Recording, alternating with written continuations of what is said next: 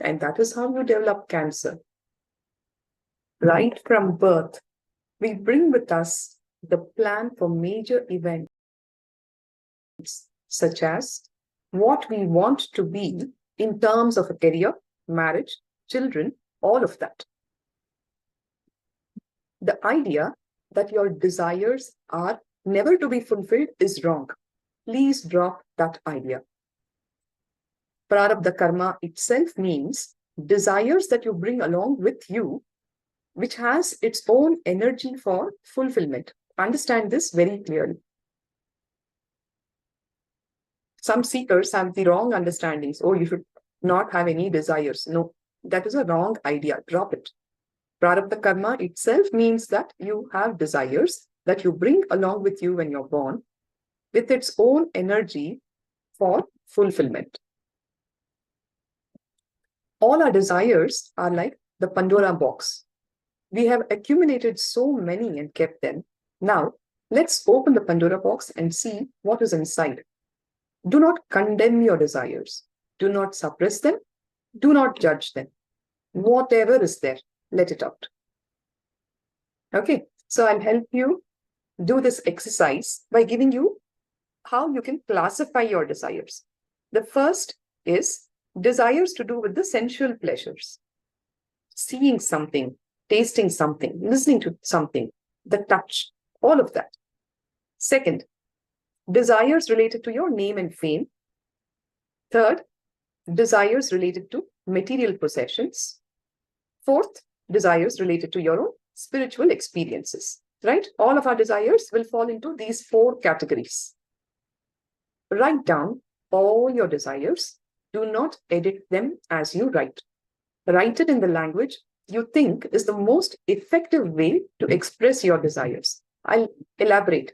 Like if you're comfortable in Kannada, in Hindi, Tamil, French, whichever language you are most comfortable, elaborately you have to write your desires. It's not just, I want to be rich. You have to say how rich, what is the kind of bank balance you want to have. Don't imagine, but look in and see and write your desire as you want it. All right, I'll leave this slide here for you so that you can categorize your desires into these four columns. Please start penning it down. Sensual pleasures, name and fame, material possessions, and spiritual experiences. Pen it all down in these four categories.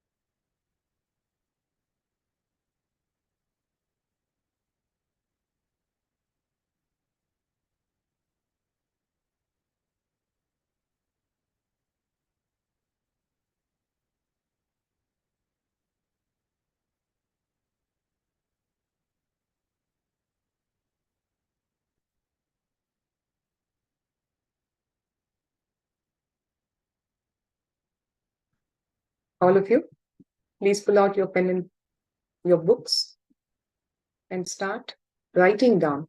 See, this is the only time you will actually do it sincerely. Otherwise, we never look deep inside us, right?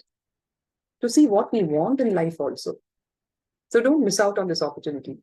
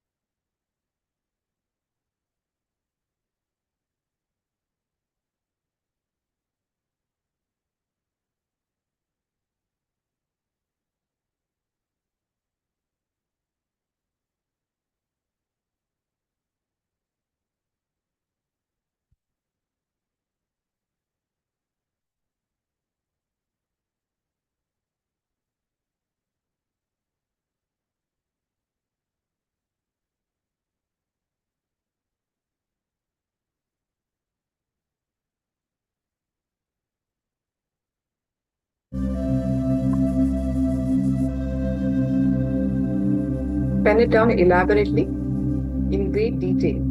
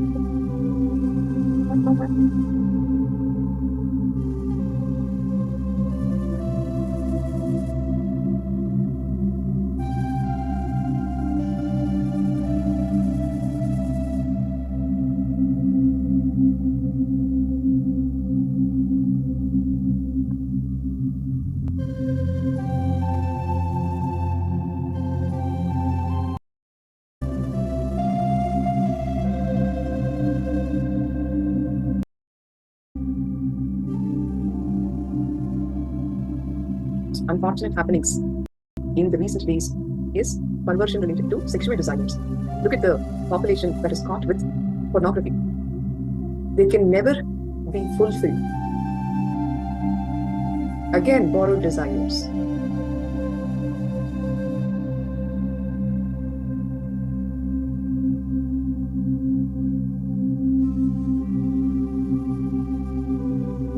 Don't try and judge anything for now. Whatever you desire for, please pen it down. After the process, you will see naturally all the desires that are not there, that you brought with you when you took birth, will naturally drop off you. And you will be filled with the intelligence, the energy, the clarity to fulfill your own desires. It is such a beautiful way to live that kind of a liberated life.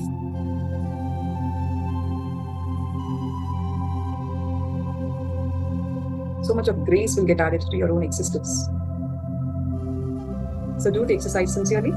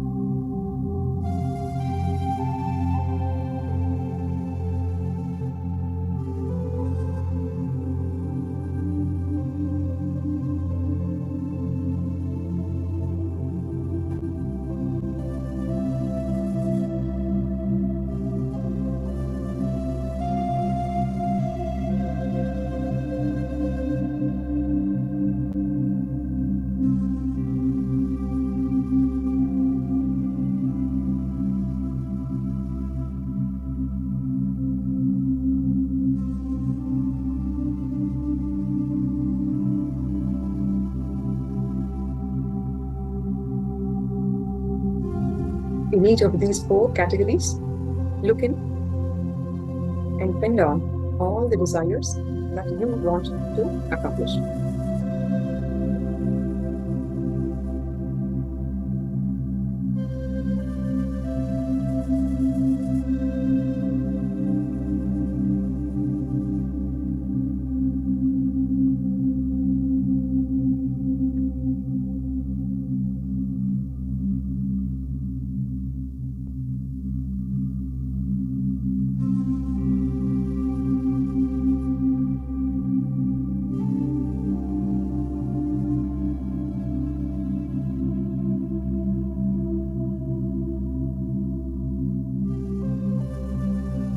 Be intense and completely participate.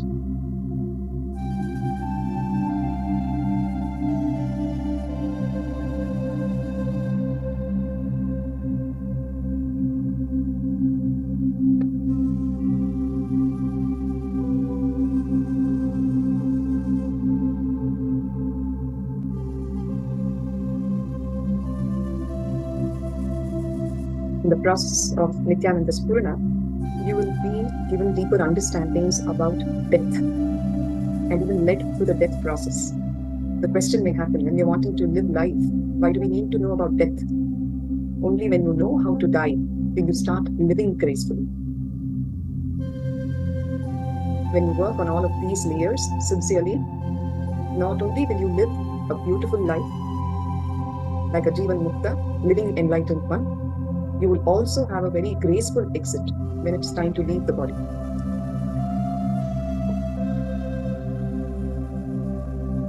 Look in and pen down all the desires.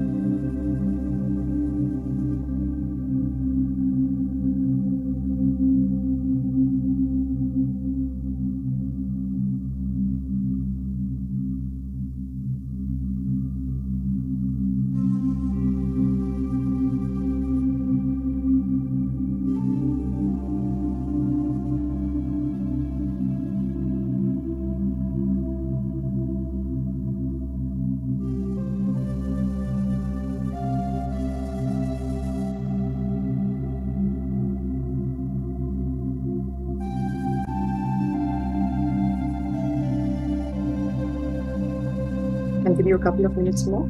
Quickly finish up.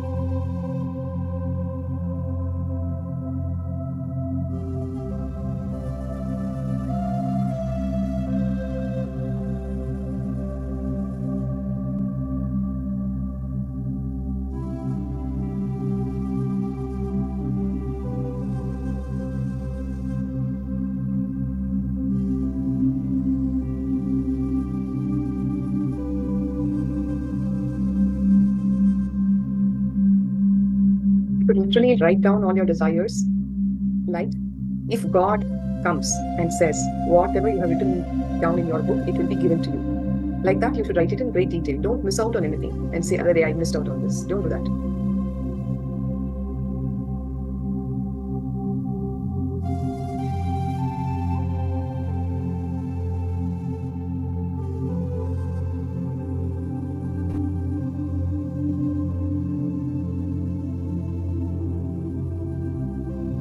Don't be complacent, lazy, or be intense with the exercise.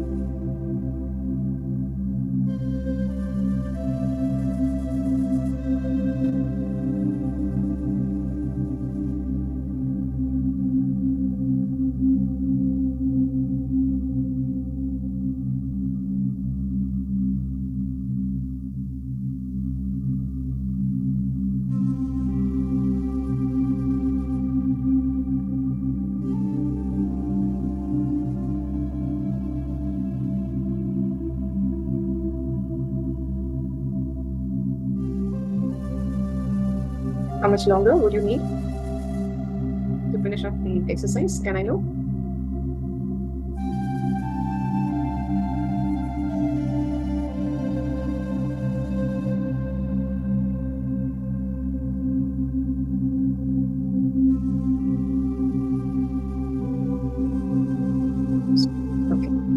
Okay. I'll give you 2 more minutes.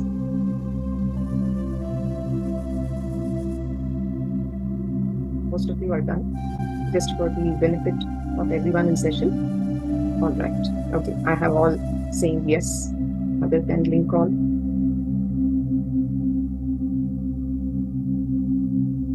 Okay. Ma Kalyana Sundari also says yes. Okay. We will continue with the session then.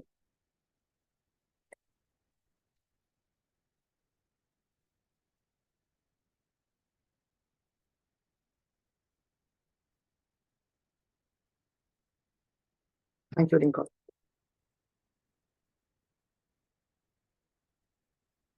Like I said, it's only for you to look in. When you have finished writing, please go through all that you have written. Look into your paper, go through all the desires that you have written.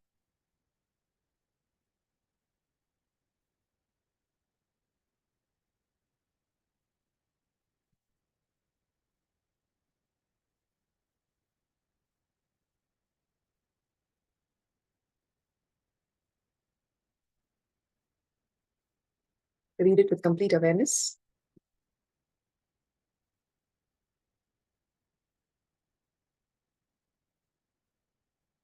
Wherever you find a self-contradicting thought or desire, change it to a positive thought. For example, instead of saying, I should not be poor, you can say, I should be wealthy. Drop the word poor. All right? This is an example. In whatever you have written, identify the self-contradicting desires. See, I am suffering with a headache, for example. My desire should be, I should be healthy. I should not say, I do not want headache. When I say I do not want headache, I am empowering the do not want as much as I am empowering the headache. Rather, the other way around. I'm empowering the headache as much as I am wanting not to walk out of it. So that becomes a self-contradicting desire or a self-contradicting thought. Now look into your sheets, what you have written, and identify all the self-contradicting thoughts and change it to a positive thought.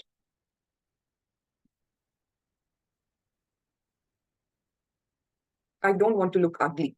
Should become, I should look beautiful and graceful.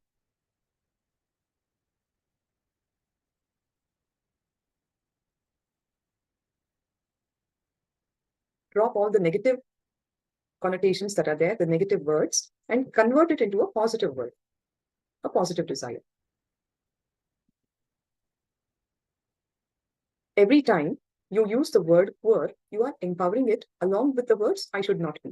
So change the statement to the corresponding positive statement from I should not be poor to I should be wealthy. Let go of all the negative thoughts. You can follow this small technique to get rid of the negative words in your system. Talk to yourself, especially in the mornings and before going to bed. Express all your thoughts only through positive words.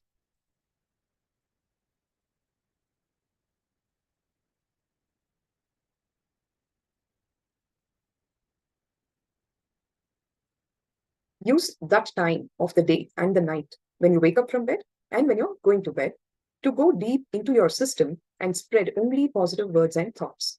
Then your whole mental setup will change to a highly positive one, and this very change will cause things to happen for you. It may sound like a very, really, is this going to work kind of a technique, but try it. Experiment with these techniques and see how they will start manifesting in your life. A man with an advanced mental age is one who learns through intelligence. He is the one who clearly understands from his very first desire that no desire, when fulfilled, will give him true happiness. With how many of you does this truth click? No desire, when fulfilled, will actually give you true happiness. Yes, no? Can I have some responses? Your desire might have been for a beautiful bungalow. Once you build the bungalow, 1 week, 1 month, when you enter it, you will enjoy the house. After that, does that same bungalow give you as much happiness?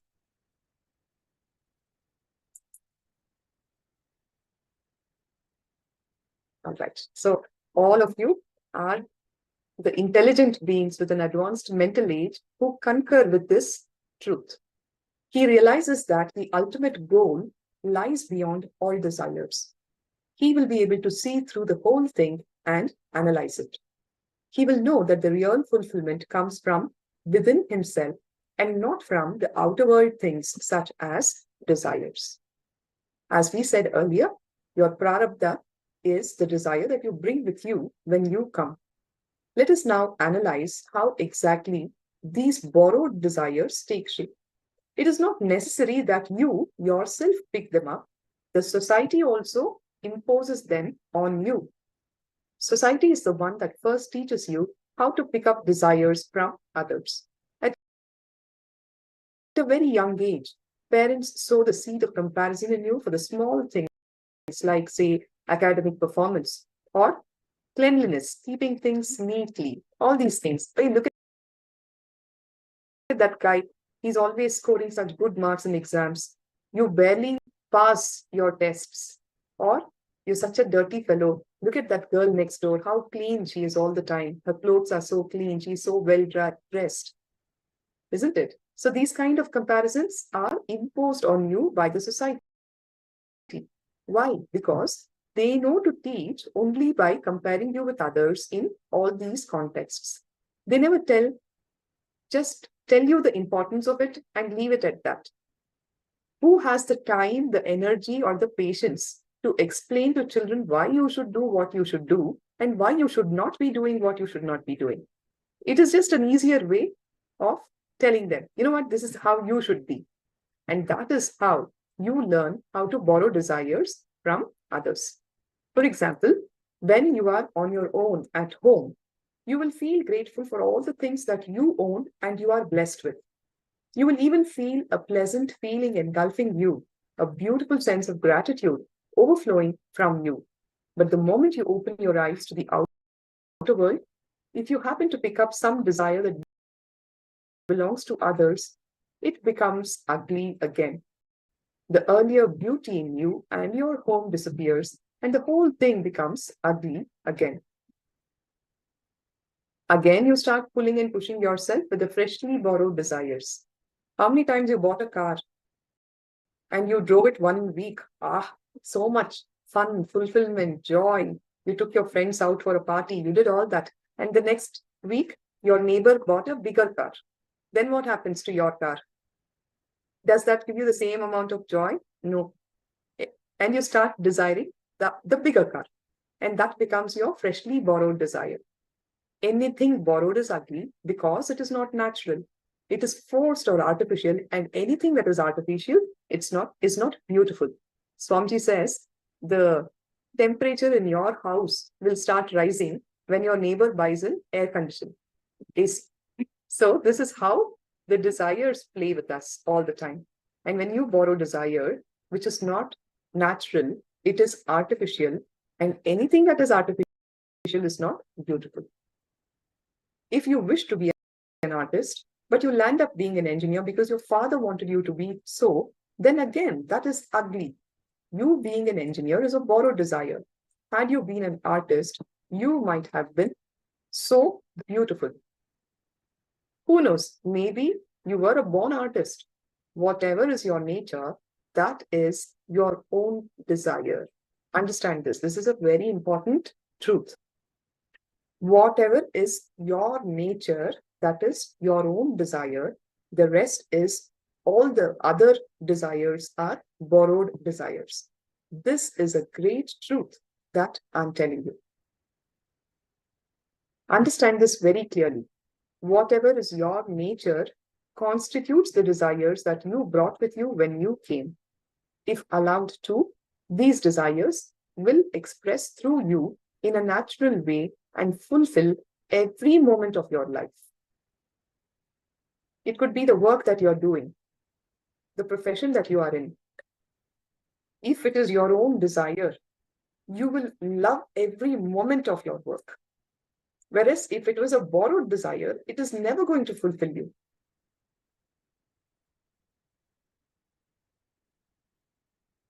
All other actions and miseries that happen in you are due to borrowed desires.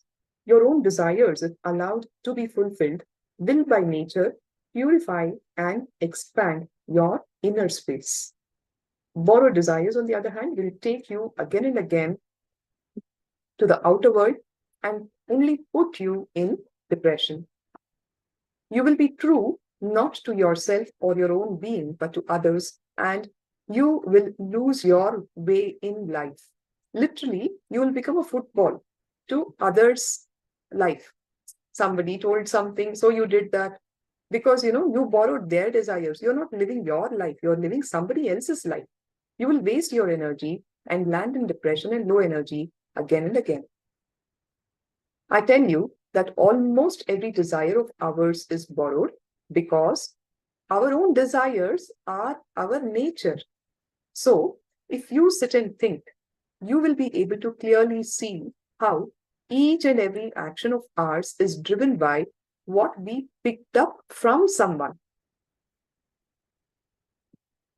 Very deep truths, subtle truths, which you have to internalize into your own life. Each one's story is so different, right? Into your own life's story, look in, and you can clearly see how every action of yours is driven by what you picked up from someone. Swamiji goes on to say that every desire, almost every desire of ours is borrowed. Because why? If it was your own desire, that will be your nature. When it is your own nature, there is nothing that you will be desiring for, desirous of, because it is already you. You're getting the point. It is a very subtle game sometimes but with that intelligence, we will be able to trace the root of every action of ours. If we live with this awareness, it is more than enough. Just the awareness will take us beyond desires and keep us in peace and bliss. I repeat, it is a very subtle game. But with the intelligence, we will be able to trace the root of every action of ours. Why am I doing what I am doing? Ask yourself this first. Where did this start from? Go back to the root of all your actions. Just start living with this awareness. It will take you beyond desires and keep you in peace and in bliss. In Jainism, there is a belief that when you are born, the entire quantity of food and energy that you will need during your lifetime is also sent along with you. This is a way of saying that whatever are your true requirements in this birth, existence equips you with the energy to fulfill them before sending you to the planet Earth. Please internalize this truth. Whatever your true requirements are in this birth, existence equips you with the energy to fulfill them before sending you to planet Earth. So understand that if at all you are feeling that your desires are not getting fulfilled, it is because of your own doing, not because of God or your parents or anyone around you. Stop playing the blame game. One more important thing about desires, I want to tell you. Desires are energy for our body. It is the fuel without which we will not even get up from our bed, isn't it? If there's nothing that you want to accomplish in your life, why will you even move out of your bed? The reason why you even stir from your bed is because of the desire to do something. Without desire, you will not even get up from the bed. To move out of bed, you need energy, and that energy is desire. Understand, desire itself is not a problem.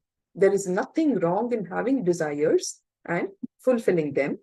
The whole problem is when we start having self-contradictory desires.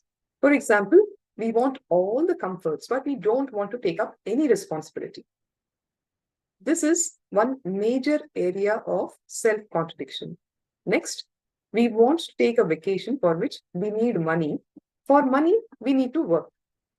These two desires are again self-contradictory. What happens because of this? You lie on the Hawaiian beach thinking about work. Misery starts, there is no fulfillment. This is exactly what I mean by self-contradictory desires. You pick up something from someone, you go behind it, and when you're trying to fulfill it, you start thinking about something else because you have picked up something else from someone else. Understand? It's really like that. This whole psychodrama. What is not naturally yours, you run behind that. And when you're trying to fulfill it, you're again somewhere else. Because what you have picked up is from someone else. Isn't it? And that is why we need to bring awareness into our borrowed desires. The borrowed desires can never fulfill you. They start becoming self-contradictory because you are picking up different things from different people at different points in time. Another more subtle example of self-contradictory desire also lies in the language that we use. If you want to get rid of a headache, what do you say? Let me not have headache. But the word headache gets impressed in your inner space as deeply as the words let me not have. The vibration of the word headache is filling your inner space. Understand, Swamiji gives this as a very beautiful and powerful technique to walk out of pain.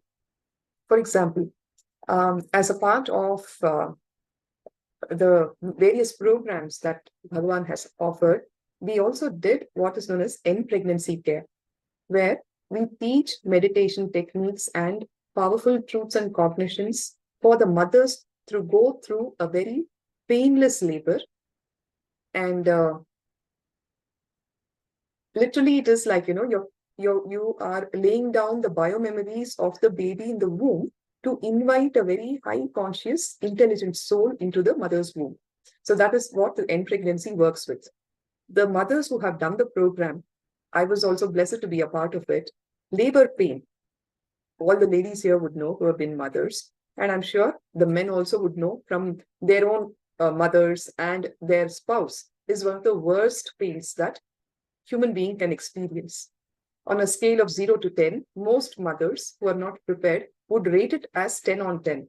But with the techniques that Bhagavan has given, our mothers who did in pregnancy would just say that it was like a mild headache or a period cramp, and the rating was anywhere between 2 to 4 on a scale of 10 in comparison to 10 on 10. I will share one such technique. When you have pain, it could be a headache or a knee pain. Just become aware of the pain. Okay? Put your energy on that place and become aware of what is going on there without using the word pain. Don't use the word pain. Just say, okay, let me see what is going on here. Let me become aware of it and just give your energy to that place. Energy, I mean, as in attention. All right.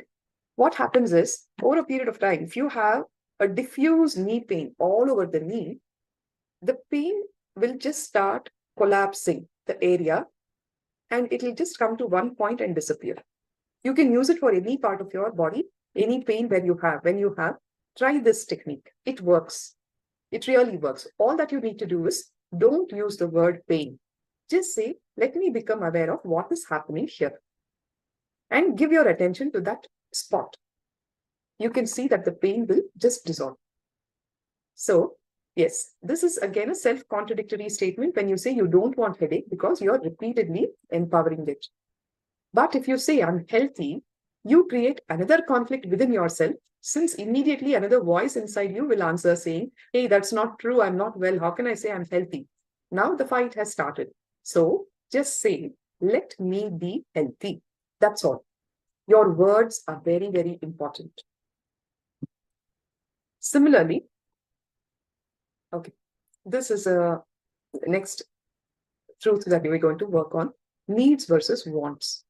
There is a difference between your needs and wants. Your needs are already taken care of in some way. It is possible to satisfy all your needs, but it is impossible to satisfy your wants because even your wants keep changing and even you yourself are not clear about it all the time, isn't it? What you need and what you want are two different things. Every time one want or desire is fulfilled, 100 more come up. It is our nature to want endlessly because we are continuously getting input through our senses. The more input we get, the more we want. So let us understand what's the difference between a need and a want. For example, take a creeper that is growing in your garden. For the creeper to grow upwards, it needs a support like a tree or a bamboo stick or a pillar or something. Without this support, it will only grow horizontally and get crushed by people walking over it. This is an example of a need for the plant's survival, isn't it? That pillar, that support is necessity. It is a need for the plant to survive. If you analyze all your desires with the help of this example, just imagine what will happen. You will see that virtually everything that you desire is a want, and it is not a need. Is it really a necessity for you to survive? Is it a need? More often than not, it is a want. The wandering sadhus, the spiritual seekers in the Himalayas, live with so little. Their entire list of possessions will only be a stick to ward off the wild animals and a small water pot. That's all. Bhagavan says, I lived like that for many years during my pre-enlightenment period. You don't know the liberation it is to live like that. You might say, Swamiji, for sannyasis it is all right, but what about householders like us who have so many things to be done with husband, wife, children, etc.? Understand? I'm not telling you to have only a water pot and a stick. No, I'm more practical than you. Understand that first. I'm only saying, first become clear of the difference between your needs and wants.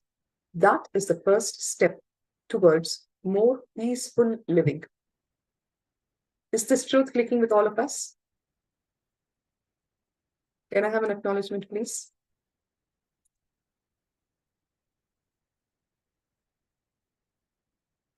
Yes.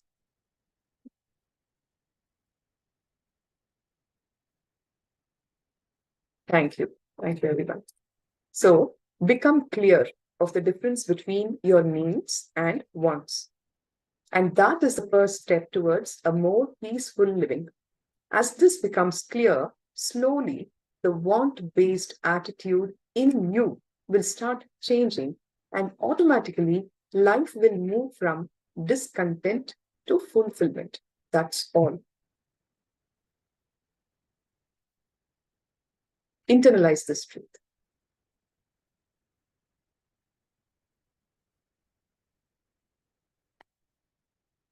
It is not that you will give up all your possessions and go away to the Himalayas. No. You will live a very fulfilled life.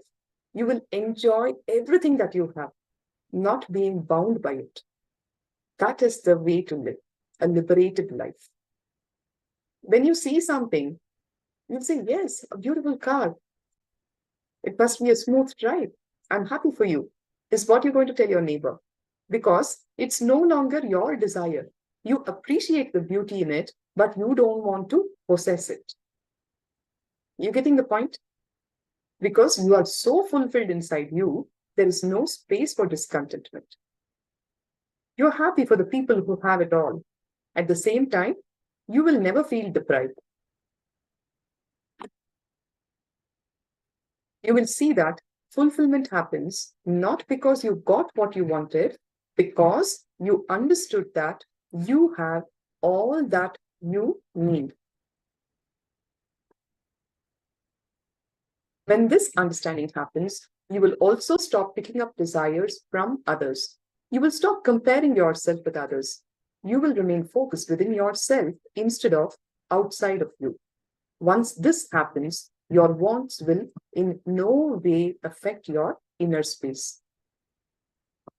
So let us enter into a technique to drop emotional attachment to desires.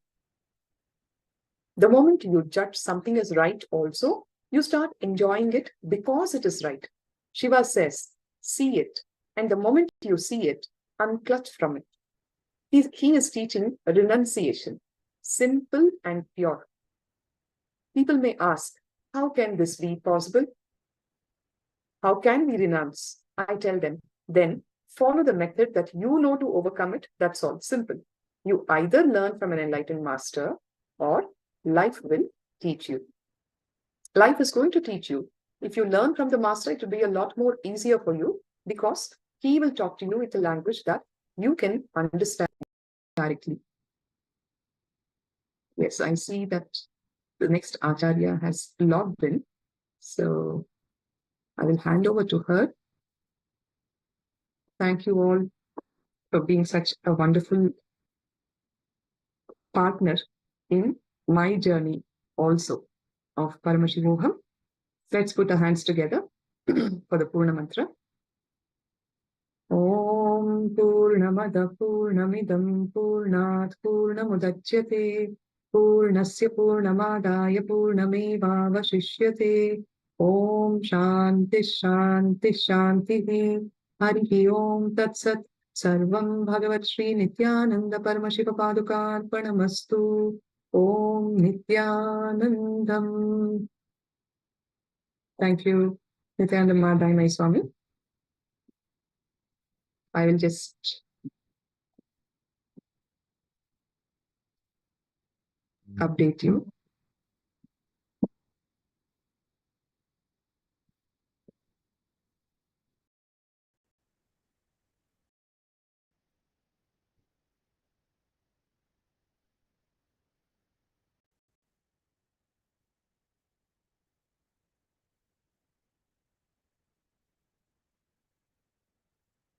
Nithyanandam, everyone. Let's start with the Sadguru Vandana.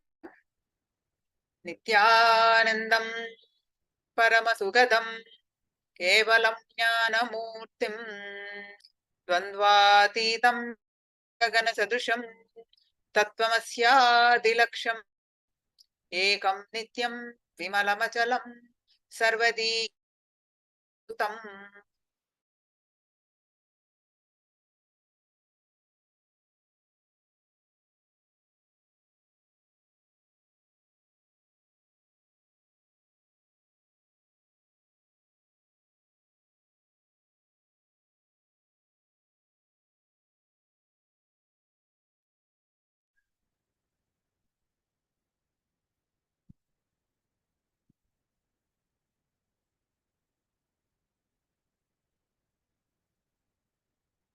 Yes. Now we are going to have the third eye power manifestation.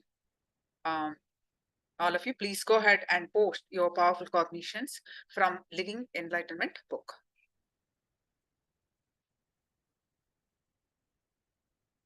For those of you who are attending for the first time, who do not have the soft copy or physical copy, for their benefits, I'm going to post the link in the chat.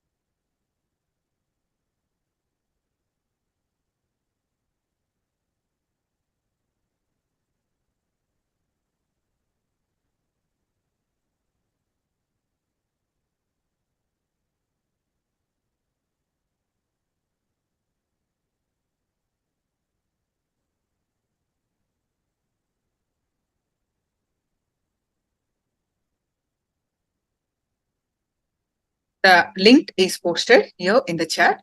For those of you who never had these books downloaded, please now download. This is the book Swamiji has blessed as a living deity. This book answers whatever questions that you are facing. This book has got independent intelligence, and this book literally speaks to you. So just open this book and browse through, and wherever your cursor falls, that is what exactly you need. So please go ahead and open this book.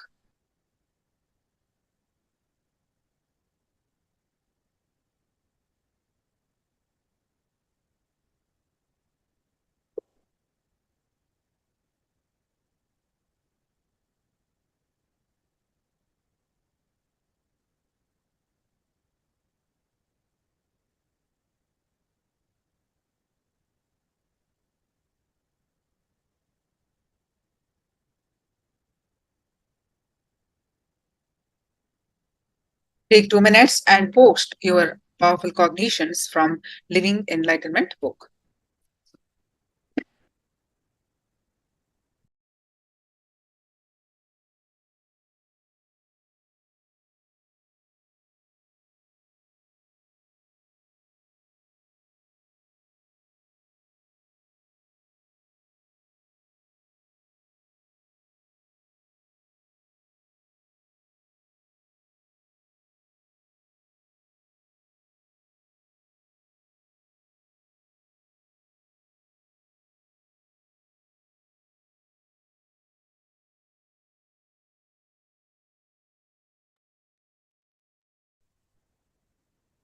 Kalyani posted, when you eat, intensely eat. Let your whole attention and energy be on food. Wonderful. Pallavi, love can flip into hatred the moment we feel that our expectations are threatened. Yes, beautiful cognitions. Now, please sit straight with your head, neck, back, straight line. Please sit straight with your head, neck, back, straight line.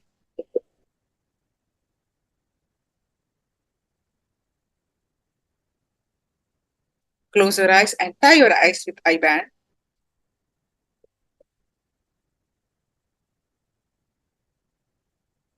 Tie your eyes with eye band.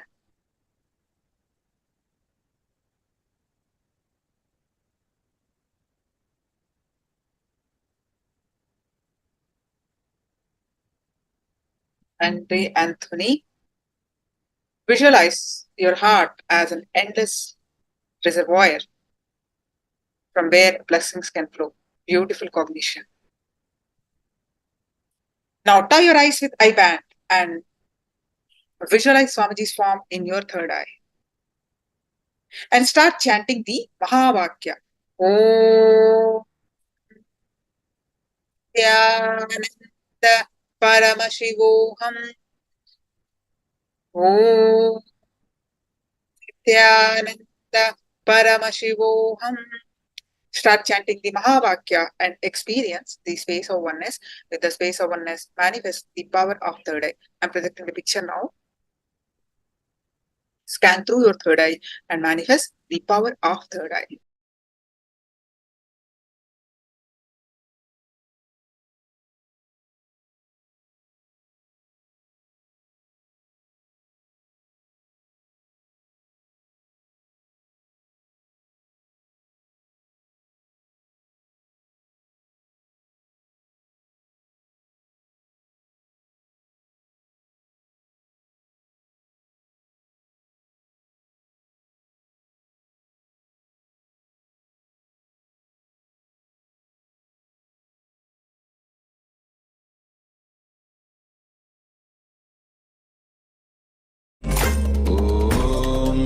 Nithyananda Paramashivoham.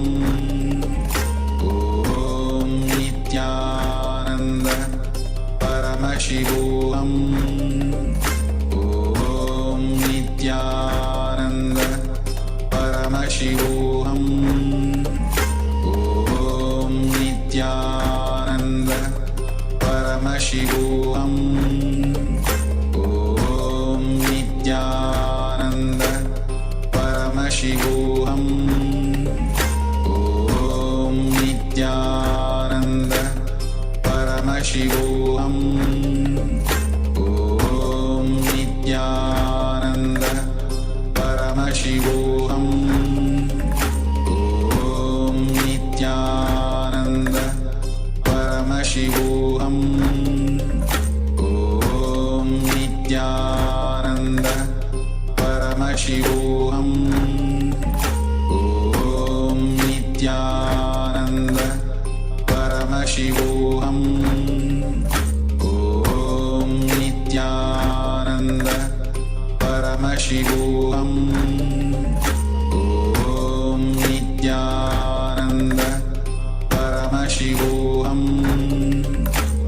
Om Nithyananda Paramashivoham Om Nithyananda Paramashivoham Om Nithyananda Paramashivoham Om Nithyananda Paramashivoham Om Nithyananda Paramashivoham Om Nithyananda.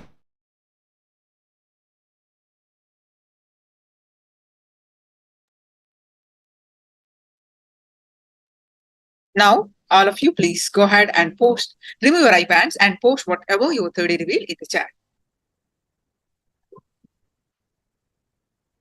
Remove your iPad and post whatever your 3D reveal in the chat.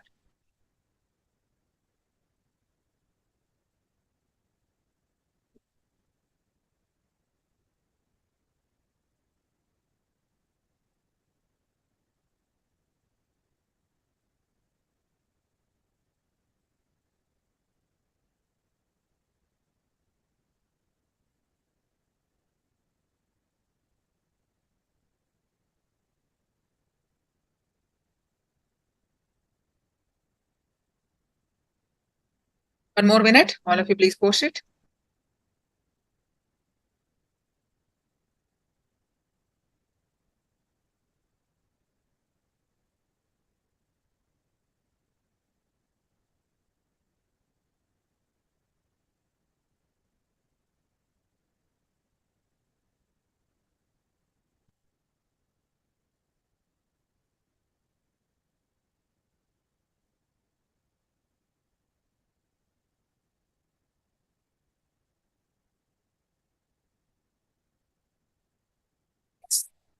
Now I'm projecting the picture. This Marva, perfect. I can't believe you. Very perfect manifestation by Marva.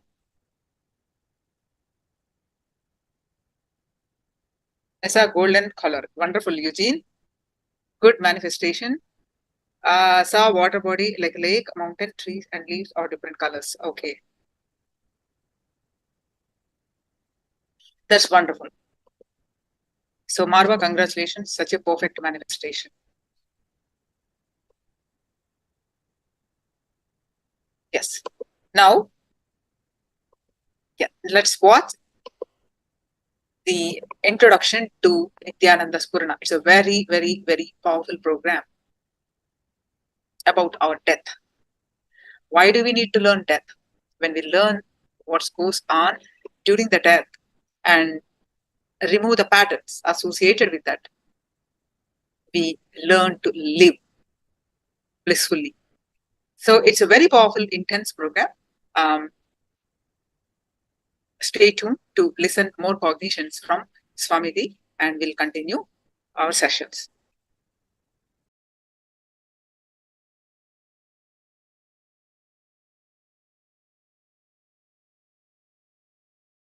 In the meantime, you have any questions, please let me know.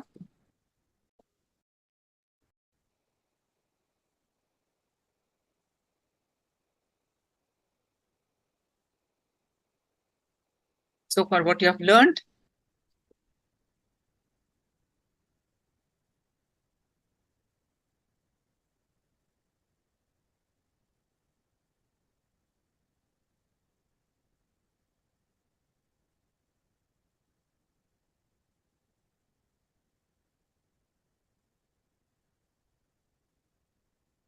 Eugene, are you attending for the first time?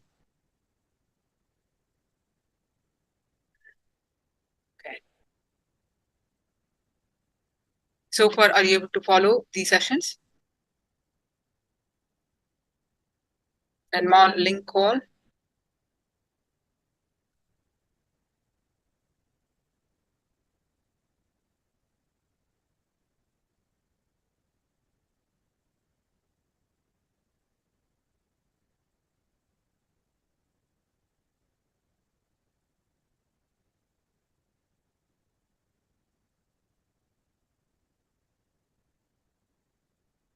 See, in this program, if you do it sincerely, understanding and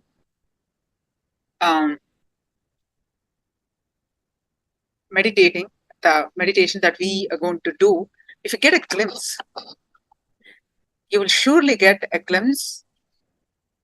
Once you do it sincerely, Swamiji says, when you are leaving the body, my presence will be there and you will be liberated.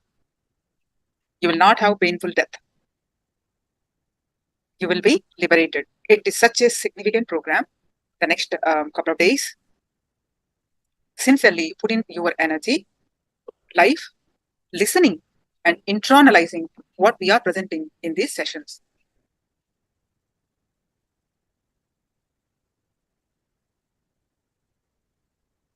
If you have any questions, do let me know.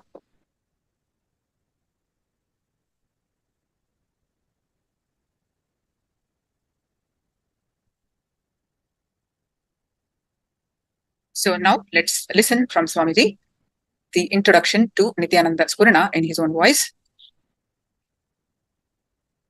Nirvanic layer.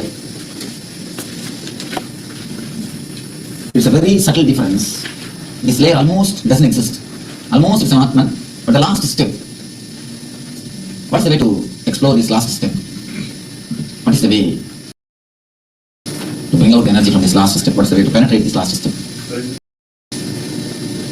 Totally cutting yourself from the past.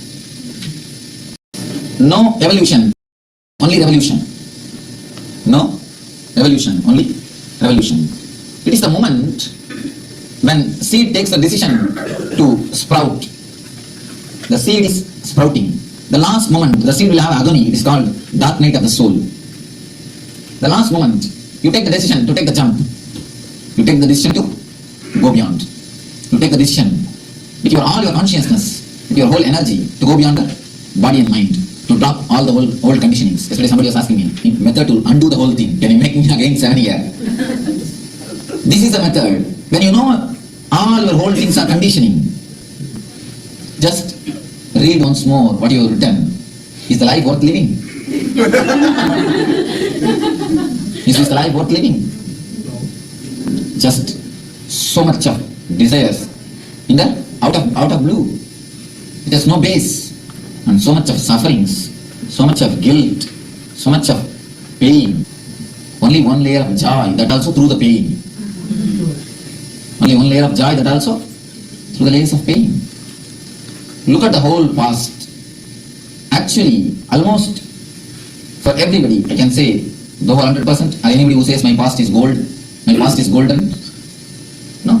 For everybody, past is more like a wound, which needs to be operated or thrown out from the being. When you decide consciously to drop the past, you actually can drop the past. Understand the few things. You can really drop the past. It is simply conditioning. When you understand it's a conditioning, can't you drop it? As long as you think it is you can't drop it. When you understand it is somebody else who has been forced on you, can you really drop it? It is simple conditioning. When you desire to drop, when you desire to stop, bring that movement.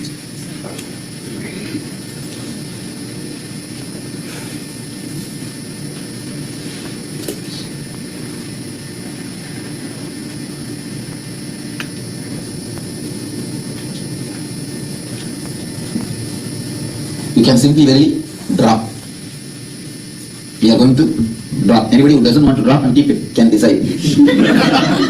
No, it's option only. How can I decide for you to whether to drop or not? If anybody really feels like, no, Swamiji, it is perfectly alright, I can carry on, can decide. So Swami, when you say drop, is it a psychological connection? Is Yes, drop? So psychological no connection. emotional, all of that. And simply psychological, when you psychologically drop, even physically the whole thing changes. It can be simply be dropped. Because when you share, you emotionally also drop. Open confession is called a great technique to cross the nirvanic body, to drop the conditions. Have you heard of the story of Valmiki? Valmiki is a great saint, respected saint. One of the great epics of India is written by him. He is the author and he is a rishi. He underwent this open confession. He has done all sorts of criminal activities and all sorts of sins. At one time, the Narada encountered Valmiki and asked, "What are you doing? Do you know?" Valmiki told, "Oh, I'm perfectly alright." Then Narada says, "None of your family people will share your sins. Go and ask." He goes and asks everybody. Nobody is ready to share his sins. Finally, he came and confesses everything to Narada. When he confessed, something has broken in him. Something has transformed his life. Something has touched him. Then Narada initiates him, blesses him. Then the hunter dies and Valmiki is born. I can say at least 20 to 30 masters have been created by this open confession. People who have confessed, they have grown out of the thing. People who have just kept it inside, they lived their own way. You have attained the fruit of writing. You see, when you write, like this, many understandings descend on you. That is just for those understandings we make you write. You come upon so many new understandings, so many new dimensions. You see, if I would have taught him that these are all self-created, people will think, "Oh, Swami is making fun of our pains." But when you understand, it becomes a great understanding. So I create a situation in which you can understand. The understanding can happen to you. If I say ready-made solution, what do you think? All right. And you will come these 2 days, let us listen what he says. But when it happens to you, the understanding, it stays with you permanently. It stays with you totally. It is all self-created. There is no right, no wrong in the existence. Only one thing which makes you totally blissful, not joyful. Which makes you blissful will make always others also blissful. That is what is right. That's all. There is no right, no wrong. Whenever it is joyful, it is different. When it is blissful, it will make others also blissful. If it makes you only blissful and others sorrow, then you understand it's a joyful, not blissful. It is only joy, not bliss. There's a subtle difference. Whatever makes you joyful, the path of Ananda, the path of bliss, that only is right. Simply live with bliss. That is the right thing. To come to these conclusions only, we are searching. That is what I wanted every conclusion to come from your side. I am churning the milk ocean. One side devil and the other side devas. Of course, not surely here. No. Where do you take it? This side maybe devas also. This side.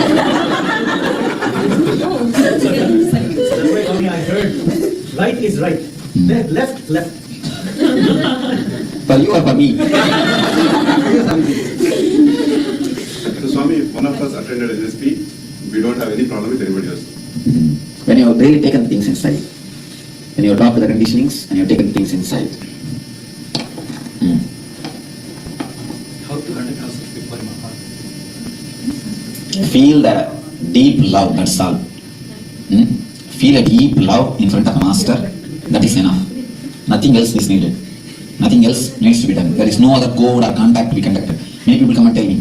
Many people come and in front of me, they do all sorts of the Adivinaya Dhurta Lakshana. Adivinaya Dhurta Lakshana means showing too much of humility, but I can always see the fellows who show too much of humility, only cunning fellows. The real innocent people, they do not even bother. They come and they sit in the seat in which I am sitting, just next to me. And I always found these people, they are not only good to me, they are good to everybody. But the people who behave all sorts of show, I've always seen, they know only how to act, never how to be. So there's no need to know how to act. That just be, that's enough. At least real master never asks all these things. In our ashram we have a chair. Even in the laughing temple, everywhere people come. I give always chair for the people. They sit and talk to me. Someone who is a so-called Madhavadi actually called me. Because he's an elderly man, I also went. Oh, he's calling, let me go and give my respects. Then he advised me. I heard that you touch the people's feet and heal. Whenever somebody comes with a leg pain or a problem with the leg, you will see that automatically. A old, poor lady, every day morning hundreds of people come for healing. The villages, old, poor lady, the people who are sick, people who can't go to the hospital, or people who are allergic for the medicines, people who are not healed by the people with whom the medicines are not worked. So many people will come. I'll just get down from my seat and hold their hand, hold their legs and heal. So he heard about it. And he sent me a word and he called me and told, what? I heard that you get down from the Petam. Petam means it's like a throne. See, it's a throne on which I sit and heal the people, do the healing or anything. It's called Jnana Petam. That is the seat. So I heard that you get down from the Petam and touch the people's feet to heal. We are not supposed to do it. It's according to the rules. It is prohibited. You should not give equal chair for the people. These all will reduce the grade of the Pita, Mata. All these things was basically. Just I told him only one word. Just because of my compassion and love and the healing, I got the Pitam. Not the Pitam has got me. I got the Pitam. Because of my love and compassion and the healing. Not because of any rules and regulation. Not because of any these foolish things. So not only now, I will continue to be like this. Don't be hold on to that seat or the Pitam or the throne. It is just people who are the so-called people, only they create all these rules and all these regulations and all these, what to say that, dead, dry, dull rituals. Small story. Ramana Maharshi's life. One foreigner went to Ramanashram and he was trying to sit because he had a knee pain. He had tried to put a small stool and sit on that. Some of the disciples shouted, oh, you cannot sit in front of Bhagavan on a stool. You have to sit only on the ground. Bhagavan just showed his hand up and laughed. Above on the roof, it's a thatched roof. On that one stick, one monkey was sitting just exactly on the top. What can you do about this monkey? He is just sitting right on my head. So all these kind of codes and methods of conducting all these things are just foolishness. I don't see any juice in it. You see, when you have the tears of love, tears of gratitude in your eyes, that is the real thing. That is the real way to conduct yourself in the presence of the Master. Nothing else. So these mantras that they say, Brahma, Brahma, that's you raised. Those things, you see, when it is done consciously, they have a great result. It again and again and again makes you remember the great truths. Because remembrance is a great thing which is necessary for your life, for your being. When you honest. Okay, yesterday you were saying that living master is like that. He just kills you. Your whole past is killed. Your whole past is destroyed. That is what I am going to do now. When you are ready, it can simply happen even consciously. Your whole past will be killed. You will be nobody. You will not be the same person as you entered inside. Wow. If you are the same person as you entered inside, money back. See, if you really understand now all these things, whatever is taught and whatever is spoken, will you be the same person when you go back? No. You will never be the same person. You cannot be the same person. So naturally, that is what they call, when you meet the Master, you are reborn, Dvija, second born. There are three types of Garbha. One is the Mula Garbha, Gu Garbha. The Garbha which is carried in the womb. Ordinary Garbha, you give birth to kid. You give birth to a child. Next is Rit Garbha, Hridaya Garbha. If you carry a great ideology in your heart, you give birth to a book or a painting. Rabindranath Tagore's Gitanjali, Ravi Verma's paintings, they are all from Rit Garbha, Hridaya Garbha. If you carry the Master's presence or the meditation in the Sahasrara, you give birth to yourself, Jnana Garbha. So the Master just totally destroys your past, totally makes you drop from the past and makes you start living as a new being. A total disconnection from the past only can help you to grow. No question of evolution, it is only revolution. Evolution can never happen, only revolution can do anything. So just drop from your past, decide totally, consciously drop from your past and simply start living the new way of life. Never tell, oh, I understand everything, I do not know how to put the whole thing into practice. No. Simply throw the whole personality, don't respect him. Don't respect the old habits, don't respect the old body, don't respect the old mind, don't respect the old conditionings. Simply decide, this is the way I am going to live tomorrow onwards. This is the way I will live over. A small story, which is a very powerful story. Once there was a rat in a palace of a king. So he wants to kill that rat. One day he called a soldier to kill that rat. When the soldier entered the room, suddenly from somehow the rat jumped on his face. So he lost his balance, got frightened and ran away. Ran out of the room and started shouting to the king, no, king, it is too big, it cannot be killed. I don't think the rat can be killed by anybody. I am totally shaken. And seeing the frightened feeling or the shivering shape of the soldier, king got frightened. Oh, this rat is something totally different. I do not know what to do. Then the palace cat was called and ordered, go and kill that rat. But for the palace rat also, the soldier told, you see, don't think it's ordinary rat. I went and totally was shaken, I come back. So be careful. Anyhow, the palace cat got ready with all this paraphernalia. After having 2-3 days of exercise, went to the gym, having special diet. So the final day came for the fight. It entered the room. Again the rat jumped on the cat's face, and cat totally got frightened and lost its balance and ran away, came out. So now the rat has become a challenge for the whole country. Even the palace cat could not do anything about it. So they announced in the whole country, anybody who kills that rat will be given a special prize. So every cat was brought, but every cat knows the palace cat itself could not do anything. So 2-3 cats went inside and tried, came out. A village old man had a cat. He said, why not let me tell my cat? He asked the cat, will you do? He said, why not? Well, let us go. He brought the cat. The cat was looking very thin, lean, not even, of course this man has had nothing to feed the cat. So he let the cat inside. The cat went, simply killed the rat and came out. The king asked the cat, how did you do? Even palace cat could not do. You are such a, how did you have the courage and all these that things?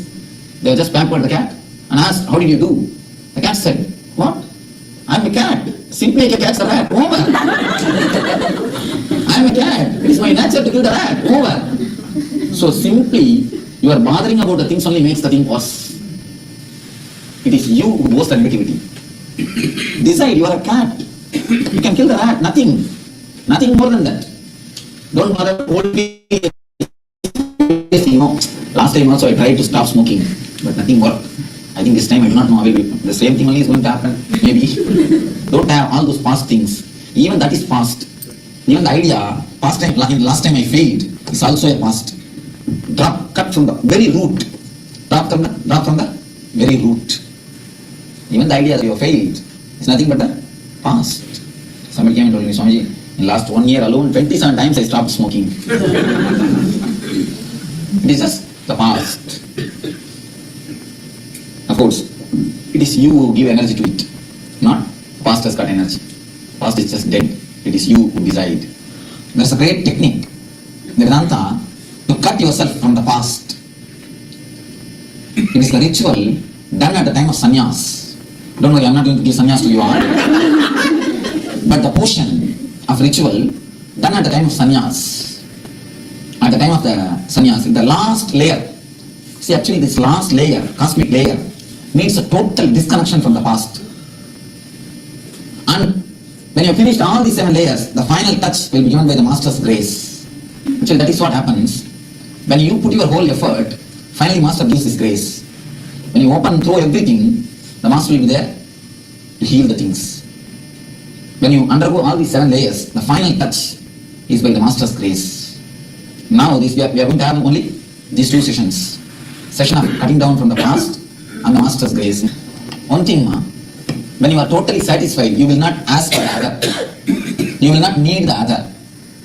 Of course, you will give your love or the feeling or the being to the other, but you will not crave for the other. Even the other is there or not, you will be totally joyful, ecstatic. When the other is there, you will share your being. When the other is not there, you are perfectly alright. But as long as you feel the necessity for the other, be very clear, neither you are satisfied nor he is satisfied. Many women undergo this. Many don't express child abuse. Many women, even in India, many women undergo. Nobody speaks. These elderly people, adults, don't have any other way or means to catharsis their emotions. They just go on, use the kids. And how much this disturbs the kids, they don't understand. It is almost psychologically No, not killing, handicap. They're making them handicapped. Killing is no problem, once for all finished. Making them psychologically handicapped. Alright. The Master's love, the greatest medicine which can heal the past. The Master's grace, which can really heal the total past, which can totally cut yourself from the past and give you the new birth, the reborn, Dvija. At the time of sannyas, a homa, fire ritual is done. I'll try to explain. To cut totally yourself from the past. That's actually the ultimate initiation. The last initiation. Let me explain the whole initiation. First, the mantras are chanted, which means I am burning all my past, my ideas of relationship, about my ideas about the desires, my ideas about the worries, my ideas about the depression, my ideas about the rajas. Rajas means the aggressiveness. All my ideas, one by one, they narrate, and they just burn the whole thing into the fire. Once they finish the burning, they feel so refreshed. Actually, it happens. When you do it consciously, it just happens. Totally, you are cleansed, you are out of it. When you finished burning, when you are cut from the past totally, and there's one more, there are a few rules. Once the final ritual is over, in the sannyas, the traditional sannyas, even the paste or brush which you used yesterday will not be used. Everything. When, let me explain about my sannyas. I had my sannyas in the bank of Ganga, in Calcutta. The man who gave sannyas is not enlightened, but man of high tapas, very elderly person. Maybe I think when I met him, he was 93. He passed away. He passed away in 6 months. I think I'm the last person who received sannyas from him. Maybe one or two more. Elderly man who is continuously used to do tapas, the meditation. According to sannyas ritual, we take bath in the Ganga. First we do the fire homa, burning everything.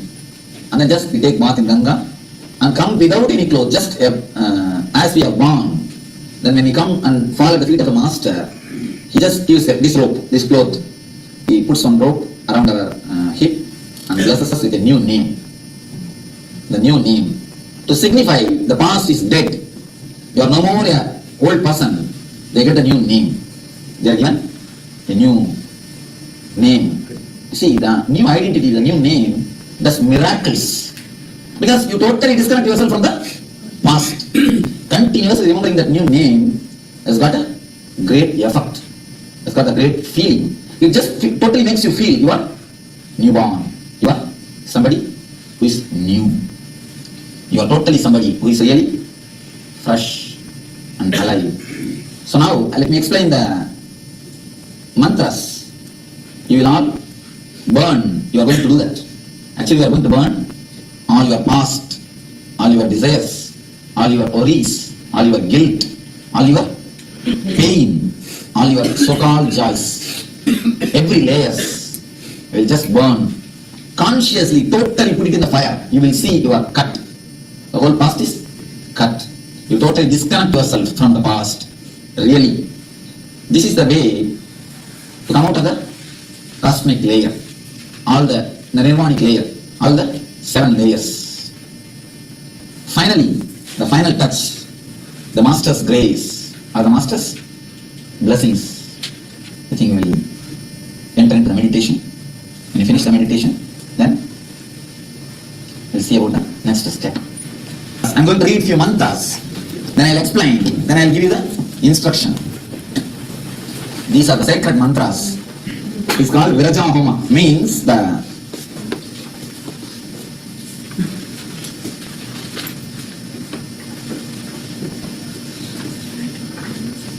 burning the aggressiveness, burning the past.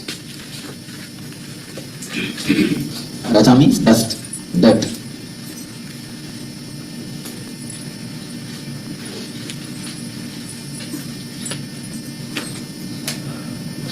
How do you spell that one? Viraja.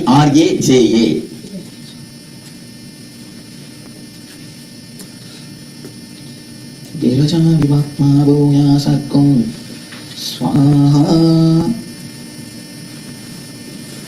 Pranavanam Vyanodana Samaname Sujjantam Jyotiraham Viraja Vibhakma Bhuya Satkum Swaha.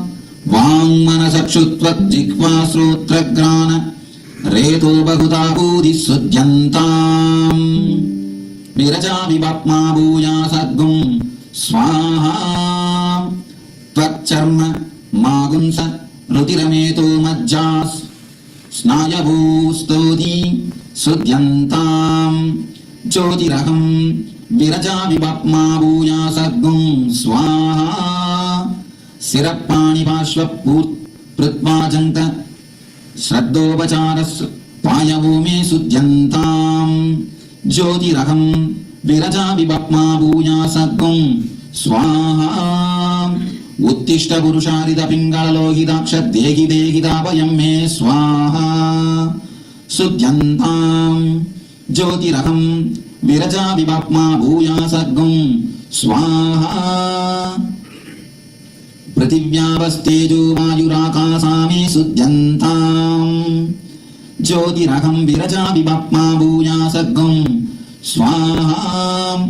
Sabdasparsha Rupara Sagantame Sudyantam Jyotiraham Viraja Vibhakma Bhuya Satkum Swaha. Mano Vakkaya Karmani Me Sudyantam Jyotiraham Viraja Vibhakma Bhuya Satkum Swaha.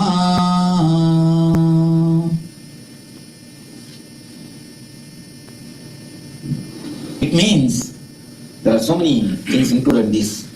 Let me give you what actually you wanted, because in this they say that let us purify the whole world, let us purify the whole universe. Of course, when you are purified, the whole world is purified. Understand, you are going to disconnect yourself from the past. Consciously, totally, don't think how imagination can work for me. Imagination can do miracles. Sit for a few minutes and imagine all your wounds, all your suffering, all your guilt, all your pain, all your tears, all your joy, whatever you had, all your desires, all your karmas. In the color of black, bring it to the papers which you have in your hands. If you want, now you can sit and read the whole thing once, so that it will be easy for you to remember. One by one, when you relive with you, just relive the pain, relive the desire, relive the guilt, relive the past.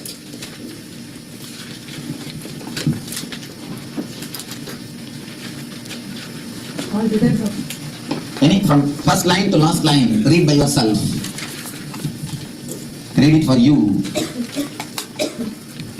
Relive the whole past, the gist of your whole life.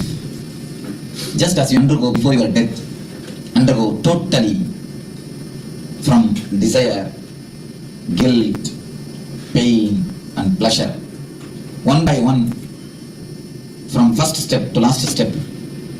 First, undergo all the desires, then undergo all the guilt, then undergo all the pain, then undergo all the pleasures. Relive every moment vividly, as deeply as possible. Only when you leave the karmas, it can leave you, otherwise it will be just a hangover in you. When you really live it, reliving is relieving. So, take your own time, put all your emotion and imagination, relive the whole thing step by step, one by one, very slowly as possible, as deeply as possible. No urgency. Take your own time and live it. Only then you can really live it. Live totally all the desires, all the guilt, bring back and live with full emotion. Relive the whole scene and do it, and live the moments of pain, live the moments of pleasure. Undergo deeply. Have the notebook in your hand. And whatever you live, feel the whole negativity or the karma is collected in the notebook. Once you have lived, feel it is already in the notebook. So when you finish the meditation, the whole past should be in the notebook. Start. My blessings.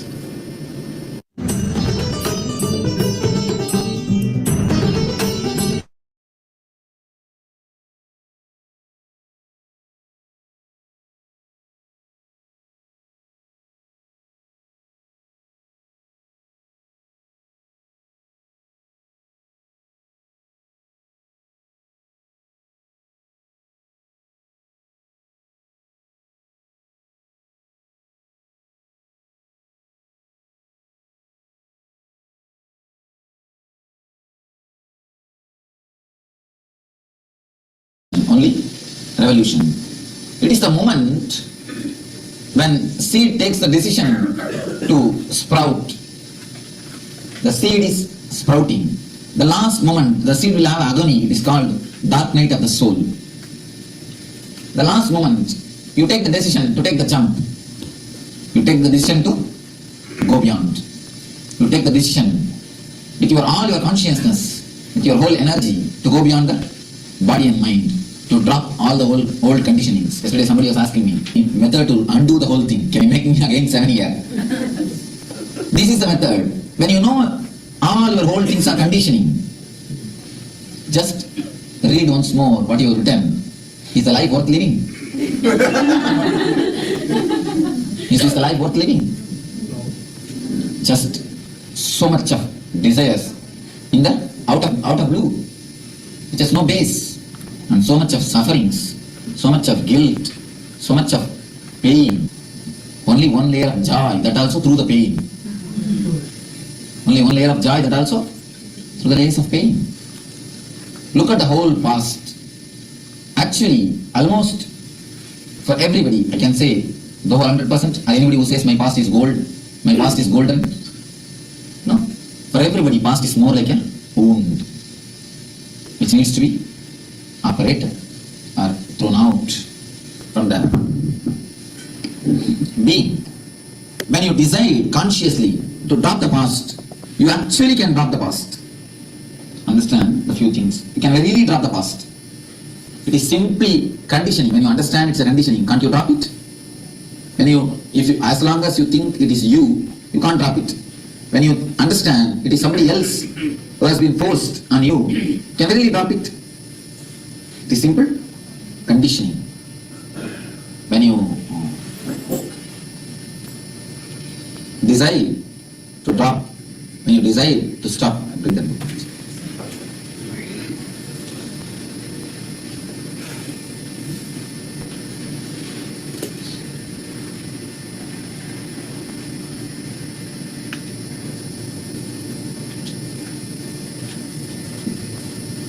You can simply very drop. We are going to drop. Anybody who doesn't want to drop and keep it can decide. No, it's option only. How can I decide for you to whether to drop or not? If anybody really feels like no, Swamiji, it is perfectly alright, I can carry on, can decide. So Swami, you said drop, is it a psychological connection? Is Yes, so psychological. No emotional, all the bad. And simply psychological. When you psychologically drop, even physically the whole thing changes. You can simply be dropped. Because when you share, you emotionally also drop. Open confession is called a great technique to cross the nirvanic body, to drop the conditions. Have you heard of the story of Valmiki? Valmiki is a great saint, respected saint. One of the great epics of India is written by him. He is the author and he is a rishi. He underwent this open confession. He has done all sorts of criminal activities and all sorts of sins. At one time, the Narada encountered Valmiki and asked, "What are you doing? Do you know?" Valmiki told, "Oh, I'm perfectly alright." Then Narada says, "None of your family people will share your sins. Go and ask." He goes and asks everybody. Nobody is ready to share his sins. Finally, he came and confesses everything to Narada. When he confessed, something has broken in him. Something has transformed his life. Something has touched him. Then Narada initiates him, blesses him. Then the hunter dies and Valmiki is born. I can say at least 20 to 30 masters have been created by this open confession. People who have confessed, they have grown out of the thing. People who have just kept it inside, they lived their own way. You attain the fruit of writing. You see, when you write, like this, many understandings descend on you. That is just for those understandings will make you write. You come upon so many new understandings, so many new dimensions. You see, if I would have taught you that these are all self-created, people will think, oh, Swami is making fun of our pains. But when you understand, it becomes a great understanding. So I create a situation in which you can understand. The understanding can happen to you. If I say ready-made solution, what do you think? All right.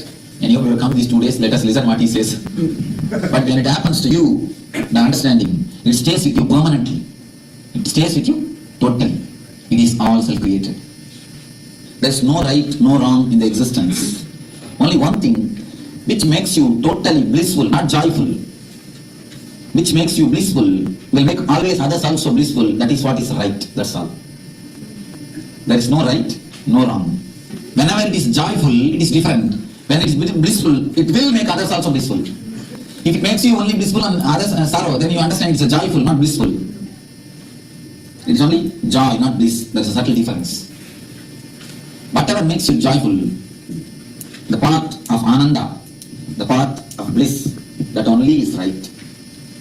Simply live with bliss. That is the right thing. To come to these conclusions only, we are searching. That is what I wanted every conclusion to come from your side. I am churning the milk ocean. One side devil and the other side devas. Of course, not surely here. No. Where do you take it? This side maybe devas also. This side. I heard right is right. Left. For you or for me? So Swami, if one of us attended LSP, we don't have any problem with anybody else. When you have really taken things inside, when you have talked to the conditionings and you have taken things inside. How to conduct ourselves before Maha? Feel the deep love, that's all. Feel a deep love in front of a master, that is enough. Nothing else is needed. Nothing else needs to be done. There is no other code or contact to be conducted. Many people come and tell me. Many people come and in front of me, they do all sorts of the Adiviniya Ruta Lakshana. Adiviniya Ruta Lakshana means showing too much of humility, but I can always see the fellows who show too much of humility, only cunning fellows.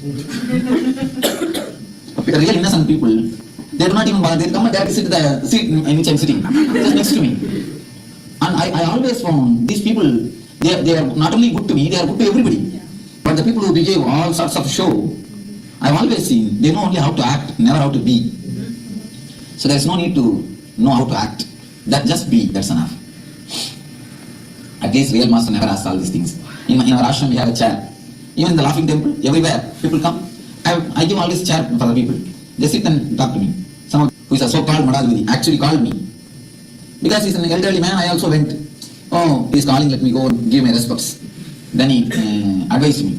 I heard that you touch the people's feet and heal. Whenever somebody comes with a leg pain or a problem in the leg, you will see that automatically. A old, poor lady, every day morning hundreds of people come for healing. The villages, old, poor lady, the people who are sick, people who can't go to the hospital, or people who are allergic for the medicines. People who are not healed by the people with whom the medicines are not working. So many people will come. I'll just get down from my seat and hold their hand, hold their legs and heal. So he heard about it. And he sent a Padana. He called me and told, what? I heard that you get down from the Petam. Petam means it's like a throne. See, it's a throne on which I sit and heal the people, do the healing or anything. It's called Jnana Petam. That is the seat. So I heard that you get down from the Petam and touch the people's feet to heal. We are not supposed to do it. It's according to the rules. It is prohibited. We should not give equal chair for the people. These all will reduce the grade of the Pita or Mata. All these things he was advising me. Just I told him only one word. Just because of my compassion and love and the healing, I got the Pita. Not the Pita has got me. I got the Pita. Because of my love and compassion and the healing. Not because of any rules and regulation. Not because of any these foolish things. So not only now, I'll continue to be like this. Don't be hold on to the seat or the Petam or the throne. It is just people who are The so-called people, only they create all these rules and all these regulations and all these, what to say that, dead, dry, dull rituals. Small story. Raman Maharshi's life. One foreigner went to Ramashram and he was trying to sit with it because he had a knee pain. He had tried to put a small stool and sit on that. Some of the disciples shouted, "Oh, you cannot sit in front of Bhagavan on a stool. You have to sit only on the ground." Bhagavan just showed his hand up and laughed. Above on the roof, it's a thatched roof. On that one stick, one monkey was sitting just exactly on the head of the Bhagavan. What can you do about this monkey? He is just sitting right on my head. So all these kind of codes and methods of conduct and all these things are just foolishness. I don't see any juice in it. You see, when you have the tears of love, tears of gratitude in your eyes, that is the real thing. That is the real way to conduct yourself in the presence of the Master. Nothing else. So these mantras that they say, Brahma, Pranam, Brahma, that's you raised. Those things, you see, when it is done consciously, they have a great result. It again and again and again makes you remember the great.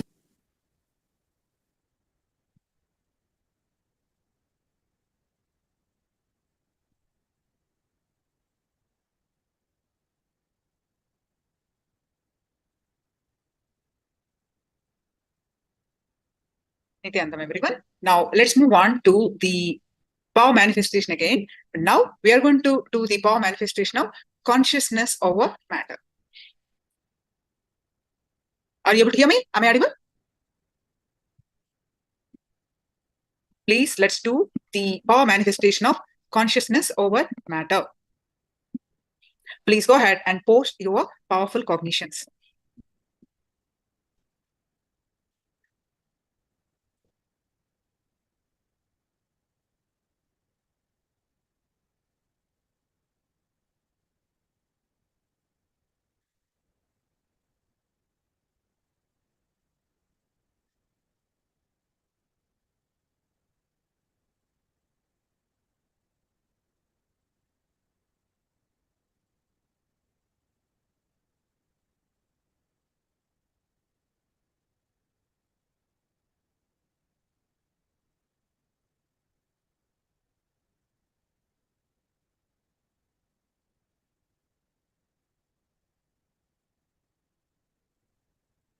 Intensely prepares you for the ultimate. This Pallavi, this is not a, you write down what intensely prepares you to ultimate. You have to write down that. This is not a complete cognition. You wrote something, intensely prepares you to ultimate. What is that? Intensely prepares you to ultimate. You have to write down that.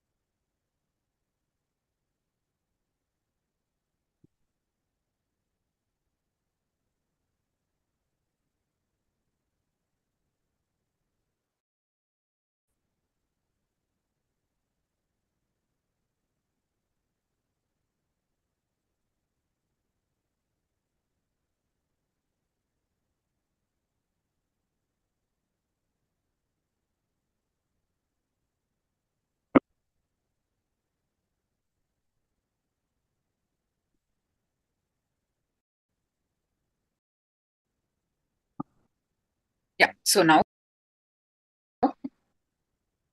I'm reading. Master is a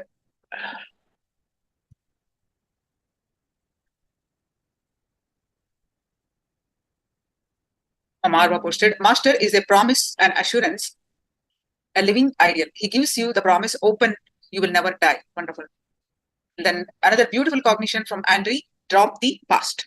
Beautiful cognitions. Now go ahead and get your coconut. We are going to manifest the power of consciousness over matter. So you bring your coconut,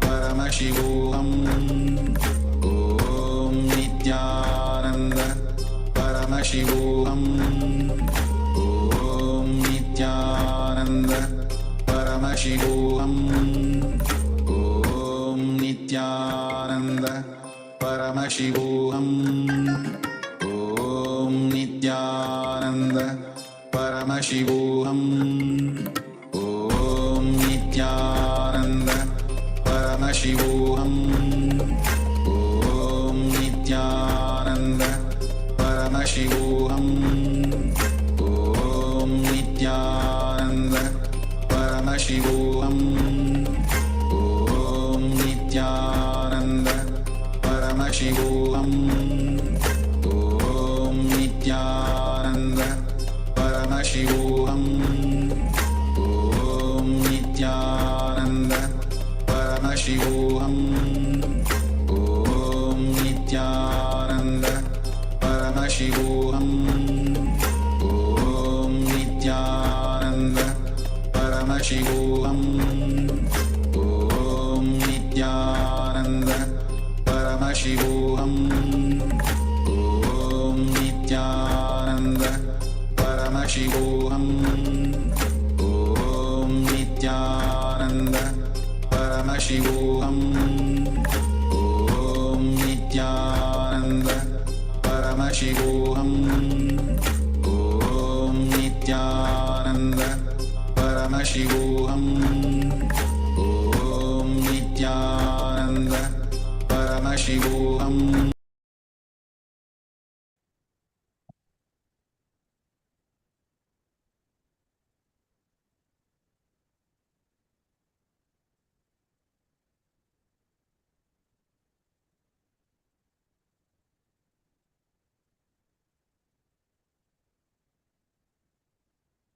Yes. Let's continue with our Nithyananda Spurana.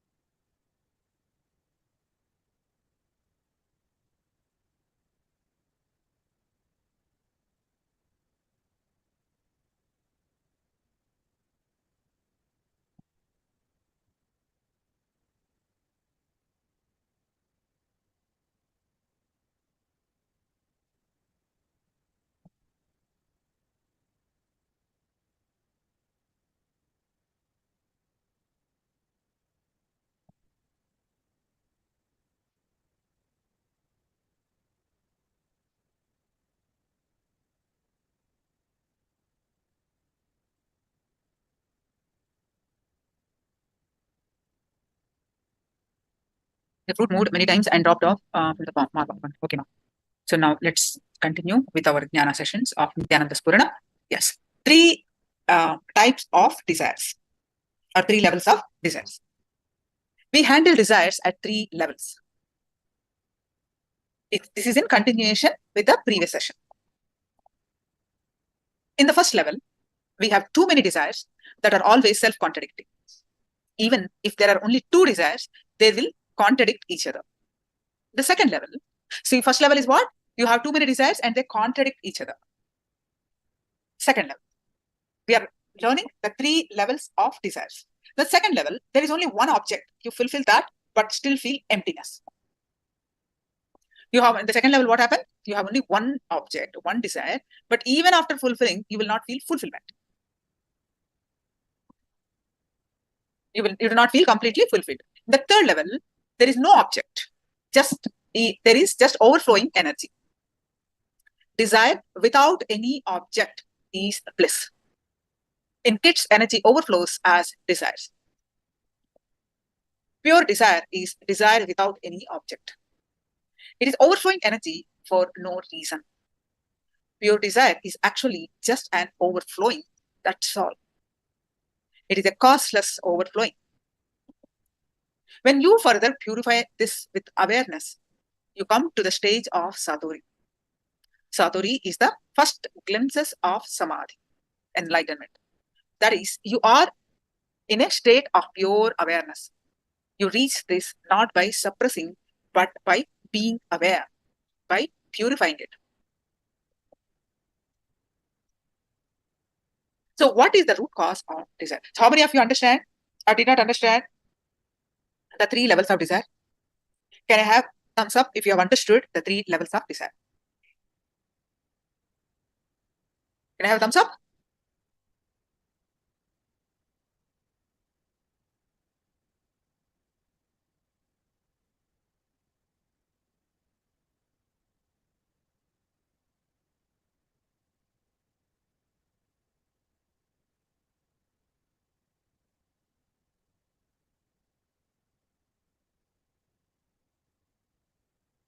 All desires. Okay. Thank you all for responding. So what is the root cause of desire? We feel we have to achieve something, some goal in life all the time. We feel we need to fulfill the purpose of life. All desires are to reach towards what we think is the goal of life at that moment.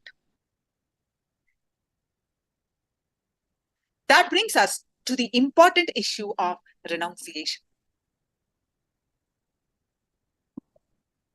I have seen people who renounce drinking because they hear that in heaven they are served much better liquor. This is part of the promises that are made to them. It is believed that in heaven you will get you will have dancing maidens and you get different kinds of liquor and music.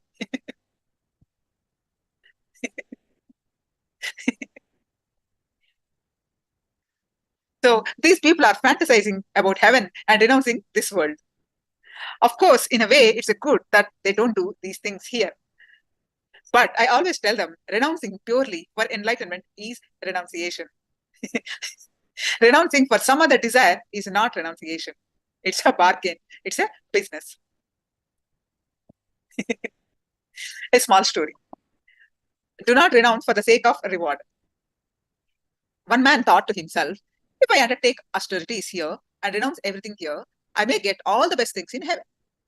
So he was practicing all kinds of austerities and become a big guru with many disciples and followers.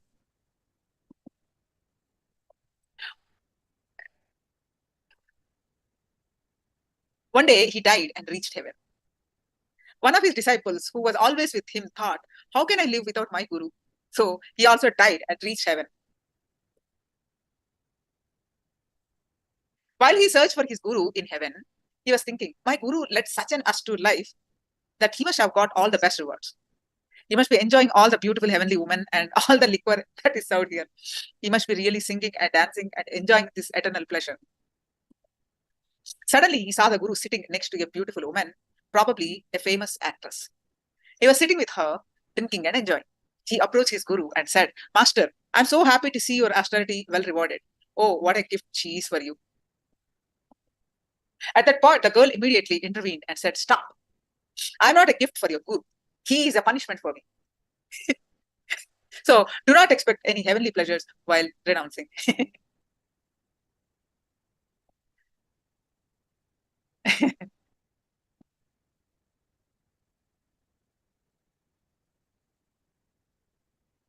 So, see, even in a day-to-day life, if you meditate with the thought that you will have more power to enjoy pleasures later, that you will have other benefits, you are again using meditation as a utility.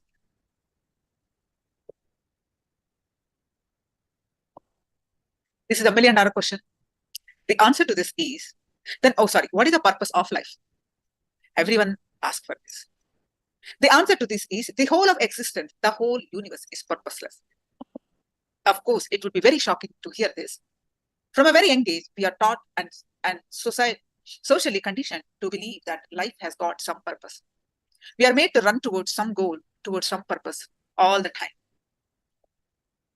So what is life without a purpose? You may ask, any activity, let alone one's entire life, has to have a purpose, a definition, and an endpoint to make it meaningful. That purpose is what drives us, motivates us, and provides energy to carry on with our day-to-day activities.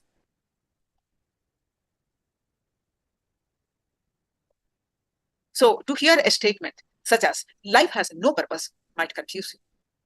You would say all our lives we have been brought up to believe we are here for a purpose. This is because at every stage of our lives, a different purpose is drilled into our heads, and we are made to work towards that purpose.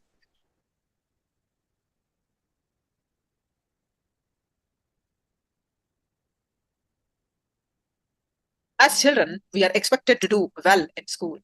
Once grown up, we are supposed to be married happily and bring up children. During each phase in our lives, we have a specific templates, specific guidelines that society and our families have set up for us. So you might now ask, how can we let them down? How can we believe that all these expectations are wrong and that there is no purpose in life? You might feel that I'm trying to turn your whole life upside down. The more you run towards a goal, the more you are considered to be a successful person. More the speed, more you are respected. More the speed, the more the rewards.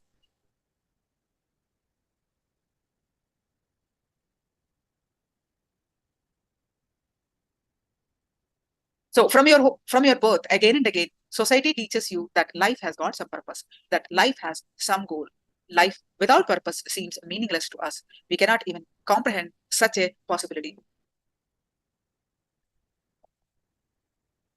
Just understand that this is only what you have been brought up to believe and nothing else.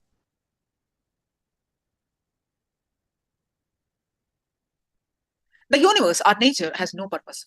It just is. It exists. A river runs down hills towards the ocean because it is its nature to run down hills. It is not because it has a purpose to meet the ocean. Our life too has no purpose. We were not born for a purpose. We were born to live, to enjoy life, and to be happy. Instead, we set ourselves up for unhappiness by setting goals for ourselves. And almost always, these goals are based on fantasies, not on realities. In the process, we stop everything a real life.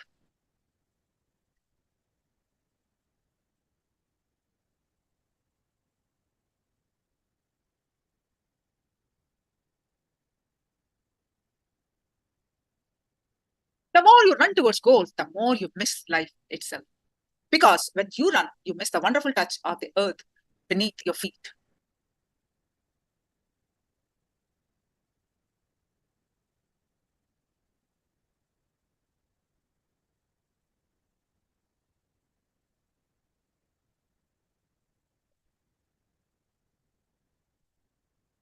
The man who is continuously bothered about the goal will never be able to enjoy his life. He continuously lives in the future and ignores the present. When we are in the present moment, the here and now, we do not need a goal to guide us.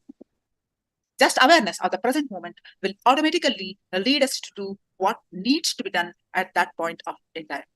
When the present moment is taken care with the awareness, the future gets resolved by itself. As long as the path is right, whatever destination we reach will be right. We do not need to define the destination. The right path defines its own destination. When we don't live with awareness in the present moment, our mind starts straying towards either the past or the future. That's the problem.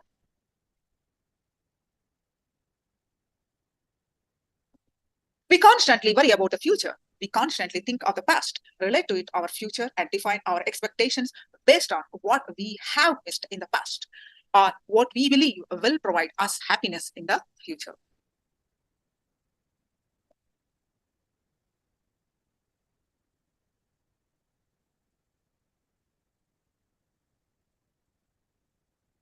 For example, when you are studying, you always think, when I have a job, my life will be happy.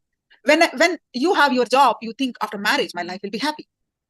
After marriage, you think, when I have kids, on my own house, my life will be blissful. After you have kids and your own house, you think, when my kids grow up and support themselves, all my responsibilities will be over and I'll be peaceful and happy.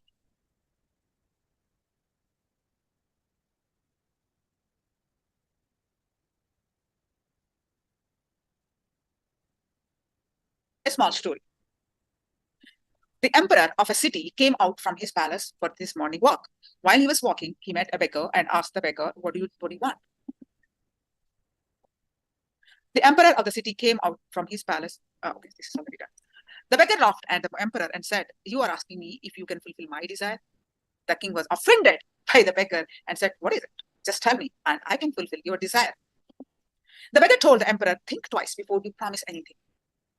This was no ordinary beggar. He was the emperor's spiritual master from the king's past life. In the previous birth, the emperor missed the goal of enlightenment, so the master promised to return to awaken the emperor in the next life. But the king had forgotten all this completely. Nobody remembers past lives. In his arrogance, the emperor insisted to the beggar, I will fulfill anything you ask for.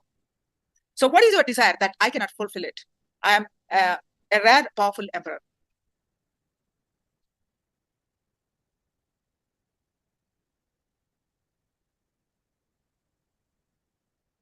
The beggar said, my desire is a very simple one. Do you see this begging bowl? Can you fill this bowl with something? The emperor called one of his ministers and told him, fill this man's begging bowl with money. The minister went, got some money and put it in the bowl. Soon it disappeared. Again, he put in some money. Again, it disappeared. No matter how much or how often money was put, the begging bowl remained empty. The news of this spread through the whole capital, and a huge crowd gathered near the palace. The emperor's prestige was now at stake.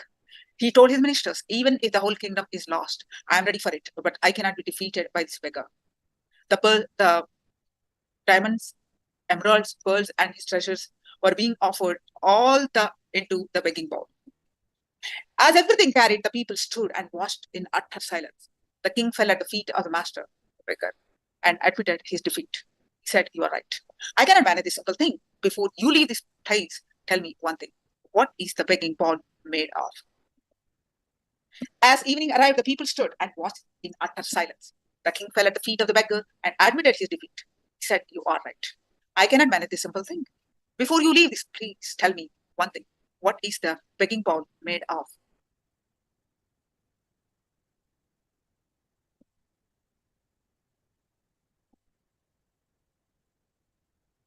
The beggar laughed at the emperor and said, there is no secret. It is made from the same stuff as everyone's mind.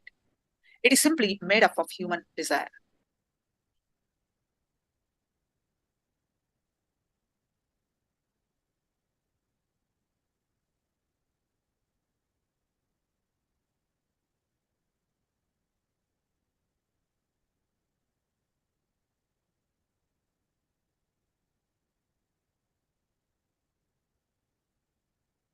The beggar laughed at the emperor and said, there is no secret. It is made from the same stuff as everyone's mind. It is simply made up of human desire.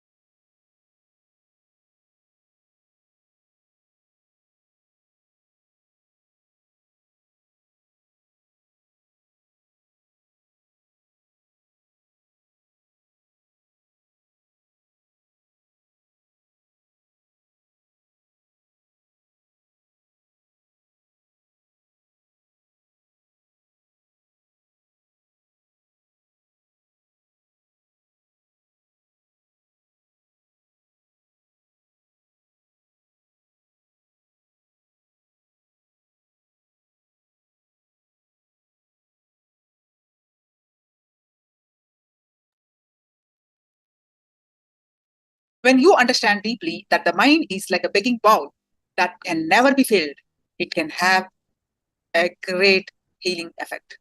This understanding can transform your life completely. Let's get into the mechanism of desire. First, there is a great excitement, a great thrill, and a feeling of adventure. We feel a great kick about the desire. It could be a new car, a new home, increased bank balance, anything it could be. But suddenly there are moments when everything becomes meaningless. What happens after some time? Our mind has dematerialized the whole thing. The car is standing at the garage, but there is no excitement anymore. The excitement was only for getting it. The desire is fulfilled. The car is in the garage.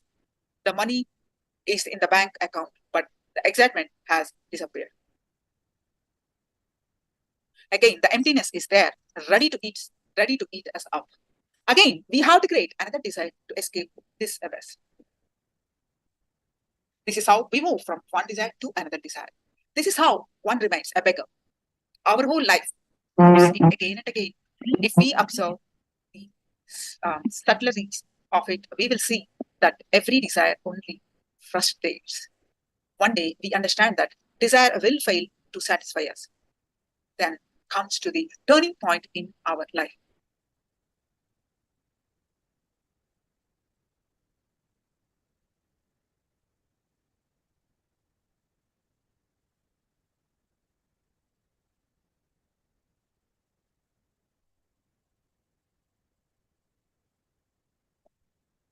Most of us need to get stressed out before we can relax. You don't know what it is to relax. When I tell people to relax during the meditation workshop, they ask me, Master, please give us a few more guidelines how to relax. The tension of running behind something has become part of our being. It has become after. It will not be relaxation anymore. Happiness is where we are. It is not where we think we should be.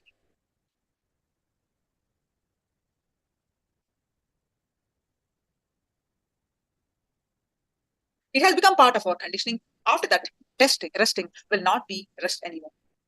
It will not be a relaxation anymore. Happiness is where we need to go. It is not where we think we should be.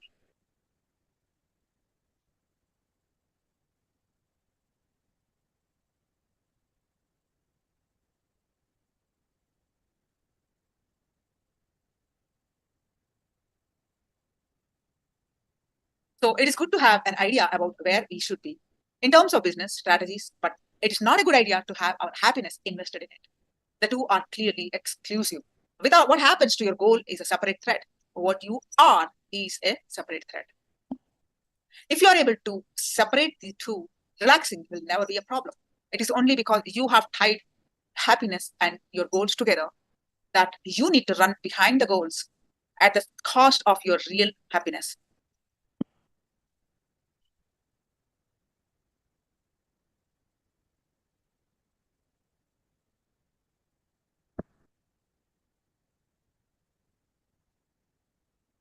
And one more thing, when you are too caught up in your goals, you might be shutting yourself out to so many things that are going on around you simply because you don't have the separation to stop and look at them.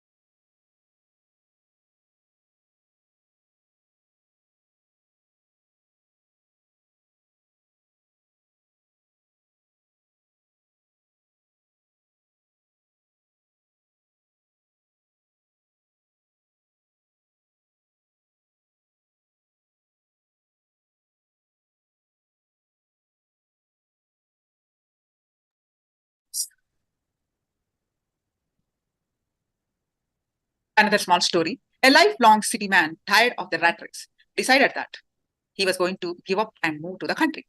He wanted to become a chicken farmer. He found a nice used chicken farm and bought it.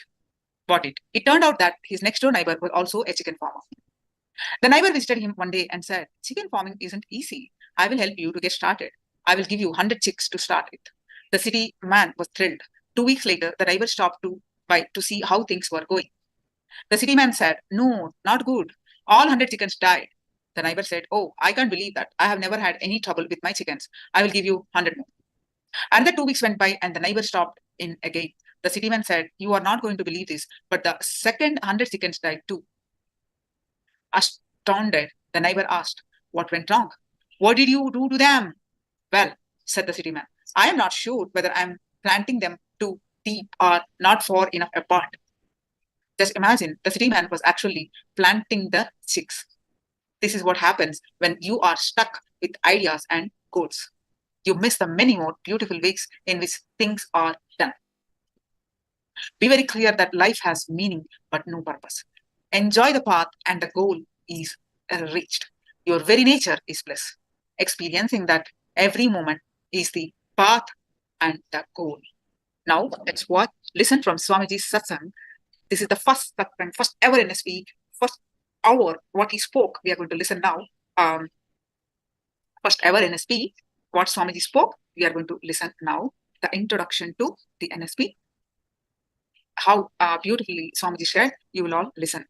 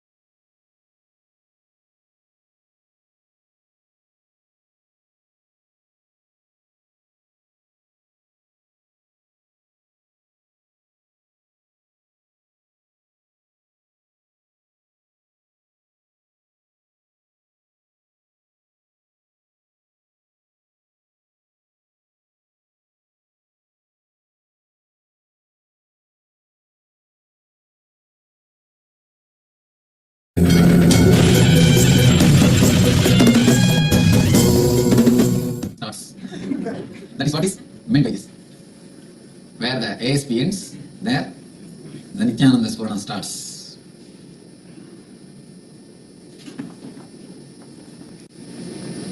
A small story.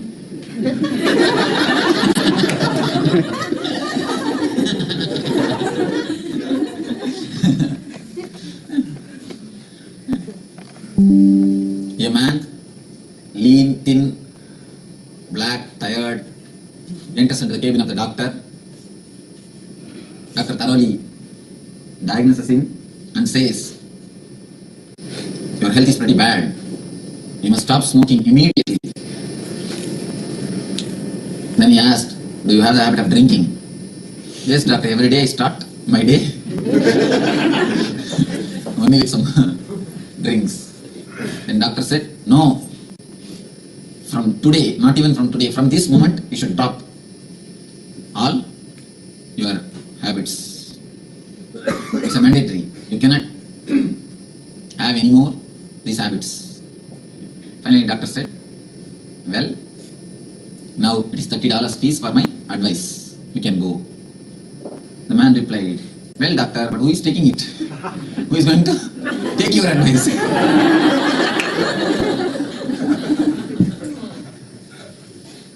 Whenever the rules and regulations are given, we have a natural tendency to resist. Whenever the spirituality is taught with rules and regulation, it never enters inside. But to start with, no other way, with few rules and regulations only, we start. That's why we gave a few rules and regulations in the ASP. ASP is more like a set of rules with which you learn. But here, I'm going to break all the rules. It is more like a guidance. Understand, if you live with the head, if you live with the intellect, if you live with a sense of entering always into others' boundary, you need rules, you need regulations. Now come down from that level, have more space, give more space for others. Instead of always entering into others' boundary, now allow others to enter into your boundary. In ASP we gave rules, regulations. The first session will be about the rules and regulations, because we have a tendency in the society always entering into others' territory. If you have 200-acre land also, when you put the fencing at least 3 feet, just 3 feet, just 3 feet, you always feel. If you purchase 10,000 acre, again just 3-4 feet. We have the tendency of entering into others' territory. That is the reason you needed rules and regulations, the first session.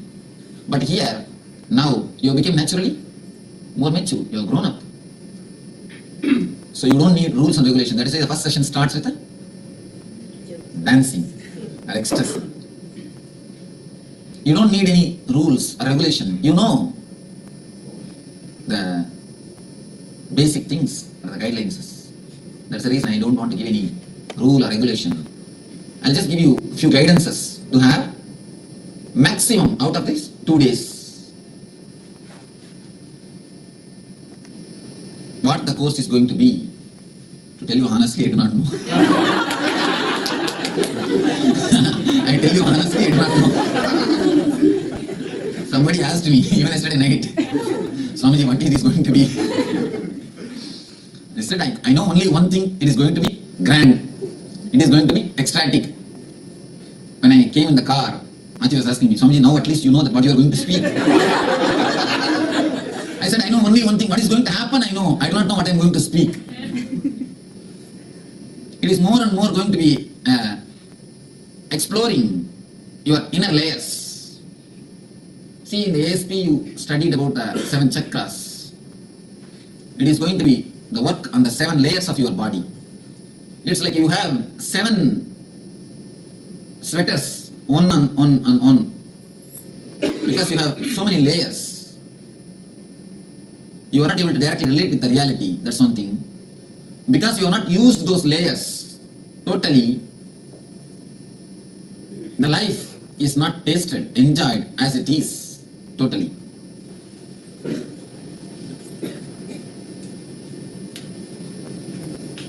We are going to work on the 7 layers of the body.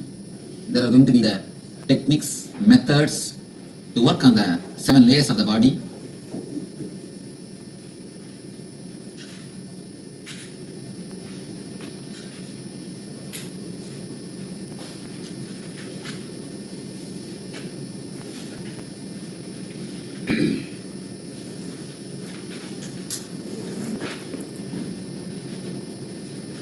Somebody asked me, Swamiji, is it like an ASP? I tell you, it is not only not like ASP, it is not even a higher course for ASP.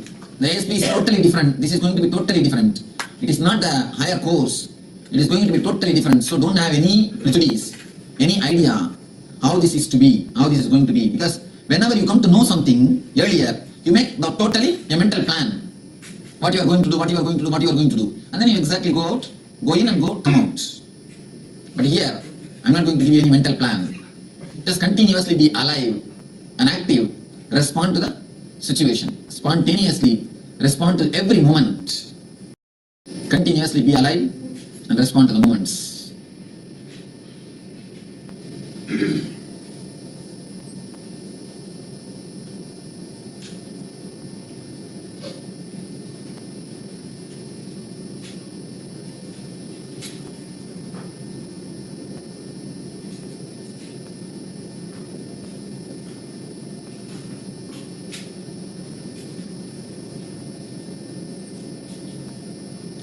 more beauty. Above all, even the next batch who is going to attend the Nithyananda Spurana will know what is the program.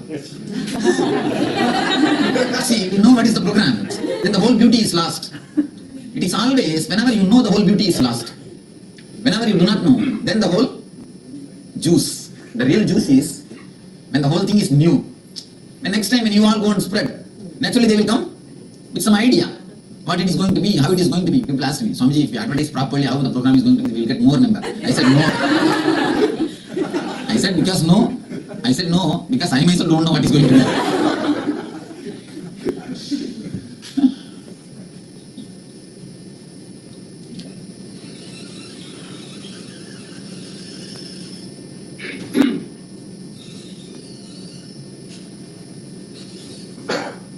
Yes, of bodies.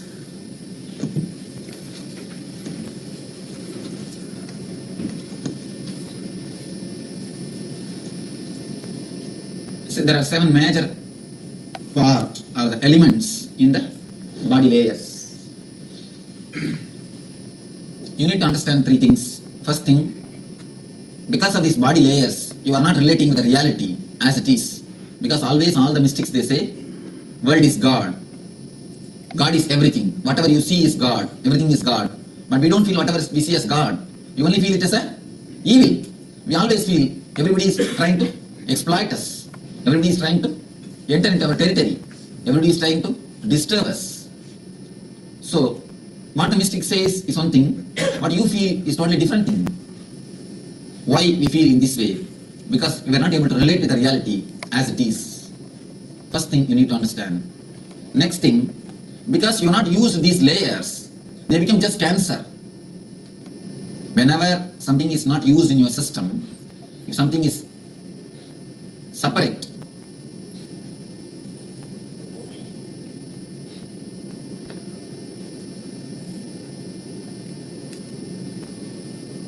somebody asked me, Swamiji, why did you make the ASP as the basic necessity to attend the NSP? You see, the person who has done ASP, not only that he knows the language, he knows the chakras, he knows the basic meditation, he actually feels the intimacy with Master. Even if you have done all these everyday evening satshangs, you will not feel the intimacy. Only when you have done the ASP, you will feel the intimacy. When you have intimacy, you can't close your eyes. In some meditations, I used to tell the people, all right, close your eyes. I have seen many people coming and telling me, Swamiji, just leave me, I will open my eyes and sit and see you. That is the greatest meditation. When you actually feel the intimacy, you can't open your eyes, you can't close your eyes and sit. Only if you are intellectual oriented, you can close your eyes and sit. So that is one more reason. There are so many things which happens when you do ASP, when you undergo the program. Not only you understand about chakras, you understand more. You understand? Just something happens to your being.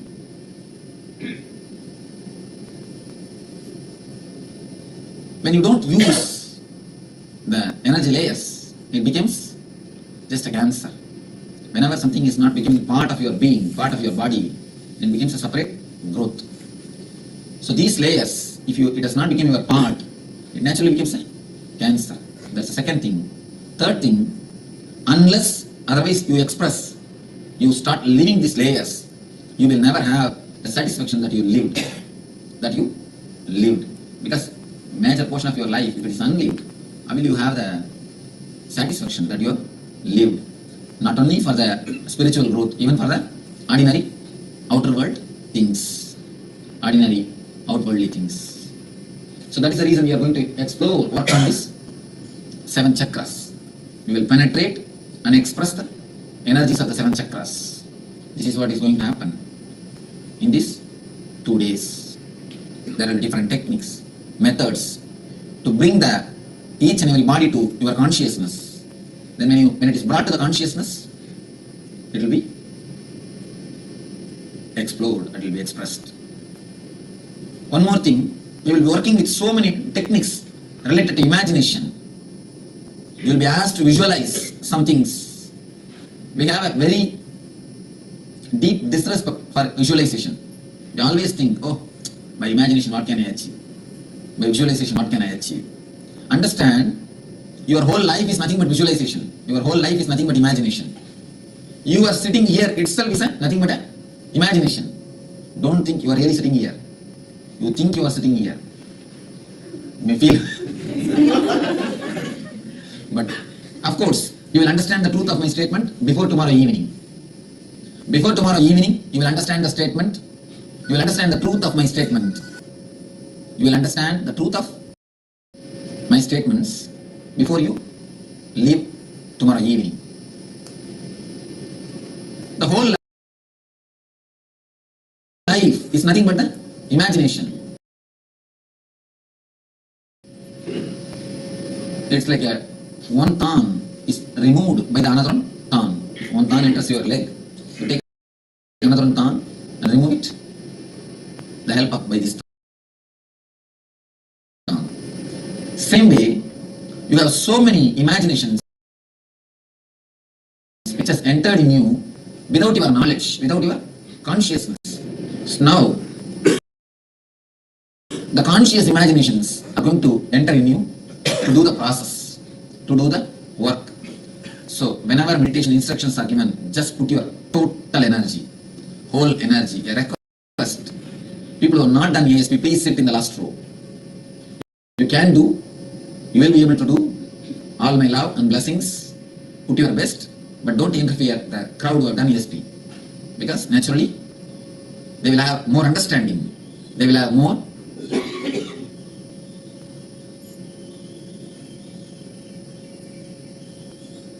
grasping power. You can say that's the right word. They will be grasping more. People who have not done ASP, put your whole effort, then only you will be able to see the result. Next thing, the main thing, it's almost like a not only an understanding, it's a cooperation which is needed from everybody. ASP is more like a program for common people. Anybody can enter there. Anybody can enter. It's more like you go to a doctor for cough or cold and you get the medicine and walk out. It's like a outpatients department. NSP is more like a inpatients department. It's going to be more like an operation on every body, on every energy layer. We are going to work on your desires, on your imaginations, on your guilt, on your fantasies, on your depression. In every layer, we are going to work exactly on it. Because these are the layers which blocks our being. So when we are working on your guilt, sometimes you may be having some deep wound or the guilt, which can be simply released by asking. A simple solution will be there for the guilt. See, all big doors need only small keys. Door may be any size, but the key will be only this much. Just because you don't have this much size key, you are suffering in front of the door. If you have that small key, the very door will become a way. Most of our problems we suffer just because we don't have the small keys. No, not even a key, small pad. Just insert and take it out. For your problems also, naturally, the problem itself is simple, but you make it big, that is different. The solution is also very simple. If you can open out and tell the problem verbally, two things will happen. One is, I will know the problem and give you the key. Next thing, you yourself will know the problem. People come and tell me, Swamiji, why should I open my mouth and tell my problem? You know everything. You can barely know what is my problem is. I tell them, I tell you to talk out your problem, not for myself. I know your problem. If you speak out, you will know your problem. Most of the time, you yourself don't know. You know only feel the low energy, low mood. You never feel the reason. You never understand the reason. When you verbalize it, when you talk it out, first thing you will understand. So, you will have a space, a loving atmosphere where you can express it out. When you express it out, you will get a clear solution. Because of this, there will be so many people who will be talking their personal life, opening out their personal problems. So all of you take your oath, take a vow You will not go outside and speak about their problems. Understand? It is a commitment towards each of you. You are committed to other. The other is committed to you. Have a habit of speaking about others. We will never change. It is so tasty speaking others' problems. Speaking others' problems and speaking ill of others is such a tasty thing for us. You know, that, after the food they won't swallow only the bitter leaf. They will swallow somebody else's head also. Then only the bitter leaf is tasty. The leaf gets more taste when you swallow other's head also. In South India you should see after a noon meal, they will stretch their legs on the outside house, veranda, and bitter leaf, they will apply the lime, make the pond, and then slowly they will start. What has happened to that fellow? With whom she's run away? Running away is the first thing. Who has run away with whom? Who is having an affair with whom? And you see, it is so satisfying. And really, it just makes you regenerate. Almost like it just makes you regenerate. You have a tendency, curiosity to know about others and to know about others' personal life. That is the reason so much these yellow magazines are getting sold. Yellow magazine means a magazine which writes about others' personal life, others' sex life or the violent life. The crime magazines and the sex magazines, why they are getting so much sold? Because you feel so tasty when you know somebody else's personal life. I have seen many people asking your organizers what Swami is doing in the morning time, where he is going, what he is going to do, what he will be doing in the evening. What you have got to do? He will be there surely in the evening program, public function. For public satsang, he will be there. You come, that's enough. But they are not happy. They are not satisfied. They ask, here Swami wears the wooden sandal. I saw in LA, he was wearing the plastic chapel. What all he wears? What all he uses? So much curiosity. With me itself, so much means with you all out. Because no way I am related to them. With me itself, they want to know so many other things. You see, many people I have seen. Nobody wanted to know how he became enlightened, how I can become enlightened, I can also become enlightened, or how he can help me, or how I can also be helped by him. That nobody wants. What he is. And I have seen many people asking, I say, Swami looks so nice. Is he using any costumes? Really? Is he using any oil for his hair? What type of powder he is using? See, it's just a curiosity. Am I right? People ask all these things. First thing, I never use anything that is different. And I don't even comb my hair properly. There as it is. Now, the curiosity of the people. We are so curious to know about everyone's life. We'll be just sitting and collecting materials to go and talk outside. If you do that, you are disturbing the benefit of others. Please be very clear. Now, just for these 2 days, take an oath. I will not go and talk outside what I heard from others. What I heard from others. It is a promise you are giving to keep others' privacy. You see, if you don't take the promise, if you are not ready to take up the promise, I am not going to lose anything. You are going to lose. It is each one of you who are going to lose. So now you need a social commitment to have the maximum from me, to have the best out of this class. Please be very clear, to have the maximum from the ASP. If you are prepared, that is enough, alone. But to have the maximum from NSP, the whole group needs to be prepared. That is why I avoided the people who are not an ASP. But be very clear, you need to respect the privacy of others. Each one has got their own thing to speak, their own thing to ask, their own thing to tell. First thing, don't carry tales. Don't carry tales. It's a very sincere guidance from my side. One more thing, when I say how the course is going to be, I myself do not know. I mean, I know the whole thing. What is going to happen, I know. But how much you are going to use it, I do not know. It is in your hands. If the whole group cooperates, only then the next technique will be more deeper. It's like a traveling in the deep forest. It is going to be more like a traveling in the deep forest. See, the whole ASP was more like a plane.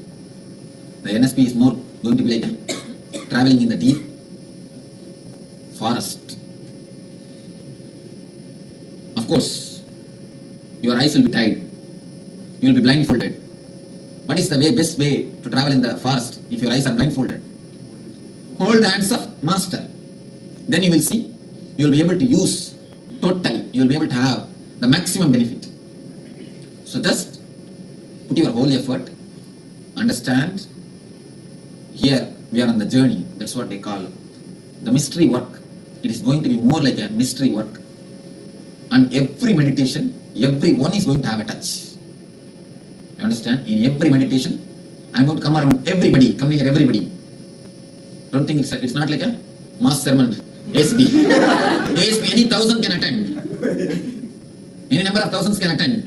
But it's not going to be like a ASP. If you have the benefit, you have. If you don't. That's the ASP. But here, everyone I'm going to attend. Everyone I'm going to come here. On every meditation technique. Not on only one technique. On every meditation technique, I'm just going to be around you. You are going to relate with me. It's more or less like an operation. One thing, if you have only an intellectual relationship with me, please leave the hall. If you really have a heartfelt relationship with me, then only you can be here. In ASP, I ask the people to question. They can question me. They can crisscross me. But here, it is totally going to be not a relationship of logic or intellect.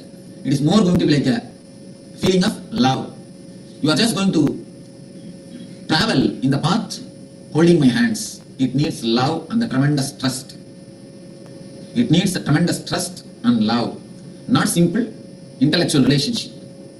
There are people, you see, I always say in my discourses, don't have faith in me, just doubt as much as possible.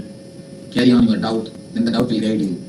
These are all only for the people who have done the first level. Only for the people of ASP. Now, you need to put your whole effort and you need to just travel with me. Totally, layer by layer, step by step. Unless you travel, you see, unless I feel satisfied the whole group is entering into meditation, naturally I will be stuck. And I will not be able to lead the whole group into the next meditation. If I really find one or two people who are not putting their effort, you should forgive me, you will be sent out. Of course, your money will be refunded. That is different, but you will be sent out. Because I don't want the group to suffer just because of one or two persons. Just because of one or two persons, the group cannot suffer. It's going to be more like a journey. I wanted everyone to taste the spirituality, glimpse of the God in a solid way. It's going to be more like a deal. Either have experience or refund. It's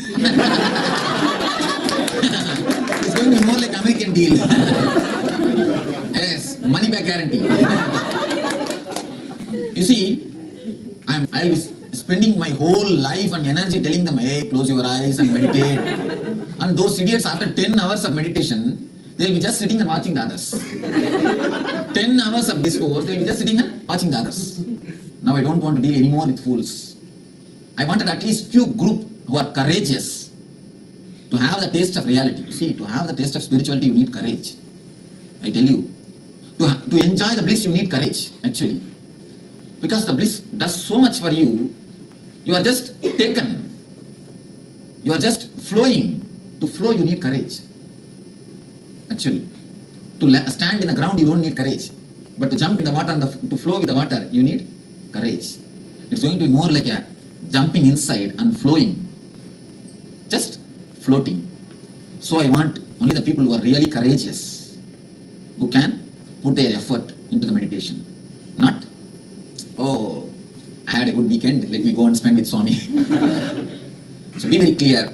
Of course, it is going to be a very great experience, but which needs a lot of courage, which needs to put your effort, which needs to be, the whole process is going to be about relaxation. That is why you need to put your effort. Because you have forgotten the way to relax. These 2 days is going to be totally relaxation. Because you have forgotten what is relaxation, you need to put your effort. We will have the oath. You all will close your eyes. Let me finish the thing. Close your eyes. and take the oath consciously. You see, it's a commitment, promise to the energy. You will not go and talk outside after these 2 days about the personal life of everyone, because there will be so many who will be expressing their questions, their lives, their miseries or their problems. They will be asking. It is not going to be like a ASP, the mass program. I am going to relate with every one of you individually. So many will be asking their personal things. So if you try to go and express outside, you are just doing Guru Droga. Understand? It's a Guru Droga. It's going to be just cheating or exploiting the trust of the other. So never go and speak outside about others' problems or others' words, because everyone has got their own life. Who are we to judge or to comment? Next thing, don't judge somebody. Never judge. Are you here to give judgment? Are you here to give a judgment? Are you here to judge somebody? If you are, please leave the hall. Here nobody is there to judge others. Each one has come, grow themselves, to expand in their own way, to have the taste of spirituality, to have some benefit in their life. Each one has got their own reason for being here. So never judge others' reasons, never judge others' life, never judge other beings. Be very clear, take a strong, conscious decision. You will not go and speak outside about others' life. You will not, the same way, have it in your mind and behave with them. Not only you will not speak. One more thing, if you know something of their life, then after going outside, oh, this guy, I know about him. And you will be thinking, that foolish guy expressed all his life. He spoke about all his personal life. I am so intelligent, I never spoke anything. I was just as I am. I behaved very gentleman way. Be very clear, you are the worst fool. It is a beautiful opportunity to open yourself, to open your Pandora box, to open your being. When you open here, the Master will be here to clean. The Master's energy is here. It can clean you up. If you feel you are very intelligent by not opening up, be very clear. You missed a great chance or the possibility of opening. I have seen many people. One of our devotee, he had somehow an affair, extra affair. Of course, he was courageous enough to tell others, that's all. He was having a deep guilt for it. Deep guilt because of that. Finally, a time came, because of the guilt, not only he dropped the affair, he was not able to mentally drop. He has dropped the affair physically, but mentally he was not able to drop. It was just like a heavy thing on his mind. He says, in day, morning till night, day in and day out, my being is just being suppressed. I'm feeling suffocated. I'm feeling heaviness. When he came and spoke to me about this problem, he just told everything in a patient way. I listened in a detailed way. And then finally just I put the hand on his head, told him, don't worry, it is healed, you will not have any more guilt. That's all, nothing else. Of course, after a month when I saw him, I saw what has happened. Your face has changed totally. Your eyes have become alive, living. He said, Swamiji, I do not know what has happened, but one thing I am sure, I have totally forgotten the very root of the guilt. The very root of the guilt has disappeared. When you open the layers of your mind, layers of your being, energy directly enters. See, as long as you keep it closed, you keep it locked, the energy never penetrates. When you open, the energy totally penetrates it. Energy is being flooded. Originally, the confession technique is a technique designed based on this philosophy only. Of course, when you confess to the masters, that is, you will be healed. Ordinary confessions are not going to help you. In the master's presence, whenever you open something, it is totally washed and cleansed. It is totally purified. And not only master purifies it, you yourself will know what was happening inside. Only when you verbalize. Only when you bring it out. So, please understand,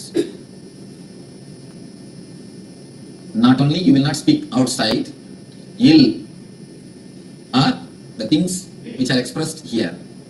You will not have the prejudice or a wrong opinion about them. You should not form your own opinion about them, what you are listening from here.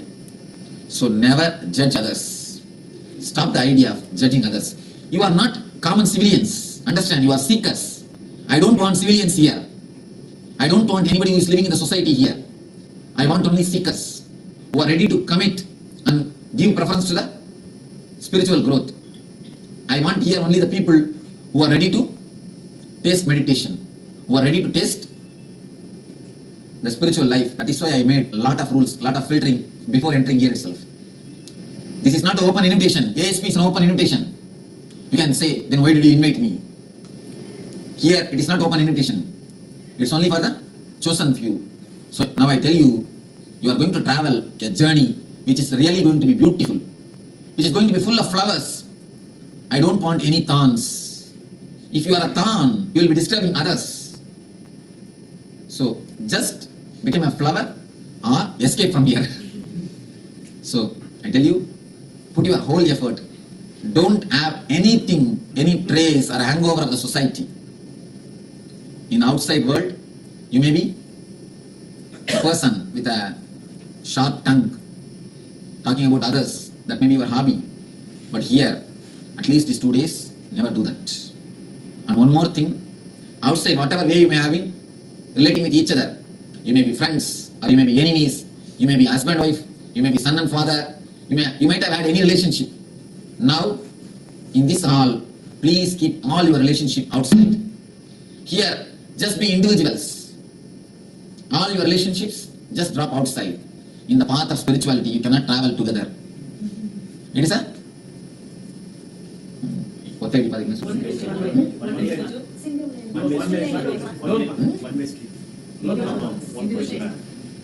No. The breath, better let me express in my own way. You are confusing much more than me. The breadth of the path is only 1 feet.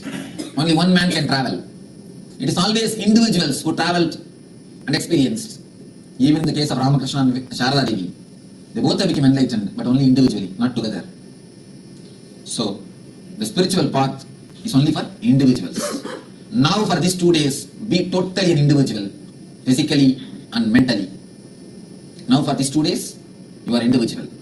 So put your whole effort, only then you will be able to see the ultimate, and see the maximum from this. So it's going to be more like a path of mystery. It's going to be more like a alchemy of spirituality. In ASP, even if you don't practice much, okay, alright, but it is not going to be like this here. Fire. If you are a wood, you will also catch fire at the temperature. If you are a banana tree, not only you will not burn, you will reduce the temperature. Then the whole group will suffer. It is going to be more like a working as a total energy. I'm just going to guide the whole group, the whole energy level to the higher level. It is going to give you the glimpse of eternal bliss. You see, you had the glimpse in ASP, but after a few days, slowly started coming down. But I wanted to give you some glimpse which can never become dull. Ramakrishna says, if it's a brass vessel, how much you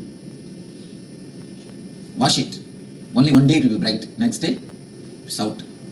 If it's a gold vessel, every day it will be, always it will be just continuously shining. So I wanted to give you the touch of philosopher's stone. Philosopher's stone means you understand. If that stone touches, then everything will become gold.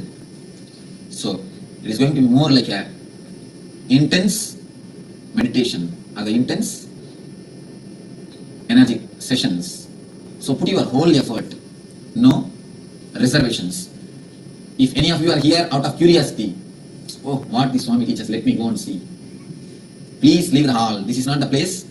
For curiosity, you can attend ASP, no problem. But this is not for curious crowd. This is only for the crowd who really wants to have the experience, test. In ASP, I am not able to give experience to so many persons. Experience means the higher levels of spiritual experience, because the techniques are very soft. More than that, people won't be able to do. You understand? More than that, people won't be able to do. But this is not going to be like that. That is the reason I selected, I filtered enough. So I trust you. That is why I give you the higher and higher levels of meditations and higher levels of experiences. So every one of you take a deep oath. I will put my whole effort. I will not collect tales or carry tales. I will not go and speak outside ill of others or even think ill of others. So when you leave this hall tomorrow evening, tomorrow night, forget the other stories, carry only your stories. When you remember your story, you will make history. When you remember other stories, you will only just be an ordinary person. So these are the few things I want you to understand, because I will be guiding you in various steps through your desires, guilt, depression. So many lines you will be traveling. So wherever you feel you have some issues, you are stuck, you can always express. So just be open, fresh, just like a child. A small story. A Zen master was living in Japan. The governor of Japan has gone to see him. His name is Kitakaki. The man sent his visiting card. I think you must have heard this story. The man sent his visiting card to the master through his disciple. The card reads, Kitakaki, governor of Japan. When the card reached the master, he said, this idiot cannot learn Zen. Send him out. When the card has come back to the king with the same words, master said, like you idiots can't learn Zen. See, the enlightened people, they don't speak a polished language. They are very truthful, straight. Sometimes even it looks like a harsh, but no other way. Truth always hurts. He said, the disciple said, my master said, idiots like you can't learn Zen. Please leave the hall. But the king understood the whole thing. He took a pencil and erased the word, removed the word, governor of Japan, and told the disciple, please now you carry this card and give it to him. The disciple carried the card and it has been handed over to the guru. The master said, oh, Kitakaki has come, please bring him in. The story means, just leave your head outside. Not only your power, prestige, name and fame, idea of your age, idea you are elder, you are younger, you are male, you are female, forget everything just for 2 days, then you will be able to travel with me more quickly. You are just a being. You are just a being. Don't think I am elder, he should have respected me, she should have respected me, and these and that. Drop all these small issues. Don't have any of these small things. Just become mature. Just become mature. When I say the word mature, I tell you, don't bother about anything else. Whether the food has come in the right time, or the room key has come in the proper time, or in my room the hot water is not coming, or I have left my cell phone, it has disappeared. Don't bother about all these things. Don't bother about the small things just for this next 2 days. Nothing is going to come with you. So I wanted a right place, right persons on whom I can unload myself. I can share myself. So this is totally a different angle. I can say it's totally a different dimension. From totally different dimension you are going to work. It's more like a, that's what I said now, money back guarantee. I wanted every one of you to taste the glimpse, to taste the bliss, which is beyond body, beyond mind, before tomorrow evening. It's not that only you wanted to have experience, even I wanted to unload, even I wanted to share. Whenever every master happens to this earth, it's like a weight on them. The energy is just like a weight on them. It just searches for the right persons who will share it, who will have it, who will enjoy the bliss. You do not know. When a man becomes enlightened, you all will be thinking, oh, he is free from all the bondages. He has become free man, free being. Don't think. The responsibility with enlightenment is not a small thing. The responsibility which comes to you with enlightenment is not a small thing. It is the greatest responsibility. Of course, you have the greatest freedom, that is different. but the greatest responsibility. So now, let you all be very clear, you are ready for the process, ready for the next steps. Drop all these small silly things. These 2 days, just enjoy a different atmosphere. None of them, nobody has come here to exploit you the same way. Don't have a big self-defensive mechanism around you. There is no need to defend yourself. Nobody has come here to exploit others. Everybody has come here to taste the joy, taste the bliss. Drop your defensive mechanism and don't enter into others' territory. Understand this both. Drop your defensive mechanism, don't enter into others' territory. When you drop the idea of entering into others' territory, only then he can drop his defensive mechanism. So both are just interrelated. When you drop both, only then you will be able to really experience the taste or the joy of meditation. So it is going to be more like a commitment, a total commitment. The commitment in the group level. Individual commitment is perfectly alright. But when you go in a deeper and deeper level, it's going to be more like a commitment in the group level. So you'll have a few minutes to introduce yourself and get to know about each other. I think many of you are from different places. So I have a few minutes to know about each other. One more thing I want to tell you. At the time of the leaving the body, nobody else, nothing else is going to be with you except the master. Except the master's presence. What happens at the time of leaving body, I tell you. Of course, these all don't have logical proof. I can't give a certificate or videograph proof. I can give only my experience. Whether you believe or don't believe, it's your headache. Because I am fed up with quoting these foolish scientists. You see, everything, to express the truths of the rishis, to express the ultimate experience of the rishis, I have to quote these foolish scientists and psychologists.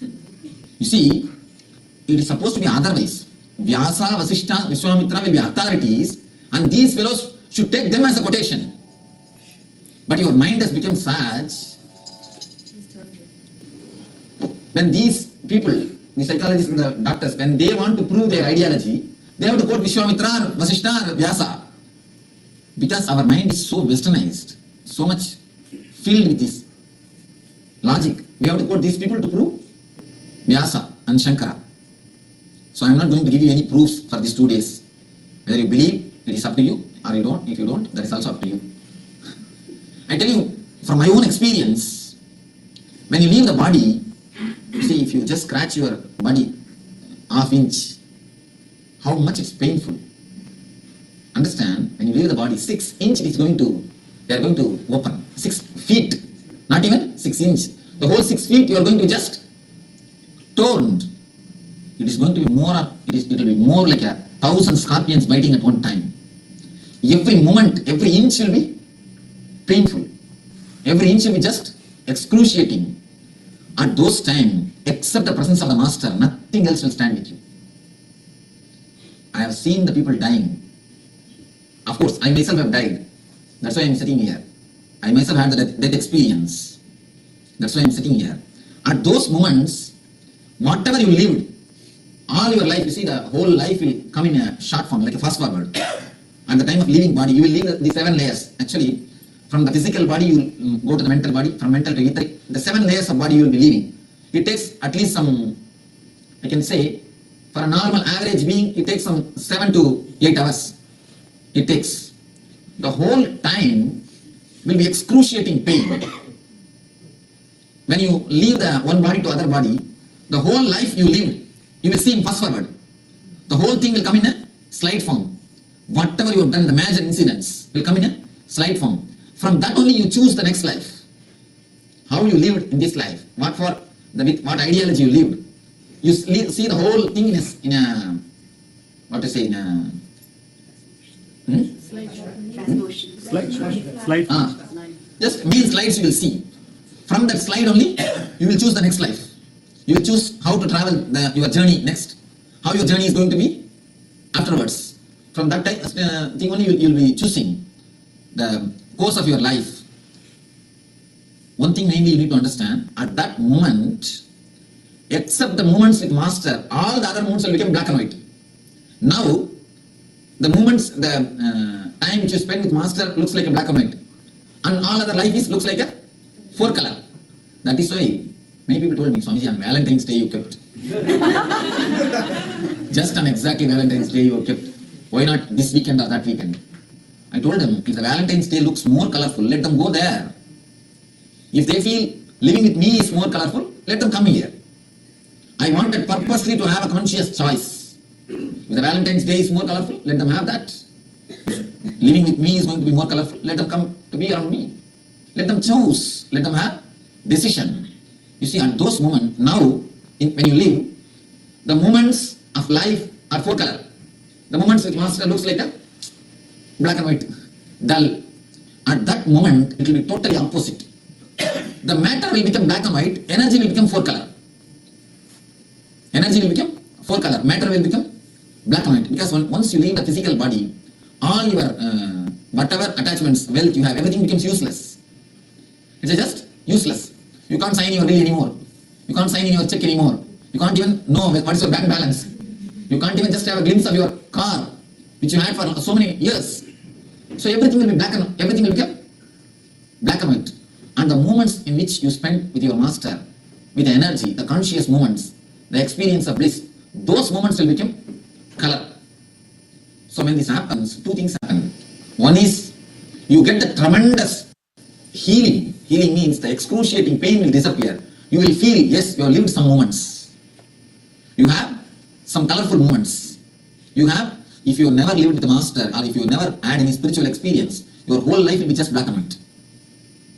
The pain will be just excruciating. There will be nothing. When you look back, you will see, oh, there is nothing lived. So you will enter into a deep depression, and from the depression coma, you will take the next Janma.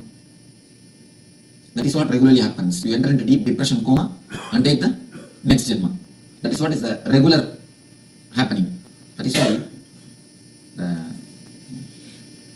truth, or if you find, of course, if you are a meditator, then you can understand. If a person dies, if you be around him, you can see an excruciating pain in his being, pain in his face. He enters into the coma, understanding that he has never achieved anything. And then he takes the next birth. When he takes the next birth, again he forgets what for he has taken the birth and goes around the same chakra and again taking birth. That becomes the vicious circle. If you really had some glimpse of with the master, experience with master, at that moment that will become color slide. Because once you go inner with the body, inner layers, you never live with inner layers. You leave only the physical layer. So when you leave the physical layer and go inside, whole thing will be just black and white, just dark. Nothing will be there inside. But if you really had a glimpse of the master, or the energy, or the meditation, there will be light inside. You will see the whole thing in a color. So the master's energy, or the moments with the master, that will be color, that will be four color. At the time when you see him, when you see those moments, you will have the tremendous healing effect on your pain. You will not have that excruciating pain. Because you know that you have lived something. There is something worthy in your life. Next thing, the tremendous surrender to the master happens. And naturally, when you surrender to the master at those moments, your whole energy enters into consciousness. Master is nothing but consciousness. Your whole energy enters into consciousness. When you enter into the consciousness, again you will be given a choice whether to take birth as you want or to become enlightened. That is the importance of the master. See, the importance of the master is only at the moment of leaving the body. It is only at the moment of leaving body you will understand what the difference is. At those moments only you can exactly understand what great help is happening to you. What great help has happened to you. Because now you measure even the energy only with the material prosperity. Even the energy is measured only with the material prosperity, because this is the four color scene. This is two color scene, black and white. At that moment it will become totally topsy-turvy. This will become black and white, not even black and white, dark, and that will become color. I hope all of you understand what I say. All of you understood? Yes. Yes. Any question? Sorry, you are saying something, clearing 6 feet. What is that? I didn't From your whole body the conscious will be taken away. See, it's like hearing the 6 inch, but when you leave the body, the whole consciousness will be just torn. It will be just taken away from your body. Do you get scared? Sorry, that time. What scared? You will be having the excruciating pain. You will be entering into a coma. That is what again and again people say when you are living, have a glimpse of meditation. Because at that time this thoughts only will help you. At that time to have the path, only this torch is going to help you. That is the reason I tell you, once you have some conscious experience at the grace of the Master, at the blessing of the touch of the Master, at those moments you will see exactly his presence or his energy will be there to guide you layer by layer, layer by layer. So not only that, you see, once you have the glimpse, already the path is ready. You already penetrated all the 7 bodies. You will not have the pain. To make the new road only, you have to suffer. If already road is there, you need to suffer. There is no need to suffer. Having the spiritual experience means already the path, the bodies are penetrated. The layers are penetrated. The layers are already touched. The road is already made. It's like a tunnel. The tunnel is already ready. You can just travel. You will see the light of the consciousness just guiding you. People prepare so much to live, but nobody prepares to die. When you really prepare to die, only then you can really live. This is a preparation for life and for death. And moreover, the tremendous excruciating pain will disappear when you see a light at the moment of leaving the body. When you see the glimpse of energy, you see, when even if you see one scene, 4 color, then you will understand, really I have done something. I have achieved something. That is the reason why so much the meditation or the spiritual experience is emphasized on our life. But can I tell all these things in the public? First thing, I need to give proof. Actually, I hate to quote all these fellows. But no other way. What to do? What to say in a... Slide. Just main slides you will see. From that slide only, you will choose the next life. You will choose how to travel your journey next. How your journey is going to be afterwards. From that thing only you will be choosing the course of your life. One thing mainly you need to understand, at that moment, except the moments with Master, all the other moments will become black and white. Now, the moments, the time which you spend with Master looks like a black and white. And all other life looks like a 4 color. That is why many people told me, Swamiji, on Valentine's Day you kept. Just on exactly Valentine's Day you kept. Why not this weekend or that weekend? I told them, if the Valentine's Day looks more colorful, let them go there. If they feel living with me is more colorful, let them come here. I wanted purposely to have a conscious choice. If the Valentine's Day is more colorful, let them have that. If living with me is going to be more colorful, let them come to be around me. Let them choose. Let them have decision. You see, at those moments, now, when you live, the moments of life are 4 color. The moments with Master looks like a black and white, dull. At that moment, it will be totally opposite. The matter will become black and white, energy will become 4 color. Energy will become 4 color, matter will become black and white. Because once you leave the physical body, all your whatever attachments, wealth you have, everything becomes useless. It's just useless. You can't sign your will anymore. You can't sign in your check anymore. You can't even know what is your bank balance. You can't even just have a glimpse of your car, which you had for so many years. So everything will be black and white. Everything will become black and white. And the moments in which you spend with your Master, with the energy, the conscious moments, the experience of bliss, those moments will become color. So when this happens, 2 things happen. One is, you get the tremendous healing. Healing means the excruciating pain will disappear. You will feel, yes, you have lived some moments. You have some colorful moments. You have, if you have never lived with the Master, or if you have never had any spiritual experience, your whole life will be just black and white. The pain will be just excruciating. There will be nothing. When you look back, you will see, there is nothing lived. So you will enter into a deep depression, and from the depression coma, you will take the next Janma. That is what regularly happens. You enter into deep depression coma and take the next Janma. That is what is the regular happening. That is why the truth, or if you find, of course, if you are a meditator, then you can understand. If a person dies, if you be around him, you can see an excruciating pain in his being, pain in his face. He enters into the coma, understanding that he has never achieved anything. And then he takes an expert. When he takes an expert, again he forgets what for he has taken the birth and goes around the same chakra and again taking birth. That becomes the vicious circle. If you really had some glimpse of with the Master, experience with Master, at that moment that will become color slide. Because once you go inner with the body, inner layers, you never live with the inner layers. You live only the physical layer. So when you leave the physical layer and go inside, whole thing will be just black and white, just dark. Nothing will be there inside. But if you really had the glimpse of the master, or the energy, or the meditation, there will be light inside. You will see the whole thing in a color. So the master's energy, or the movements with the master, that will be color, that will be full color. At the time when you see him, when you see those movements, you will have the tremendous healing effect on your pain. You will not have that excruciating pain. Because you know that you have lived something. There is something worthy in your life. Next thing, the tremendous surrender to the master happens. And naturally, when you surrender to the master at those moments, your whole energy enters into the consciousness.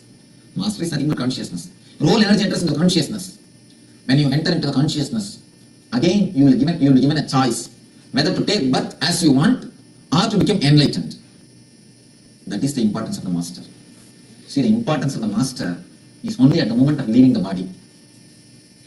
It is only at the moment of leaving body you will understand what the difference is.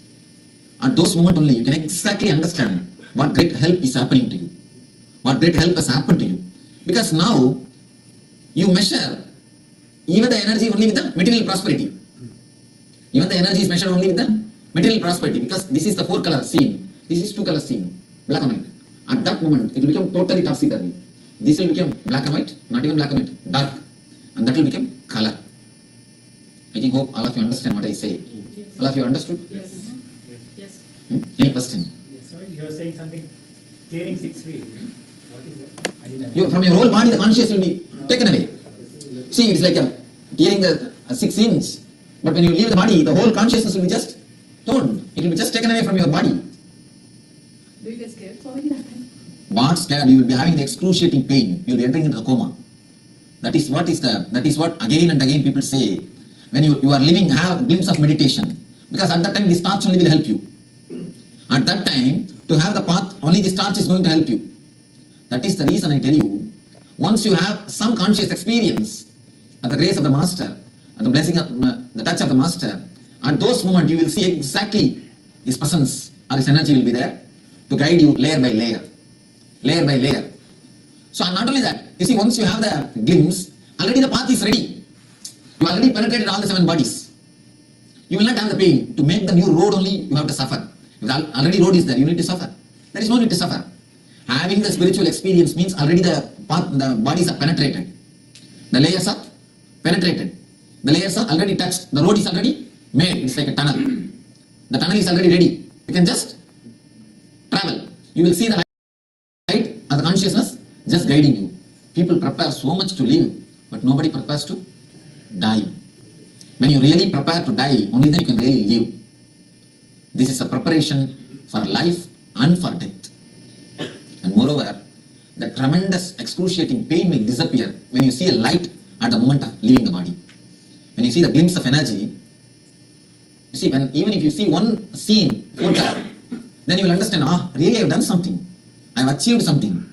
That is the reason why so much the meditation of the spiritual experience is emphasized on our life. But can I tell all these things in the public? First thing, I need to give proof. Actually, I hate to quote all these fellows. But no other way. What to do? The logic mind accepts only when you quote some researchers, when you quote some so-called scientists, when you quote some the people of psychology. But these are much more greater truths, much more deeper truths, which needs experience. Just because these experiences cannot be proved, across the table, I was not able to speak the truth. But who misses only they anyhow. Let you understand, at least you can understand. That is why in Tantra, there's a beautiful verse. Shiva says, the Nandi comes and asks to Shiva, oh God, I am your disciple, I am serving you so much. Can't you teach me Tantra? Uma is also recommending, why don't you teach him? I never asked you, you taught me. But he is asking you, why don't you teach him? The Shiva says, because he is logical, he is asking. But Tantra cannot be taught to the people who are logical. It cannot be taught to the people who are logical. Yoga can be taught for the people who are logical. That's why yoga has become so popular. But never Tantra. Yoga has become so popular because yoga is logical. It can be taught to the people who are logical. But when you go a little higher, When you go inside the spiritual world, no logic helps you. No logic works you. The scale of logic is not going to help you. For the outer world, you need logic. For the inner world, you need trust. Only that can guide you. Otherwise, it is not going to help. So it is going to be more like a experience, more like seeing, more like being, than like thinking. It's not going to be more like a discourse. It's going to be more like a experiencing. Of course, because I want to give you an introduction, a clear-cut introduction, what we are going to do. So with this understanding, we'll be able to really have the solid experience. We'll be able to really have something. Otherwise, why are necessarily going and wasting 2 days? Your 2 days and my 2 days. It's not necessary. So we are here as the committed seekers to search the truth and have at least one glimpse of divinity. Have at least one glimpse of spirituality. Of course, many of you have had already at least one glimpse in ASP, but I wanted you to have a solid experience which completely stays with you, which never gets faded away, which is never taken away when you live the life, which just like a fire or an energy which will be continuously alive in you, reminding you or speaking to you.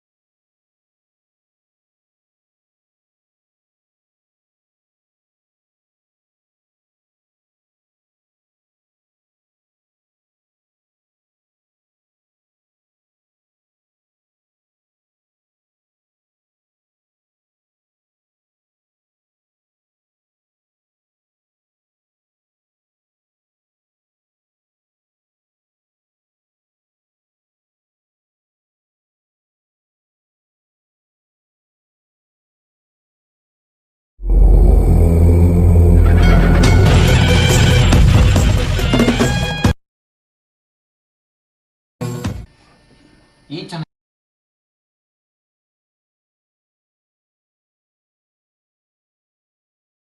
experience again, so you had some glimpse, some change, transformation in your life to have little more transformation, or some desire.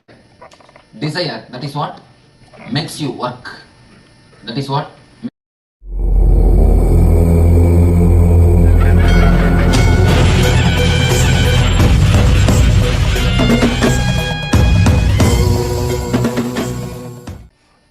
each one has got their own desire. Of course, it may be enlightenment or the energy or the experience to have the same experience again. So you had some glimpse, some change, transformation in your life to have little more transformation, or some desire. Desire, that is what makes you work. That is what makes you do things.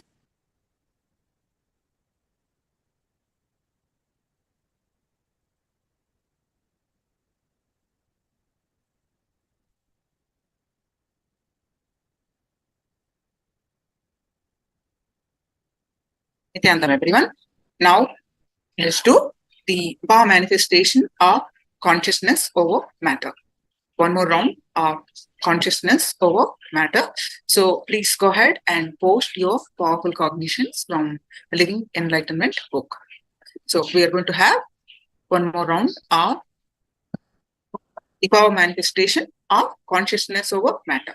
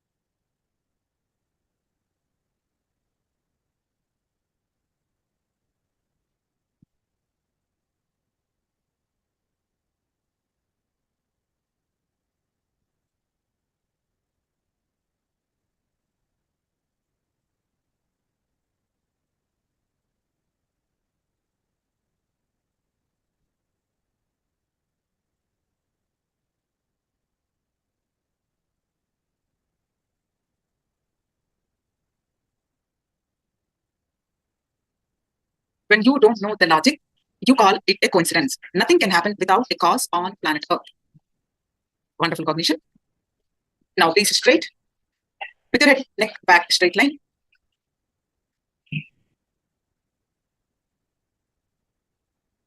Visualize Swamiji's form in your third eye and bring your coconut or other object like fruit, round fruit, on your palm.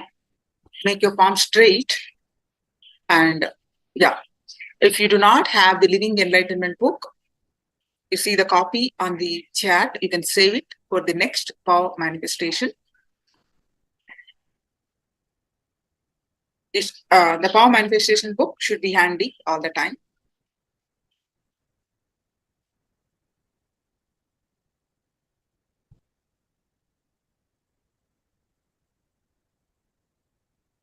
Yes. Are you all ready with the object?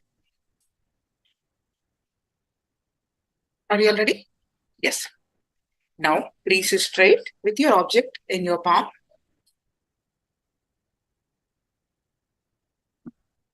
Your palm should be straight and you will get the instructions.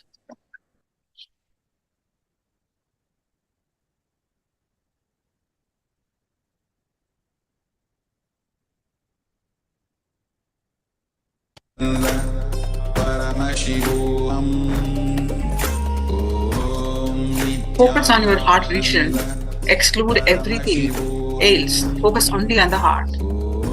This is Andri. This is when you're doing the Anahata meditation. When you express the, when you want to radiate in the selfless love. Now you can turn on the video recording. Place the coconut on your palm. You have done the powerful cognitions from the Living Enlightenment book. Now you can start turning on the video recording and place the coconut on your palm and keep the palm absolutely flat. And coconut end should be pointy end of the coconut away from you. Now, if you do not have the coconut by any chance, you can use the round fruit. Now sit straight with Swamiji's form in your third eye and start chanting the Mahavakya. Om Nithyananda Paramashivoham. Start chanting the Mahavakya.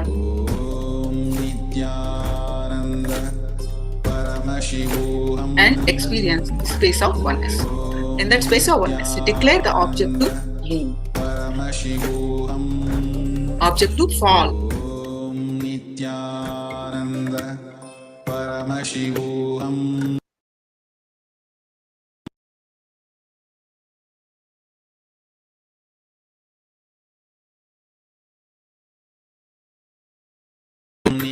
Nithyananda Paramashivoham Om Nithyananda Paramashivoham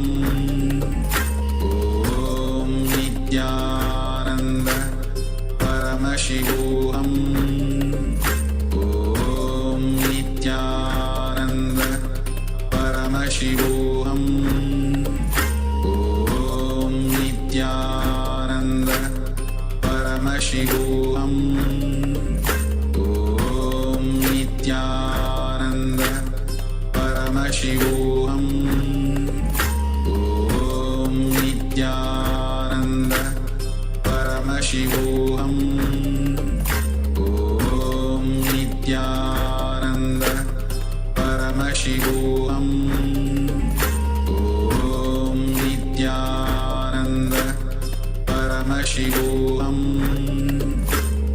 Om Nithyananda Paramashivoham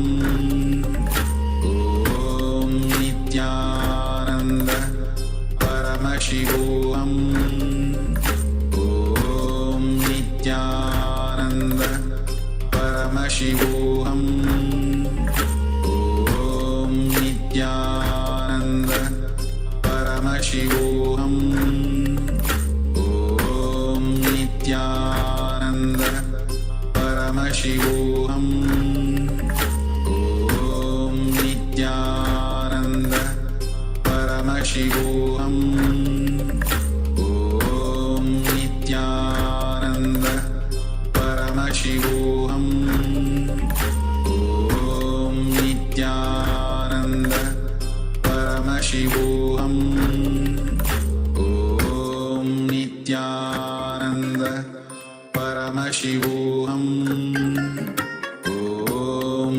Nithyananda Paramashivoham Om Nithyananda Paramashivoham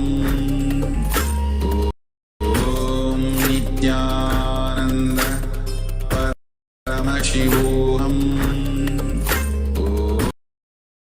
Om Nithyananda Paramashivoham Om Nithyananda Paramashivoham Om Nithyananda Paramashivoham Om Nithyananda Paramashivoham Om Nithyananda Paramashivoham Om Nithyananda Paramashivoham Om Nithyananda Paramashivoham Om Nithyananda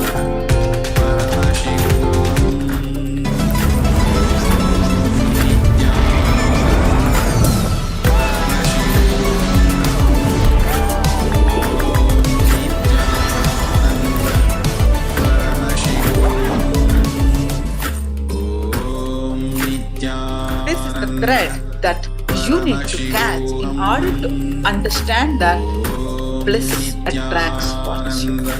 This is the most powerful, fundamental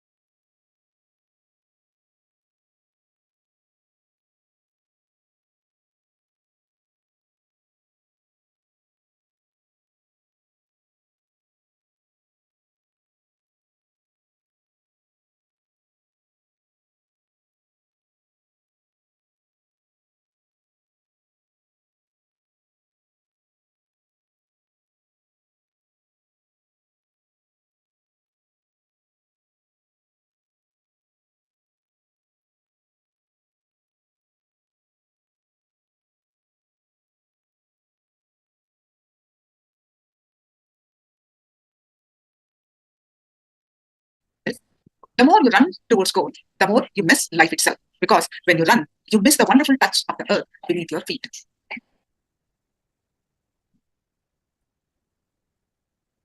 who is continuously bothered about the goals will never be able to enjoy his life. He continuously lives in the future and ignores the present. When we are in the present moment, the here and now, we do not need a goal to guide us. Just awareness of the present moment will automatically lead us to do what needs to be done at the present point, at the point in time. So when the present moment is taken care of with awareness, the future gets resolved by itself. Understand this powerful cognition. When you are completely aware of the present moment, the future gets resolved by itself. As long as the path is right, whatever destination we reach will be right. We do not need to define the destination. The right path defines its own destination. When we don't live with awareness in the present moment, our mind starts straying towards either the past or the future. That's the problem. So the awareness is the key. The present moment awareness is the key for less anxiety, worry about future. You're able to understand Anthony and others. Note down this powerful cognition.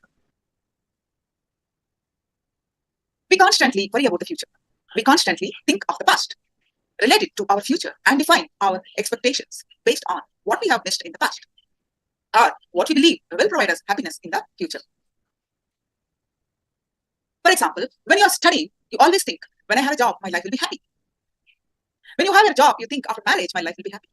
After marriage, you think, when I have kids, my life will be happy. When I have my own house, my life will be happy, and so on and so forth. After you have kids and your own house, you think, when my kids grow up and support themselves, all my responsibilities will be over and I'll be peaceful and happy. By the time your kids are settled, by the time your responsibilities are over, when you want to relax, your being is conditioned so much that you can't relax. A small story. An emperor, the emperor of a city, came out from his palace for his morning walk. While he was walking, he met a beggar and asked the beggar, what do you want? The emperor, what do you want? The beggar laughed at the emperor and said, you're asking me if you can fulfill my desire? The king was offended by the beggar, of course, right? So by the beggar and said, what is it? Just tell me, I can fulfill your desire. The beggar told the emperor, think twice before you promise anything. This was no ordinary beggar. He was the emperor's spiritual master from the king's past life. In the previous birth, the emperor missed the goal of enlightenment, so the master promised to return to awaken the emperor in the next life. But the king had forgotten all this completely. Nobody remembers past lives. In his arrogance, the emperor insisted to the beggar, I will fulfill anything you ask for. What is your desire that I cannot fulfill it? I am a very powerful emperor. The beggar said, my desire is a very simple one. Do you see this begging bowl? Can you fill this bowl with something? The emperor called one of his ministers and told him, fill this man's begging bowl with money. The minister went and got some money and put it in the bowl. Soon it disappeared. Again, he put in some more money and again it disappeared. No matter how much or how often money was put in, the begging bowl remained empty. The news of this spread throughout the whole capital and a huge crowd gathered near the palace. The emperor's prestige was now at stake. He told his ministers, even if the whole kingdom is lost, I'm ready for it. But I can't be defeated by this beggar. Pearls, diamonds, emeralds, and his treasuries were being offered, all lost into the begging bowl. As evening arrived, the people stood and watched in utter silence. The king fell at the feet of the beggar and admitted his defeat. He said, you are right. I can manage this simple thing. Before you leave, please tell me one thing. What is the begging bowl made of? The beggar laughed at the emperor and said, there is no secret. It is made from the same stuff as everyone's mind. It's simply made up of human desire. Are you able to relate with this? It's made up of human desire, mind stuff, human mind. When you understand deeply that the mind is like the begging bowl that can never be fulfilled, never be filled, it can have a great healing effect. This understanding can transform your life completely.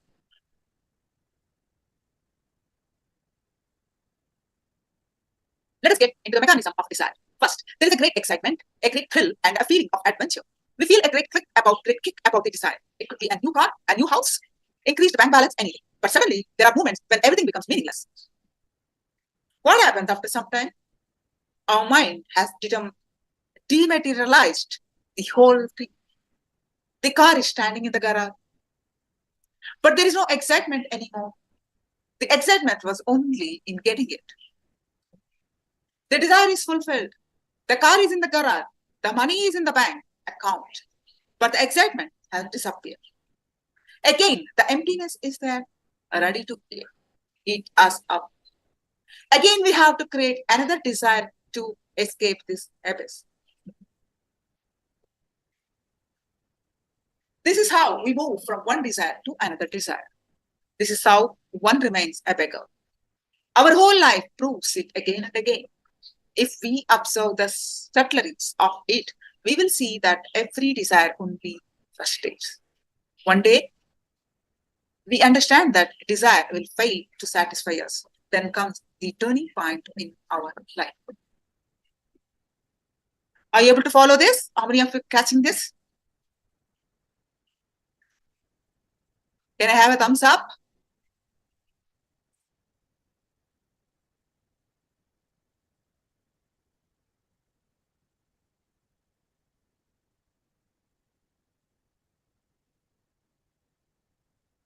Yes.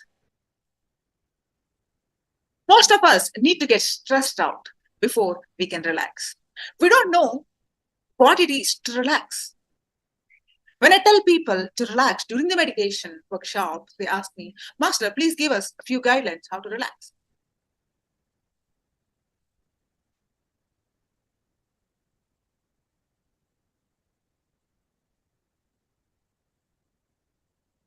The tension of running behind something has become part of our being.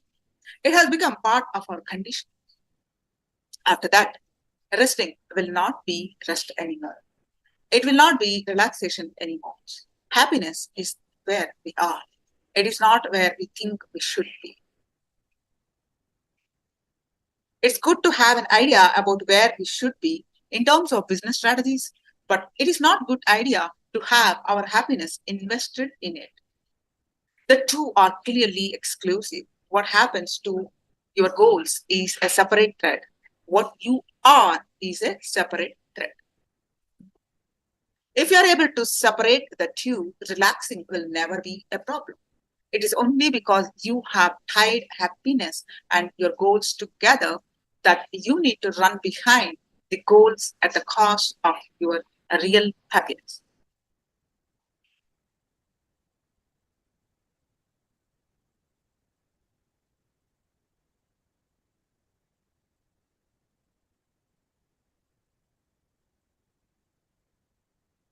If you are able to separate the two, relaxing will never be a problem. It is only because you have tied your happiness and your goals together that you need to run behind your goals at the cost of your real happiness. How many of you caught catching this? How many of you caught this slide?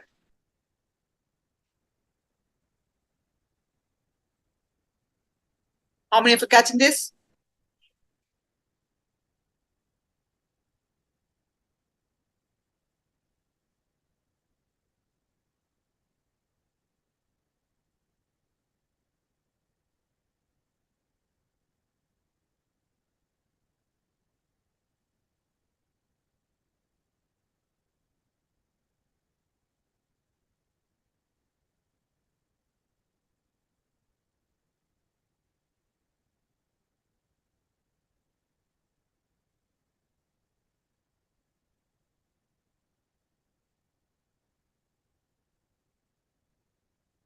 See, you can have your goals, no problem. You can, but not at the cost of your happiness. Do not. You can pursue your goal, but don't miss life. You have already showered so many things. Enjoy that first. Irrespective of whether you're achieving something or not, just learn to be happy. First, don't achieve goals at the cost of your real happiness. Can I have a thumbs up again? I know you guys are posting in the chat. Also give me a thumbs up. Because these are the life lessons that we need to imbibe.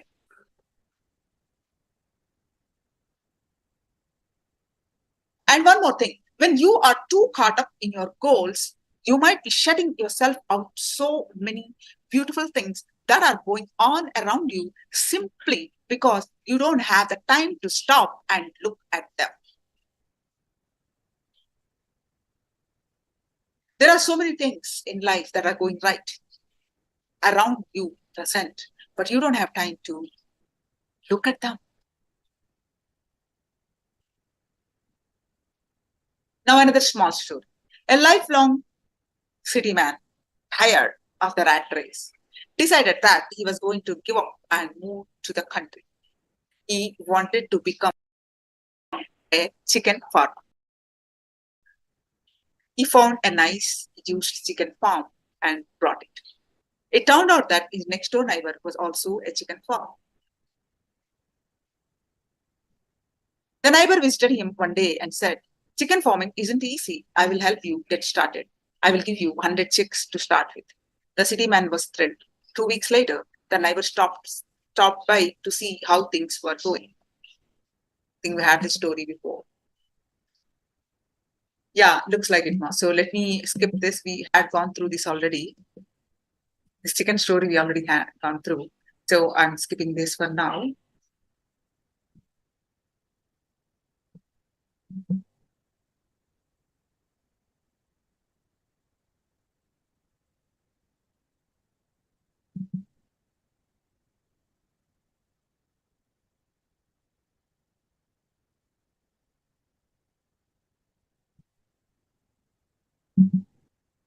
Yeah.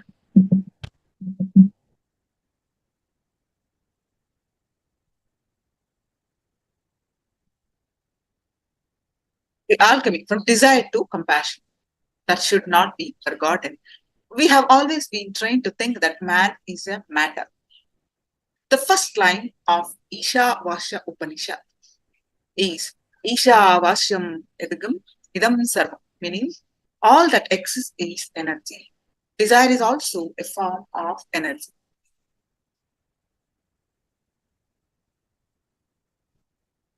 That's why you can turn on desire into another. One desire into another. The desire energy at one point may be a manifestation of greed. In another moment, the same energy may transform into anger.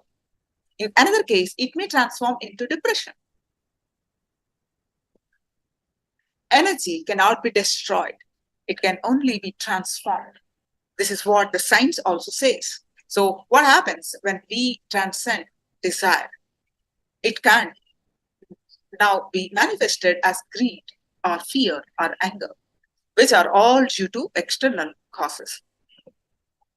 The whole energy manifests itself as a pure, causeless compassion. You cannot create compassion. It happens because of transformation of energy. Then the whole energy starts overflowing causelessly. That is the beauty and definition for compassion.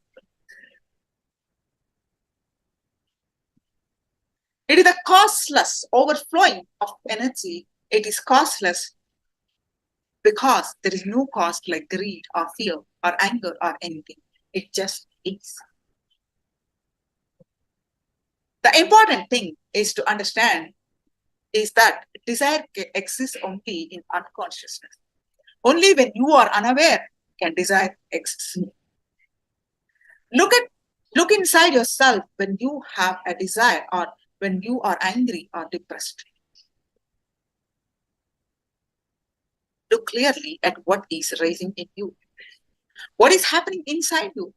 The moment you look at the desire objectively with awareness, you will see that the desire simply loses power. It just dissolves. A fundamental law of existence is that you and your desires together create the reality around you. Exist in response to what you desire. For example, if you are afraid, that very desire of having fear will invoke the desire to frighten you in the other person. If you are not afraid, the desire in the other simply disappears. Existence simply responds to what you ask for constantly. It is giving you what you request. We only need to have the intelligence to know what to ask for.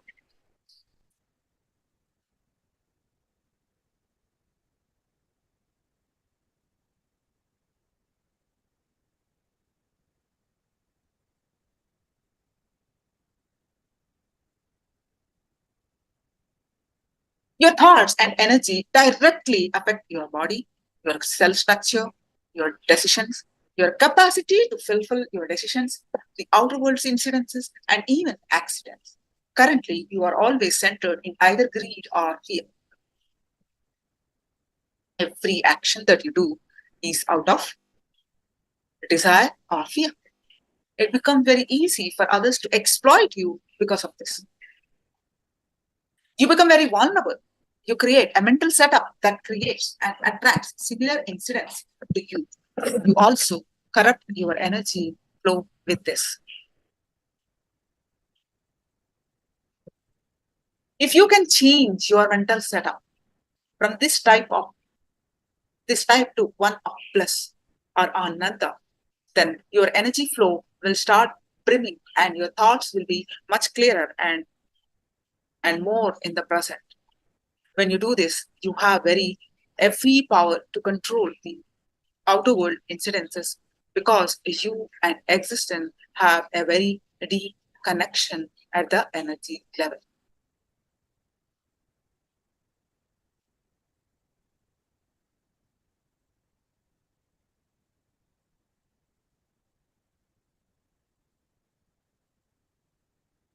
When you do this, you have every power to control the outer world incidences because you and existence have a very deep connection at the energy level.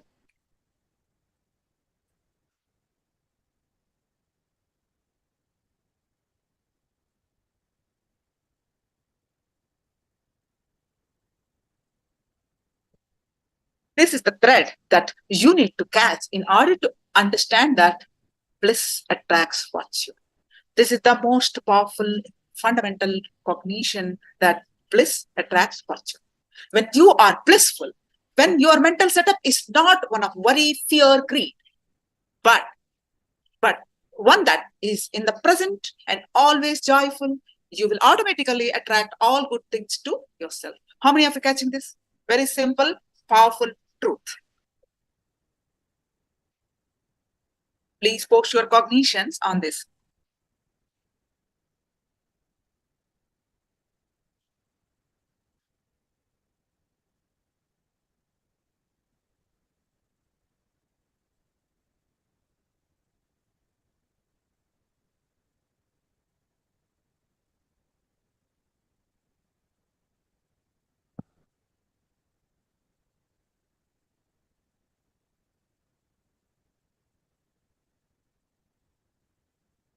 This is the most fundamental.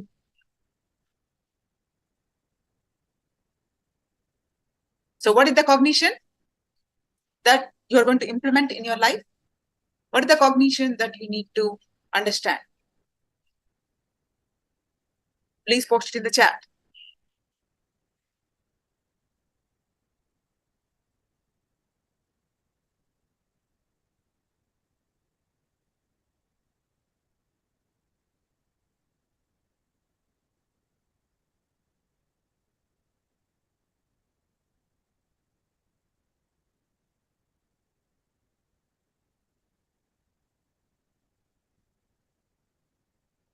Yeah.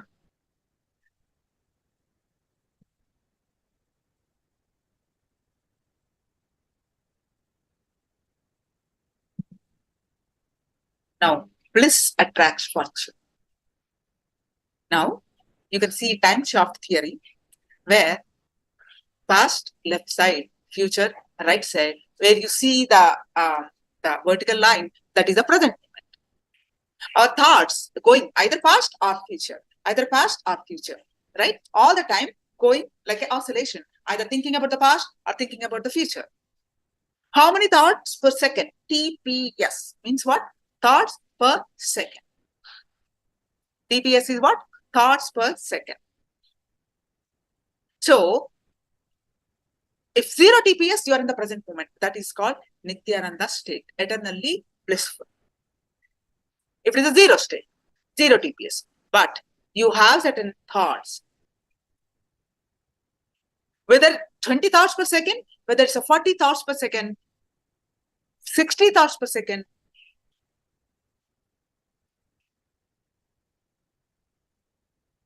or 80 thoughts per second, or 100 thoughts per second.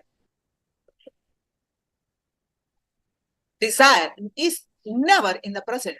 Truth is always in the past. Sir.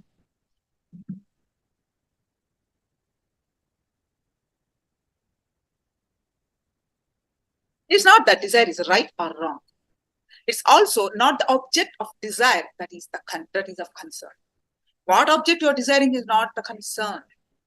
Desire itself will be dropped when we develop the maturity to realize that desire is never in the present. Only truth is in the present moment.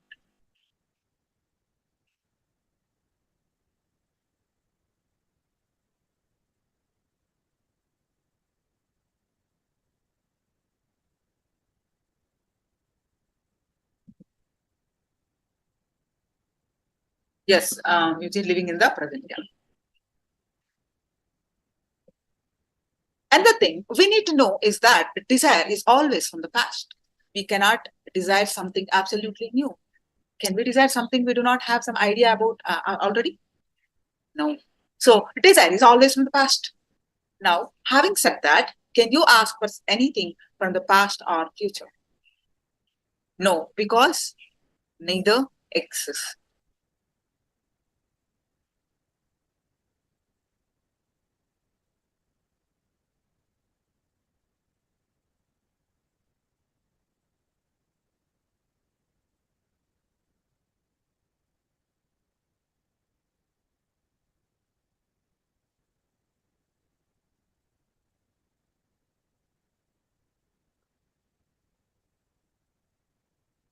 The only thing that exists is the present. And in the present, you cannot desire. You can just be in it and enjoy it. So understand that desire can be dropped if we are just in the present moment and enjoying what is evolving every minute.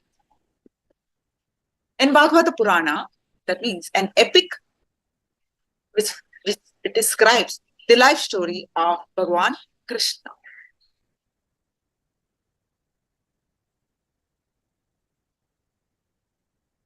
Once a crow was flying with a piece of meat in its beak.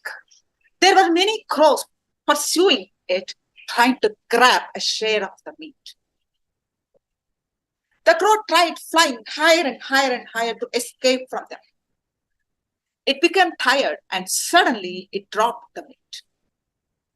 Immediately, the 20 crows simply followed the falling piece of meat.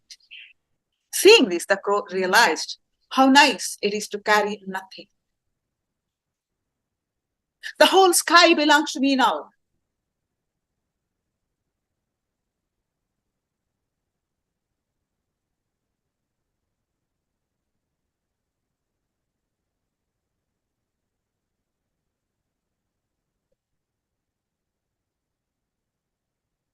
The piece of meat he was carrying was creating all the trouble for the crow, isn't it? The moment he dropped it, all the birds pursuing it simply disappeared. They're not chasing him anymore. Similarly, in our life also, once the beat of desire is dropped, the whole sky of enlightenment belongs to us. How many are forgetting it? Desiring means you have moved away from reality. You have moved away from that which is. Desire means you have fallen into the trap of a dream. Desire means you are not here and now. You have gone somewhere in the future which doesn't exist. Desire means you are not satisfied with what you have.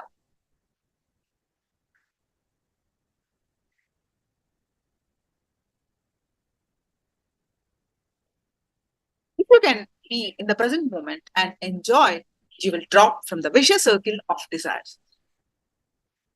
This is the nature of surrender. Surrendering is non-desiring, which allows your nature to express itself.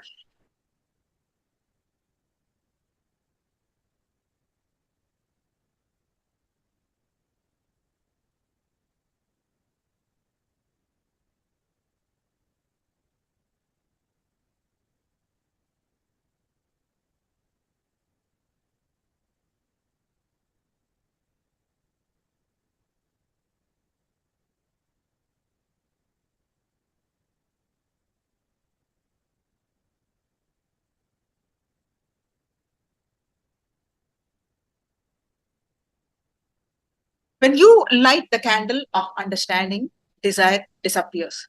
It is not a question of what you desire. The very act of desiring itself is a misery. When you are desireless, the I or the ego disappears, so the misery disappears. All desires must disappear. Only in a desireless moment will what you are asking for happen. When we hear this, the next thing that occurs is your wanting to be desireless. But this is one more desire. You cannot desire desirelessness. You must be simply understand the futility of desire. Through the understanding itself, the greed for desirelessness drops.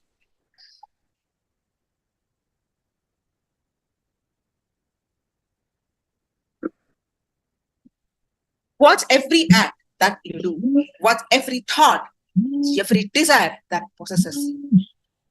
As you watch, your chattering mind chatters less, because the energy that was earlier chattering and fueling the desire is now being transformed into watchfulness. Please write down your understanding of what desires you go through and what is the understanding that you got right now. So please post your comments. Do it as an exercise, please.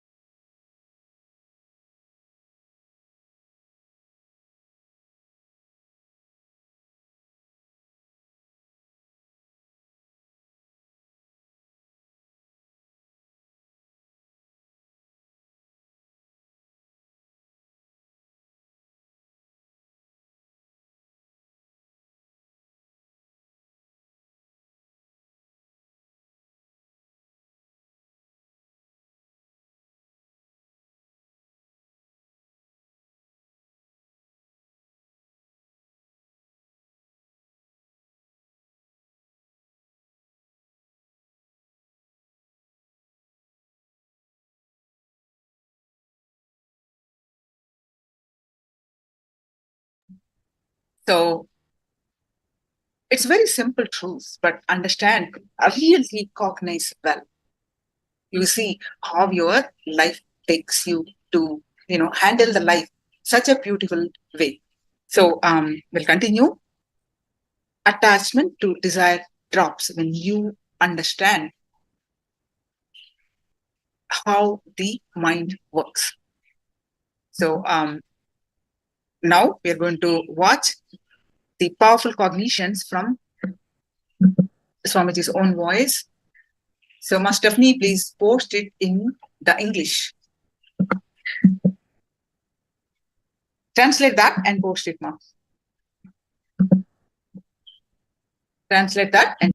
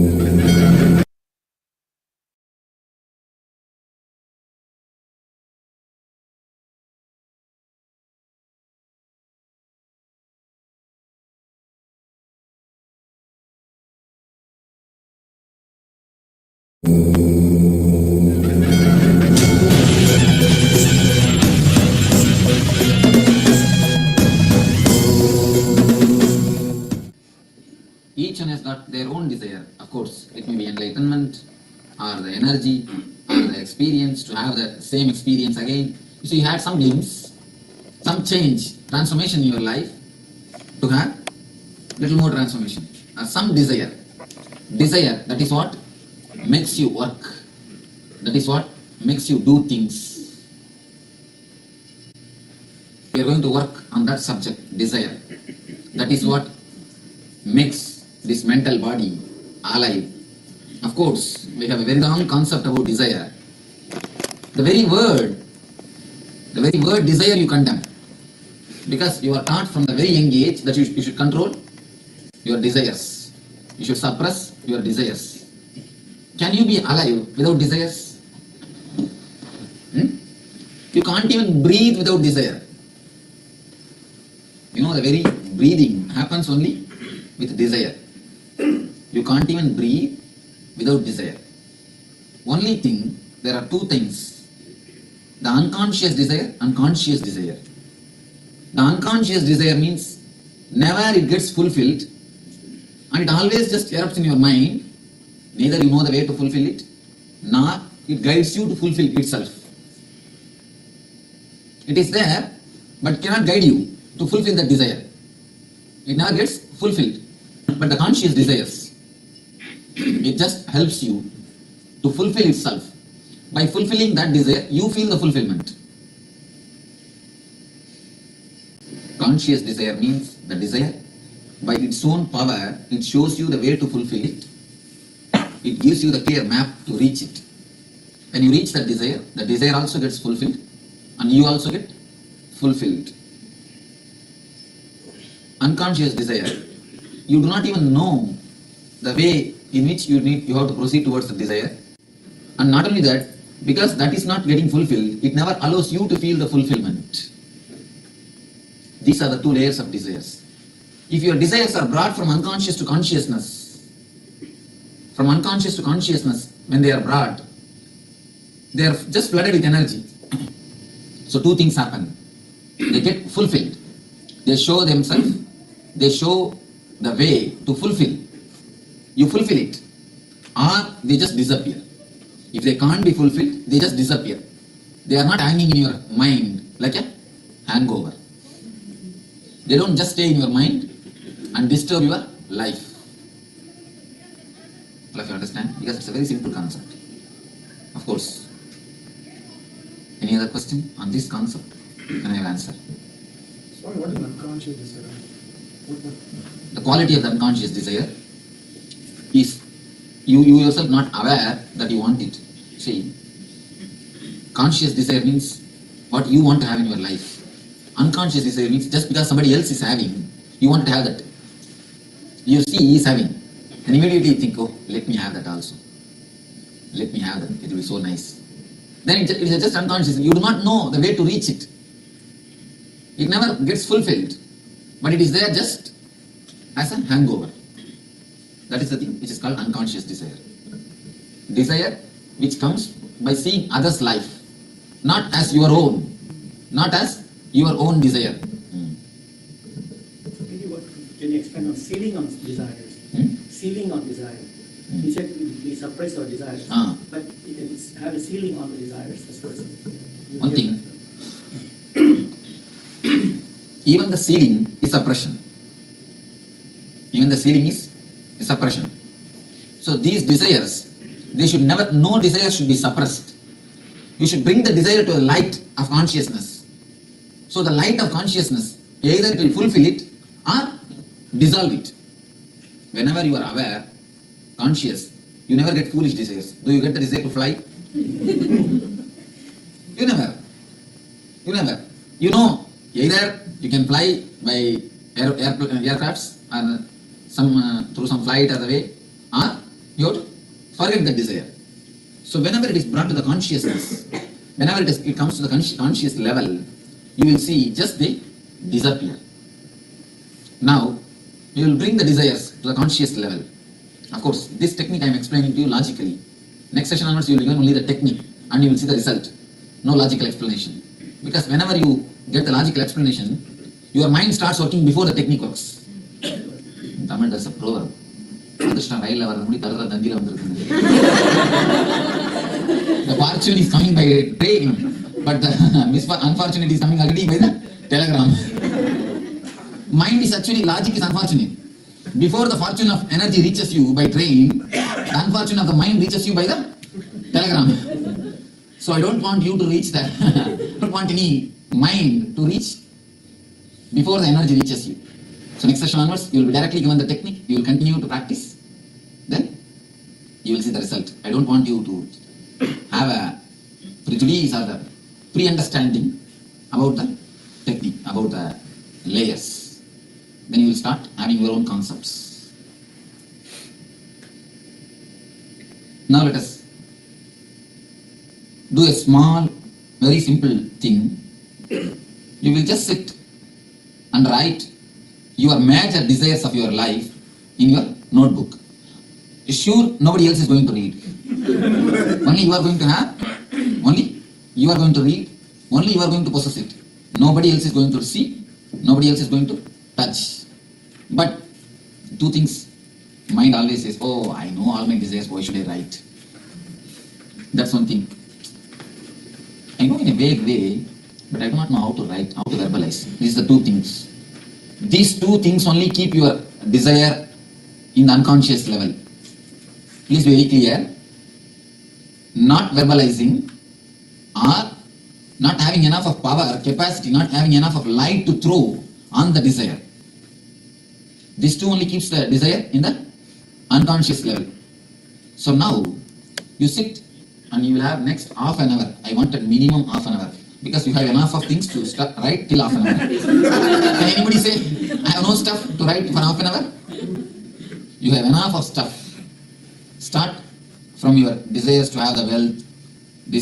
Write the ultimate desire. What is the maximum level you have? Write one by one, clearly, point by point. Understand? Suddenly God appears in front of you and asks, tell me all your desires, I want to fulfill all your wishes. Don't think it's a joke, you may appear also, who knows? So none of you are ready to believe. So you are all very sure, huh? You see, if he appears and asks you, give your applications, let me fulfill all the desires. If you give this application, this notebook, he must be able to fulfill it. And once if he fulfills it, you must feel totally satisfied. So write in that way. Suddenly God may think very clearly, he may appear in front of you and ask, if you give this notebook, after that you should not feel, oh, I have not wrote that. I missed that. I should have added at least one. No, not only the Benz. See, Benz you will write, the attachment to the Benz. I wrote Benz, but I forgot that I should have added that sunglass or sunscreen. Sunscreen and the moon screen. That attachment I have not added. You should not think all these things afterwards. Once you are given, over. Only one chance. Write in a detailed way with all minute details. Start with your wealth. You have 4 layers, just like a fear. If you have done ASP, you know the 4 layers of fear. Notebook is not enough. You will be supplied new notebooks. Don't worry. If you can write, you will be supplied lot of notebooks. You will have enough of notebooks. So, we will start. Don't bother what is going to happen by writing. Write sincerely. 4 layers of fear. Just like fear, layers of fear. Anybody remembers the layers of fear? Let us. First one was fear of losing property, wealth, fame. Second one was fear of losing body part of being an accident. Wait. Now let's ask somebody else. Family members. Fear of losing family. Then? Family life. Okay. Oh. There are many. Nice. The same way, you have 4 layers of desires also. The desire belongs to desire belongs to mind. Desire belongs to mind means the layer of wealth. Layer of wealth, money, or all the comforts. Desire belongs to mind. Next thing, the desire to have the respect, name and fame, or the social status, psychological, in the I and mind. You see, in the mind itself, physical, psychological. In the I, physical, psychological. 2 categories, I and mind. In the mind, physical is comforts. Psychological is name and fame. the being a celebrity. Wherever you go, you just want to be a celebrity. You just want to push somehow your head front. These two layers. And then inside, in the eye, the physical pleasure, sex, or the food, or the sound, music, or the smell, the five senses. The physical pleasure in the level of, in the eyes, physical senses. In the eye, psychologically, a strange thing, you will be, what to say, surprised to understand all your spiritual desire belongs to the psychological eye. Please be aware. Many of you have told me, I have come here to have a spiritual bliss. I have come here to have this, have that. All these things are also desires. All these things are also desires. So you will write 4 layers of desire. You can at least note down the 4 layers. Then you can, so that according to that you can title it and start writing. Desire for wealth.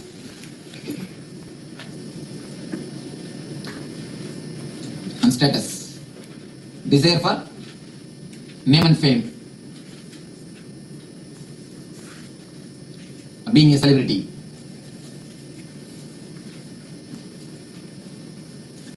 Third layer, desire of sex, the sexual fantasies. Fourth layer, desire of spirituality. In the eye level, psychological. Of course, you need this, right? These 4 words, that is enough. You understand? Wealth, name and fame, sexual fantasies, then spiritual desires. So under this 4 title, almost all your major desires come, and give the fifth category, miscellaneous. Because you are such, you will create anything. I cannot count. What are the weird things you create, only you know. Now you take your own time to write at least half an hour. You will be given. Clearly verbalize. You see, God must be able to read. Your handwriting may be bad, that's not a problem. Once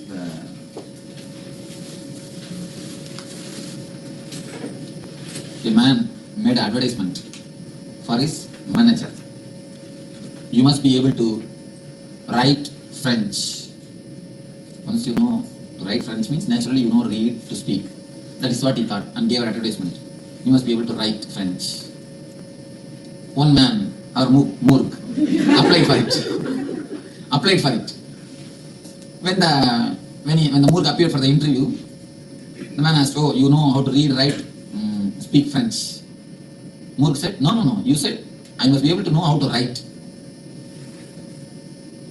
The man asked, "What? You say you must be able to, you know how to write, but you can't read. How can it be possible? You know how to write, but you can't read." The Murg said, "Yes, I can only write, I can't read." It's strange. Finally, the man said, "All right, at least let me give you the test, you write." He started writing. Then what he wrote, this man could not understand. He called the Murg. "What is this? What you have read? What you have written? Read it out." Then immediately Murg said, "You see, already I told you, I can only write. I can't read." So, don't make like that writings. Write such a way that God can read without your help. Verbalize it very clearly. Verbalize it very clearly. See, if you are stuck, if you feel that you can't verbalize, be very clear, your desires are playing fool of you. The desires which you are not able to verbalize, they are only called unconscious desires. When you verbalize itself, so many desires you also will feel shy. What all foolish things I am doing. But don't bother about it. Don't bother about it. Verbalize. You will see automatically the process will happen. You don't bother about what will happen. You just follow the technique. You just follow the method. So, start writing it. Write all maximum things you want. Don't write minimum, and once God takes away, you cannot give any supplement. So, no supplements will be accepted. So, write to the maximum. Whatever you want to have. And whatever wealth you want to have. Whatever name and fame status you want to have. Whatever sexual fantasies you have. Whatever way you want to fulfill it. And whatever spiritual desires you have. Whatever way you want to fulfill it. Write everything one by one. only for ourselves. What if we want something for our husband or for our children to write that? No, you see one thing, even that is also your selfish thing only. Because he's your husband, you want for him. You see, if Suresh is not your husband, some other Ramesh is your husband, then you want for Ramesh. You understand? It is not for Suresh, your husband. So your husband, so naturally it comes under your category only. So write it your desire. It is your desire. Huh? Am I right?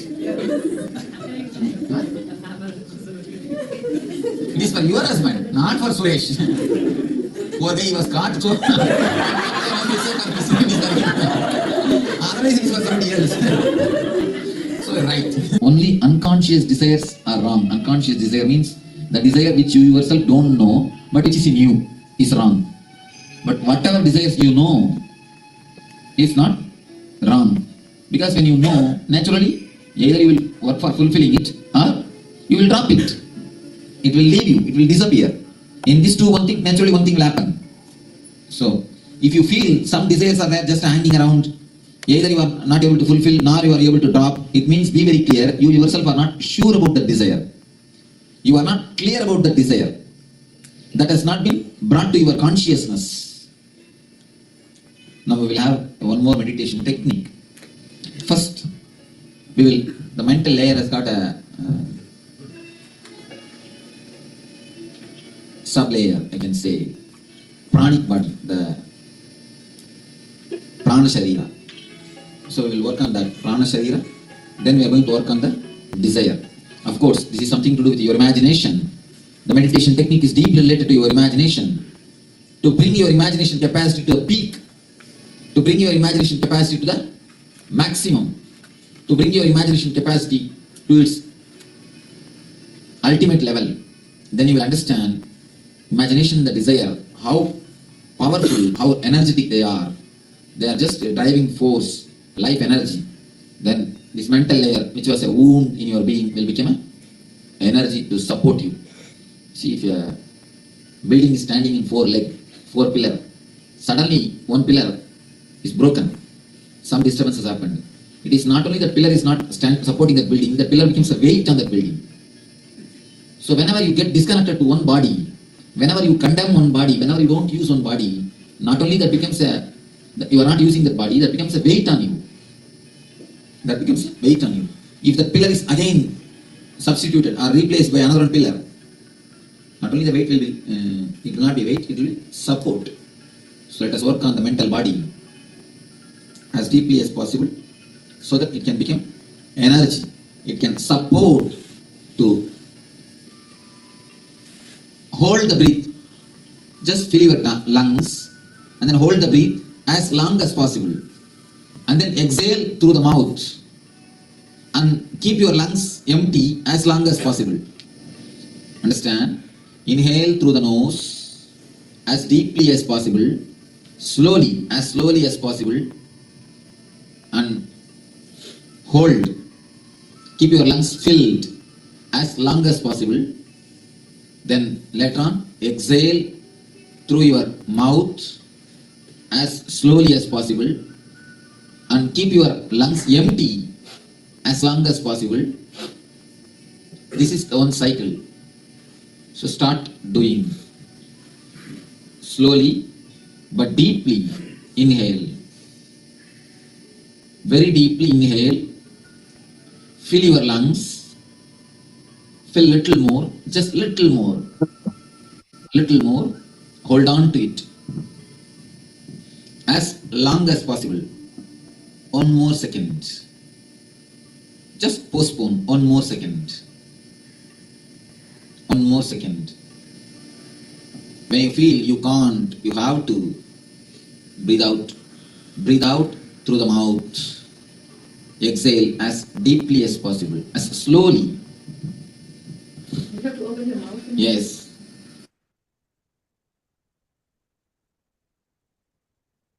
Yes.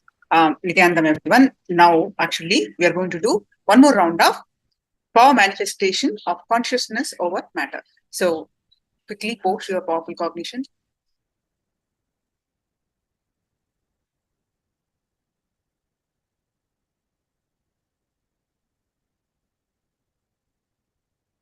Quickly post your powerful cognitions from Living Enlightenment book.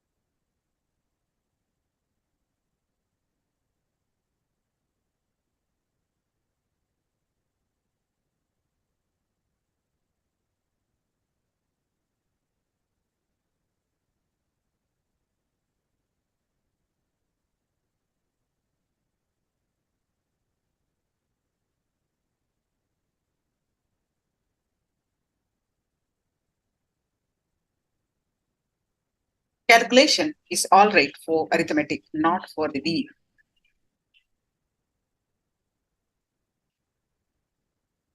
Wonderful. Any others also? Please post your powerful cognitions.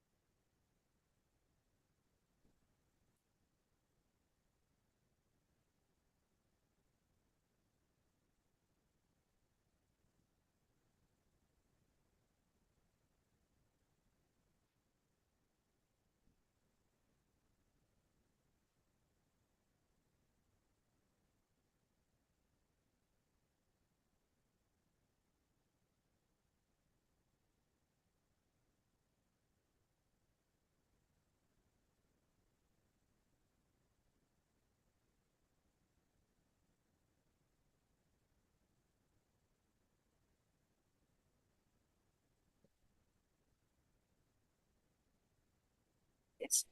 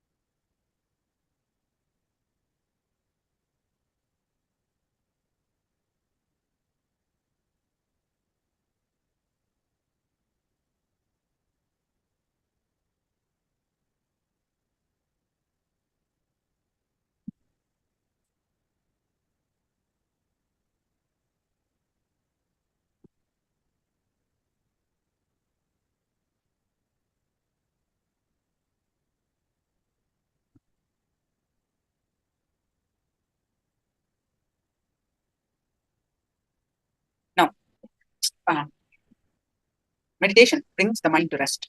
Wonderful. It's not wrong to have desires and don't bother. Everything happens when you are on the right path. Wonderful. Okay, so please straight and your object in the palm. Visualize Swamiji's palm in your third eye and start chanting the Mahavakya. Oh, Nithyananda Paramashivoham. Start chanting the Mahavakya and experience the space of oneness. With the space of oneness, declare the object in your hand to move.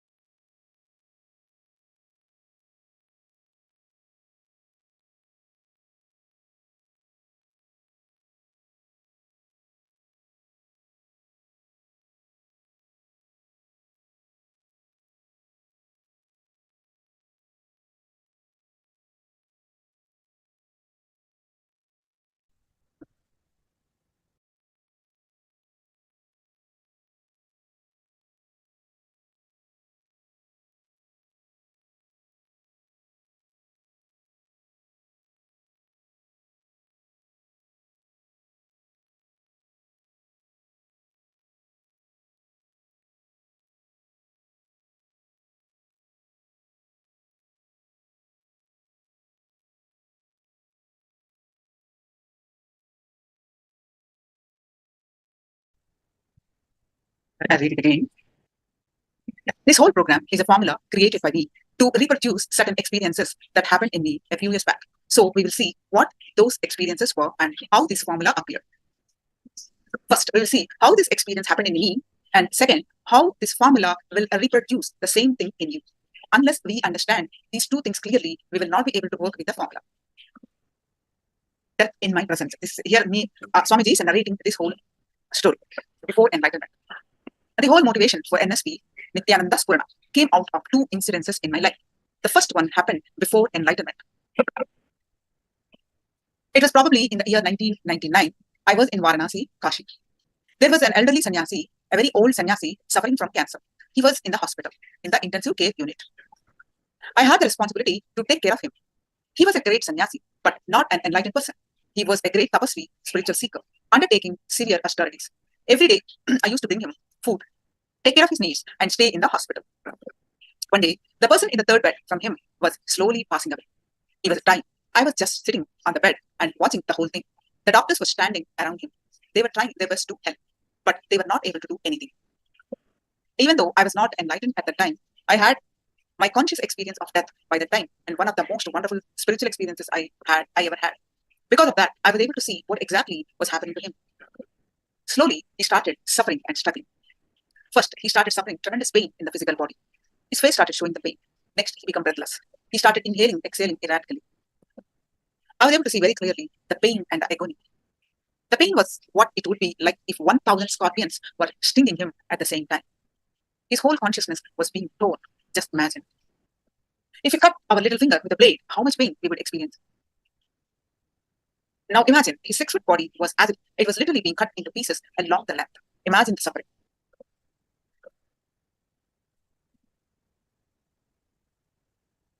I was able to experience the pain, the agony, the feeling which he was undergoing. Of course, slowly, very slowly, he started moving away from the physical body. Even though it is a little difficult to perceive this whole thing logically, even if it is a little difficult to understand this intellectually, this is what really happened. Understanding this whole thing is like working with a formula. To understand this formula, to understand how to solve it, first we assume some value for x. X is 2. Replace 2 in the place of x. 2 into 2 is equal to 4. Once the answer is right, we know x is 2. Until the calculation is done, we have to have a little patience. But when I say, let us assume x is equal to 2, immediately, if we start raising the question, no, why not 3? Why not 1? Why not 4? We will not be able to proceed at all. Even if we understand it as a hypothesis, it is enough. At the end of the calculation, we will be able to understand how this whole thing happened. It's the same as what I am sharing with you. It may be difficult to understand logically, but just relax and take it as a hypothesis for now. I was able to see and experience the tremendous pain and agony of that being. It was an excruciating pain and deep suffering. The being started moving from the physical body to the pranic body, which is the second layer body. The pranic layer is our breathing energy. All these 7 bodies are 7 energies, energy layers of our being. When the being started moving towards the pranic layer, again, there was a deep suffering. Our prana sharira, the breath body, is filled with all our desires. Our breathing and our desires are very closely related. If we change our breathing, our desires can be changed. Our desires and breathing are very closely related. So when the energy was moving into the pranic layer, all the desires of the being started coming up. The being started suffering with all the unfulfilled desires. Then when the being started moving towards the next level body, all the guilt started rising. Oh, I should have done this. I should have lived in that way. I should have lived in this way, etc. In this fashion, slowly, the being moved layer by layer and finally died. I saw the whole death. I saw the whole death happening right in front of my eyes. I was able to see the whole process of death very clearly, but I was not able to help in any way. I was not enlightened at that time. I was not able to help. I just witnessed the suffering, but the pain created in me just by seeing the suffering itself was too much. I started feeling the pain similar to what we might experience if we witness a nasty accident on the road. What will happen? Will we be able to eat for the next 2 days? If we see a terrible accident on the road, will we be able to eat soon after that? No. It was the happening right in front of my eyes. I was able to see the whole process of death very clearly, but I was not able to help in any way. I was not enlightened at that time. I was not able to help. I just witnessed the suffering. But the pain created in me was seeing the suffering itself was too much.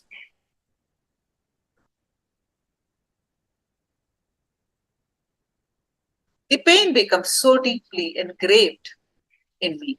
I was recorded in my being. It was recorded in my being so deeply. I was not able to eat or sleep for the next 3 to 4 days. Anyhow, after a few days, I left Varanasi and wandered further.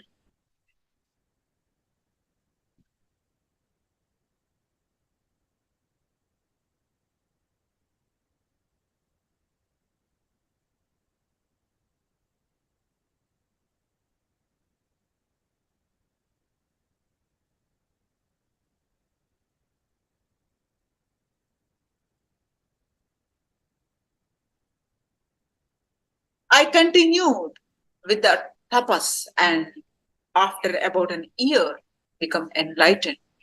Then, driven by the will of existence, I came down to South India. I stayed there for 1 or 2 years. It was around that time that again I had one more opportunity to see death happening in front of my eyes. Again, I saw the second death in a hospital and in an intensive care unit. This second person did not suffer at all. He simply passed away, moving through one layer by layer seamlessly. I was surprised. I asked his relatives if he was a highly spiritual person. They said that he was very far from it. He probably never went to temple in all his life, nor did he meditate or do anything remotely related to spirituality. I started analyzing why did the first person suffer and why did the second person not suffer. The death that I saw at Varanasi was so painful, and there are no words to describe it fully. But the death that I saw the second time was so different. I saw that the person neither experienced pain nor did he have any suffering. He was moving beautifully from the first body to the second layer, to the third layer, the fourth layer, and so on. Like how a ball rolls in the snow, just like that, his being was moving. I was surprised as I was watching his being slowly moved away and just disappeared. He became enlightened. He was liberated. When I was pondering over these two incidences, suddenly the truth jumped him. The second man left his body in the presence of an enlightened being. That was the reason why he left the body painlessly. When the first person was dying,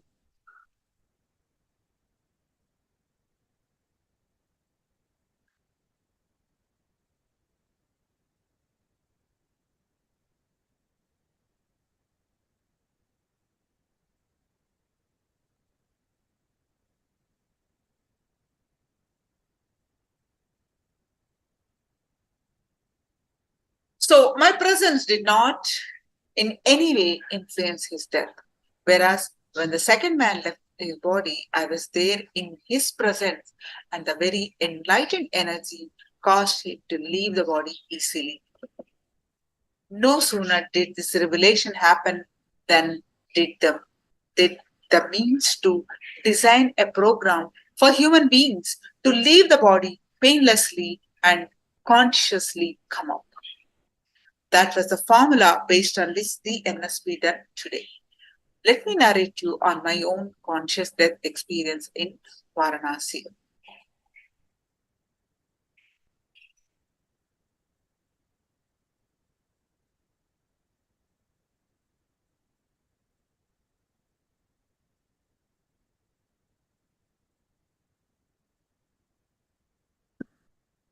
So now Swamiji is going to narrate his own death experience. He had 2.5 days, a death experience. Let's listen from Swamiji's own words about his death experience.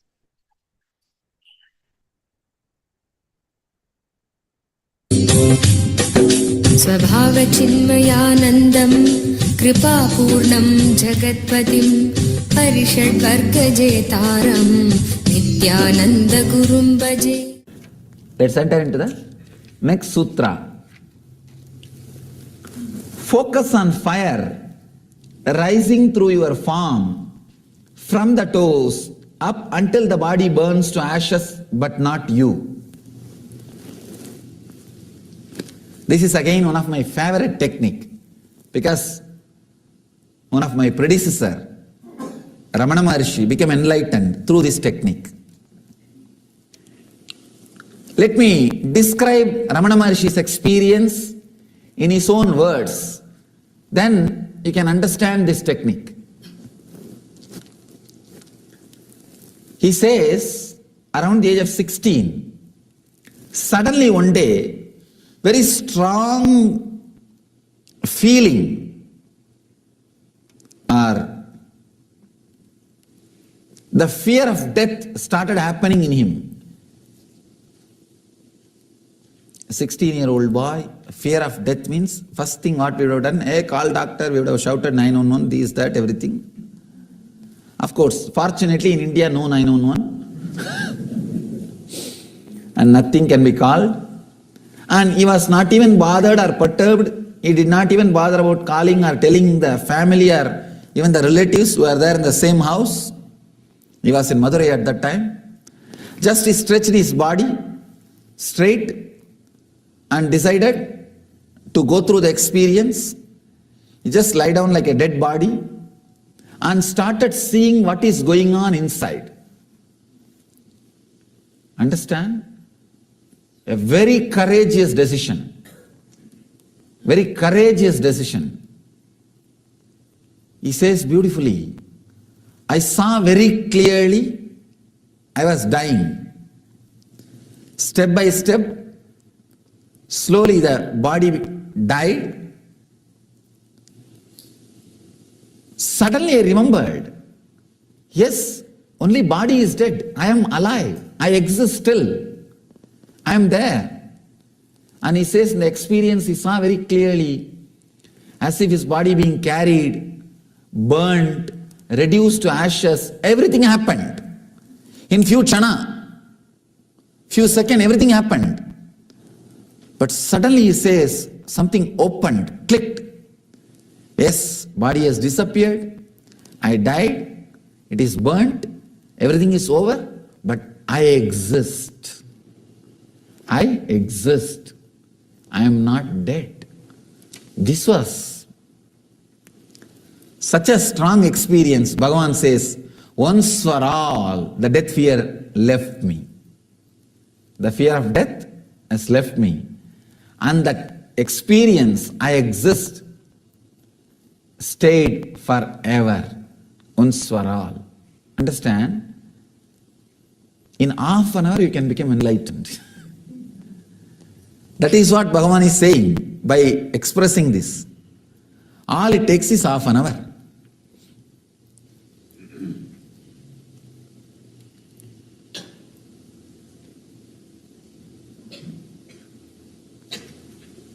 Logical mind, an ordinary mind, very difficult for the mind to understand. How can just one simple experience give so much of clarity and courage? An experience transform the whole life. He says within that experience, after that experience happened, within few days he left the house all alone and traveled and came and settled in Arunachala and never left the Arunachala after that. Maybe Ramana Maharshi should have practiced this technique for many janmas before that birth. Whatever he practiced, that experience only just automatically opened up. opened up and pulled him inside and gave the truth. Let me repeat the sutra and we will try to understand. Focus on fire rising through your form from the toes up until the body burns to ashes, but not you. It's very, I can say practically all mystical tradition in the planet Earth use this technique, including Christianity and Sufism. Even in Christianity they use this technique. In many Catholic monasteries and nunneries, they use this technique. I read the other day, one of the esoteric Christian groups, spiritual groups, not the social group, the spiritual group, who are fully engaged in transforming them and enlightenment science. Spiritual group. They say that they are nuns. Every day they will lie down inside the coffin before sleeping for 2 hours. Of course, open coffin, not closed. They will lie down and meditate that they are dead. In Sufism, they dig a pit and lie down in that and meditate. Of course, in Vedanta, this is one of the, I can say that most used technique in Vedanta for enlightenment is this death meditation. Kathopanishad describes this technique wonderfully.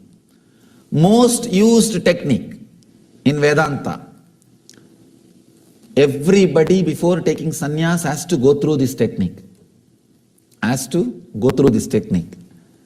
And in Buddhism, anybody who is initiated into sannyas, first thing he has to do is he has to go and sit in the graveyard for 3 months and see continuously dead bodies being burnt and visualize that he is also being burnt. If you have that much courage, it's good. You can go and sit in graveyard and see the dead bodies being burnt every day. Of course, unfortunately here in this country you can't see. It's all electrical. In India you can see it's a open burning. Natural process. They will arrange the wood and put the body and burn. I have seen, I myself personally had this experience in Varanasi. Let me describe this sutra, then I will add my personal experience. Focus on fire rising through your form from the toes up until the body burns to ashes, but not you.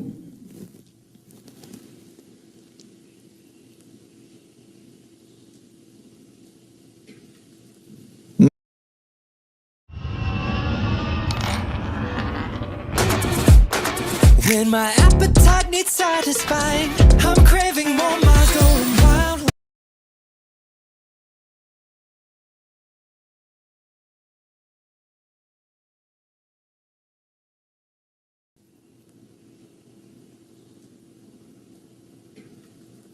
Mahadeva says, visualize the fire rising out of your body slowly, step by step. Let your form be burnt. He's saying beautifully. Let your form be burnt. Let your body turn into ashes, but not you.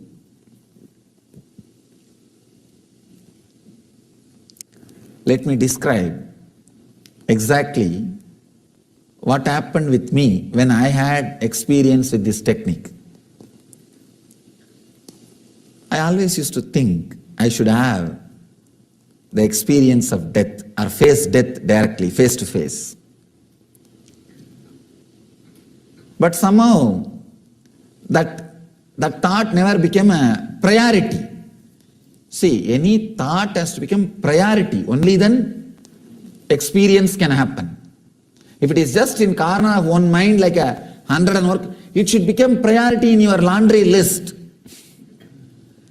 Not last. It should become priority. Usually in our laundry list, washing, cleaning and cleaning the house and paying the rent and phone bill. If time permits, enlightenment also. If time permits, meditation also. That's all. But here, that way things will not work. Only when it becomes top priority, when urge becomes urgent, things starts transforming in you. Otherwise it is okay, but nothing much can be done. One small story, one guy goes to the doctor and says, "Doctor, I tried to commit suicide by taking 1,000 aspirins." Doctor asks, "What happened?" He says, no, after 2 I felt better, I stopped. So, you may feel better after 2 aspirins, if it is in your laundry list. But only if it is a top priority, experience can be achieved. So it was not in my top priority. Somehow it was getting postponed. When I went to Varanasi, Varanasi is the holy city for Hindus, largest floating populated city, floating population. 300,000 people per day enter and go out. Such huge floating population per day, average. That is the amazing thing. And per day, 300 people are burnt in one place. 300 dead bodies are burnt in one place. Manikarnika Ghat, they call it Manikarnika Ghat, where traditionally it is believed, if you leave the body, or if somebody dies in that area, or if somebody's body is burnt in that area, they will be liberated. They will have direct enlightenment. Not only it is traditional belief, Ramakrishna confirms it from his own experience. He says that I saw very clearly Shiva, Mahadeva himself going near every pyre and taking that soul, unclutching it from the body mind and liberating. He says, I saw it with my own experience. So you can't say it's a mythological belief, it's a solid experience. I had the fortune of going to the Ghat. Understand, traditionally, not only it is believed, it is true, for last 2000 years, the fire has never been put off. Whether it rains or shines, flood or whatever it is, they will not bring fire when they come to the Manikarnika Ghat with a dead body. From the fire will be taken and lit. It's a Akanda Smashana, means unbroken fire. Means day and night bodies will be getting supplied. I saw sometime they do bunker cart system, 2-3 bodies at a time. Because so much bodies are coming. I don't know from where people are dying so much. Because if you sit half an hour, something like 200 bodies comes. And especially in the evenings. Because from around the place, whoever dies, they will start walking from their place carrying the body. Ram Nam Satya Hai, Ram Nam Satya Hai, that is the mantra they will chant and walk. By the time it becomes evening, they will reach the Manikarnika. Totally per day average 300 bodies are burnt. Only in the evening 200 bodies will be there. Because evening only they will all reach the Manikarnika. Whatever is said and done, I cannot describe the experience verbally. Only you have to see there to have that experience. To tell you honestly, the fear of death just disappeared. When you see so many bodies, Arey, what is there? Like this only I am also going to go, okay. You feel there is so many people giving company.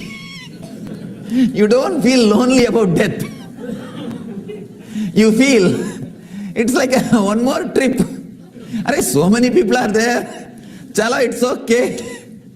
And this is what is going to happen. See, if you see one body being burnt rarely once in a while, you will have that fear.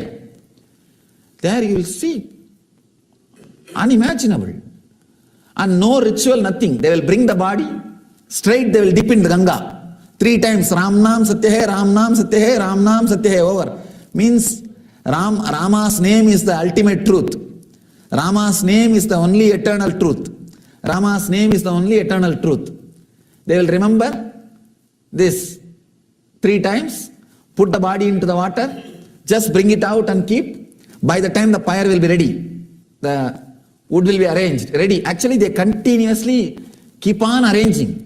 Even if bodies are not coming, they are keeping on continuously arranging. Ask them, why do you guys arrange continuously? You don't know, Swamiji, in half an hour, 200 will come. They have accounts as if they know for sure. And the bodies come and it's arranged. They give like a token based on the entry. The moment body enters, they will give the token. And another one funny thing, no relatives stay there and do any ritual. The moment they do the Ram Nam Sateh, dip 3 times to the Ganga and throw the body there and go away, that's all. Because the people who are there, the maintaining, they will take care. And you don't know how long it will take the body which you brought, your friend or relative's body, to be put in the fire. It's in the queue system. Continuously it's going on.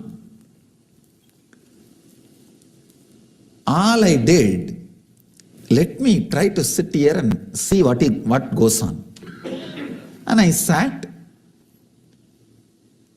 Just in half an hour, 1 hour, the death is no more a strange incident which happens once in a while for some relative or friend. It became like okay, next, that's all. Next, that's all. All size, all gender, all age, all kinds, all color, all community, all religion also. Anyhow, these guys are seekers. So even they bring the bodies. Even their bodies are brought. All kinds. When continuously you see this happening, you actually lose respect for death. Now you have too much respect, too much of ideas about it. Alright, it is nothing. The breath which went inside did not come out, that's all.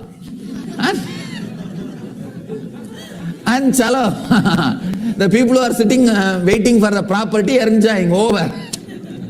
That's all. What is there? And nothing much. Neither anything can be done about it, nor anything can be repented. Now, what is there over? Neither you can fast forward, nor you can rewind. Over. And when I saw that bodies being burnt continuously, initially the little fear which was there disappeared. And slowly, not only fear, it became interest. I started going near and started helping them. Helping them.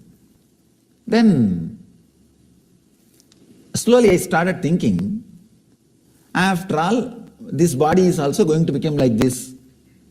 Yes, over. When you remember that death is going to happen to you, the respect which you carry for your ego will come down. Because whatever you think should not leave you is ego. When you know for sure everything is going to leave you, then the respect for ego just drastically drops. And especially, I'm a kind of a too sharp, straightforward guy. So straight away the respect for ego dropped. Then I decided, after all I'm going to die. Either I should have a death experience now itself and live without the death fear, or die and see. That's all. But I have to see the death. There is a small Shiva temple in one corner and a small tower above the temple. I went and sat in that tower so that nobody will disturb me. In one corner I sat. If you see in the biography souvenir, you will see the photograph where I had the death experience. I sat there. From there I started seeing the dead bodies being burnt. Still I remember the strong click was when an elderly lady's body was being burnt. I saw her, she had a big belly. The cloth burnt and the fat which was there in the belly started burning and melting and flowing. Sorry for describing too vividly. I could see very clearly because the cloth got burnt, the body is there and the fat is burning and melting and flowing. Because the fat is flowing, the fire is still burning with a full speed. That gave a very strong click into me and said, oh God, yes, same way it is going to burn. And same thing is going to happen to this body also. Let it happen. That click opened up a deep fear of death. And that fear, when it spread all over the body, when I faced it consciously, I could see very clearly that fear spreading all over the body. When the fear met my awareness, hit my awareness, that became death experience. Understand? Whenever your fear is suppressed, it stays inside you as a suppressed fear. Whenever it comes out and you are not consciously facing it, it becomes a fear stroke and shakes your whole nervous system and breaks it down. If it is faced consciously, it becomes death experience. The fear, death fear, if you just escape, run away, when that fear happens, it becomes death. When you face it consciously, it becomes death experience. Death fear plus subconscious is suppression. Death fear plus unconscious is nervous breakdown. Death fear plus conscious is death experience. Understand? I have given a clear explanation, clear equation. Death fear plus subconscious is suppression, perversion. Death fear plus unconscious means you don't suppress, but neither you face. You just get shaken, frightened. Fear stroke, nervous breakdown. Death fear, conscious awareness is death experience. I was able to see very clearly the fear which rose when I faced it consciously with awareness became death experience. Means I saw clearly the body is dead. It's not moving. 2.5 days, no food, no water, no thought, no question, no doubt, body was there. Only after the experience I realized 2.5 days passed. It was there. I could see with closed eyes, the body is dead. Actually, the little fear which was there disappeared. In ritual, the moment they do the Ram Nam Satya Ram Nam Satya, dip 3 times to the Ganga and throw the body there and go away, that's all. Because the people who are there, the maintaining, they will take care, and you don't know how long it will take the body which you brought, your friend or relative's body, to be put in the fire. It's in the queue system. Continuously it's going on. All I did, let me try to sit here and see what goes on. And I sat. Just in half an hour, 1 hour, the death is no more a strange incident which happens once in a while for some relative or friend. It became like a, okay, next, that's all. Next, that's all. All size, all gender, all age, all kinds, all color, all community, all religion also. Anyhow, these guys are seekers. So even they bring the bodies, even their bodies are brought. All kinds. When continuously you see this happening, you actually lose respect for death. Now you have too much respect, too much of ideas about it. It is nothing, the breath which went inside did not come out, that's all.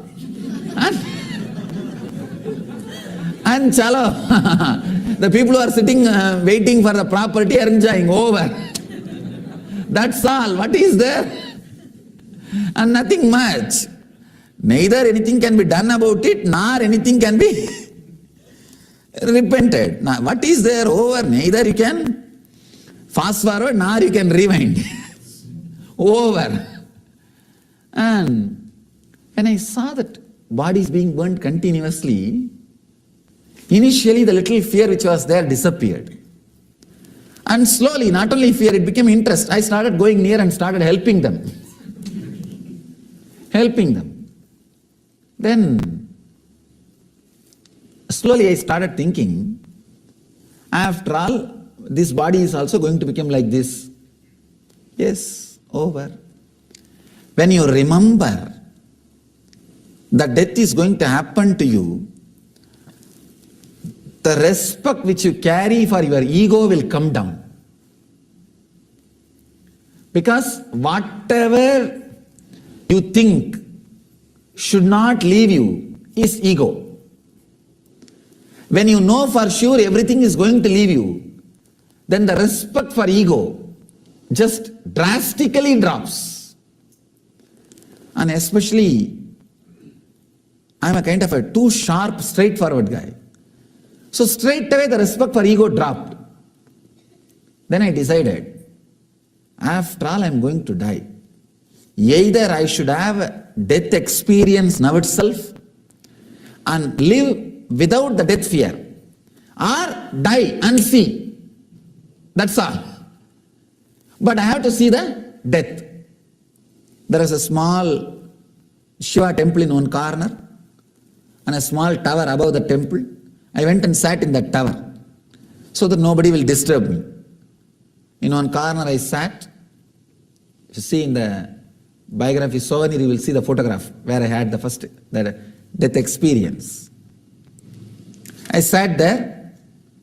From there I started seeing the dead bodies being burnt. Still I remember the strong click was when an elderly lady's body was being burnt. I saw her, she had a big belly. The cloth burnt and the fat which was there in the belly started burning and melting and flowing. Sorry for describing too vividly.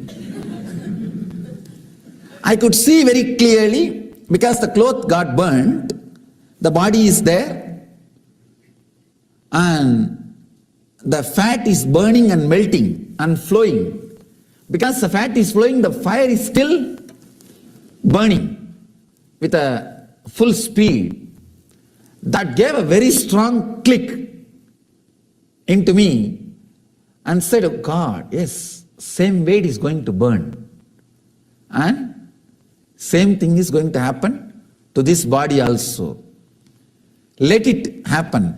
That click opened up a deep fear of death. And that fear, when it spread all over the body, when I faced it consciously, I could see very clearly that fear spreading all over the body.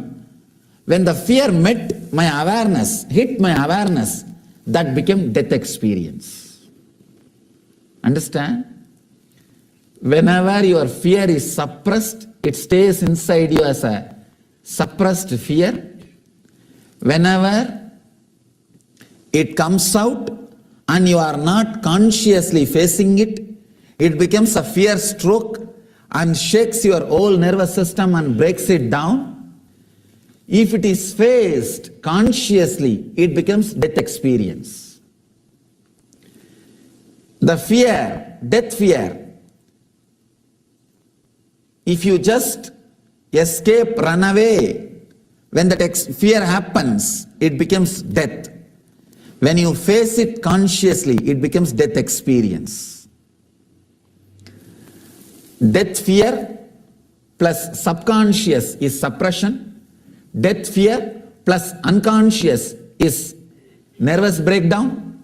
Death fear plus conscious is death experience. Understand? I have given a clear explanation, clear equation. Death fear plus subconscious is suppression, perversion. Death fear plus unconscious means you don't suppress, but neither you face. You just get shaken, frightened, fear stroke, nervous breakdown. Death fear, conscious awareness is death experience. I was able to see very clearly the fear which rose when I faced it consciously with awareness became death experience. Means I saw clearly the body is dead. It's not moving. 2.5 days, no food, no water, no thought, no question, no doubt, body was there. Only after the experience I realized 2.5 days passed. It was there.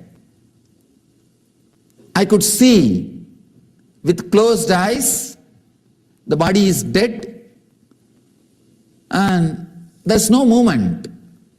Suddenly, after 2.5 days, the click happened.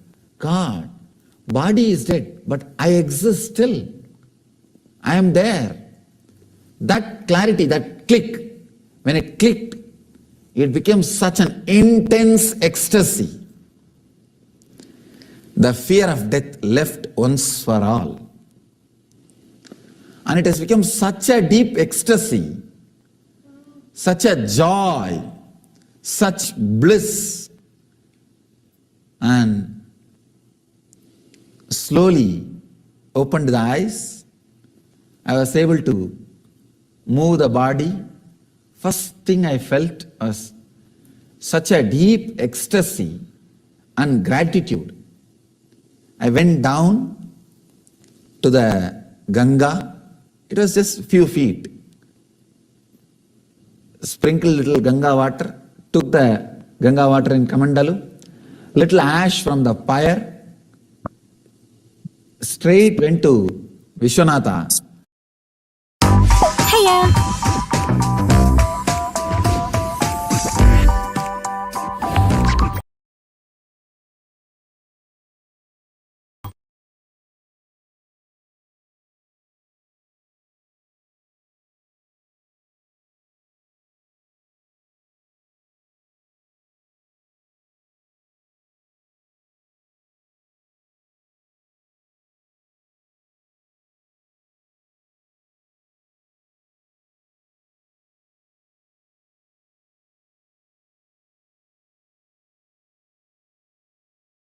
Vishwanatha was alive.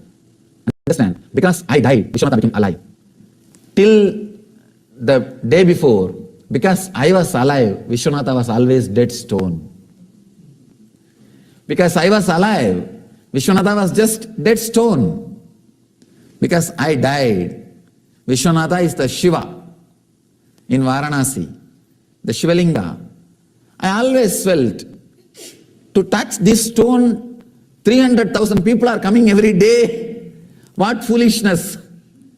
And one more funny thing, when you can touch the deity by yourself, you lose respect. In South India, you can't touch. In North India, you can touch by yourself. And the Vishwanatha, you can touch and play with yourself, everything.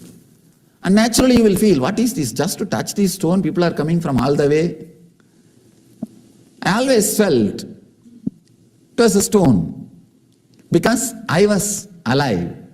When I died, I saw clearly, he is alive.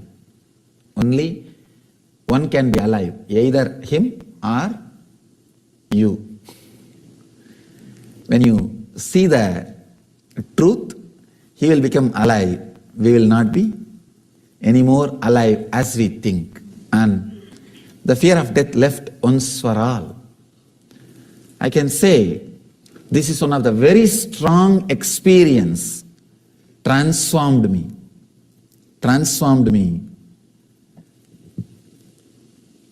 towards my enlightenment, towards the spiritual ultimate truth. That click is what I call Satori, the enlightenment experience. Let you achieve and radiate the eternal bliss, Nithyananda. Thank you.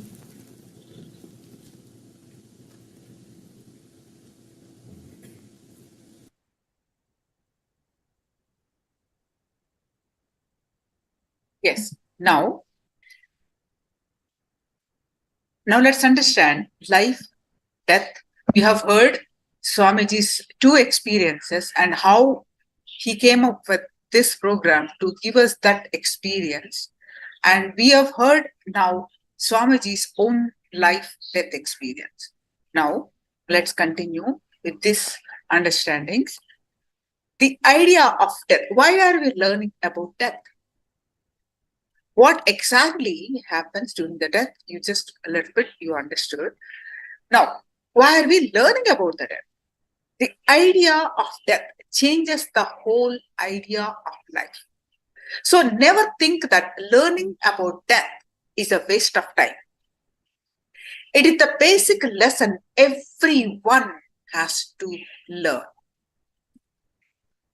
First, a person moves from the physical layer, that is the body with we are having. Next, the pranic layer, which involves inhaling and exhaling. That is the energy or the air movement, the prana movement inside our system.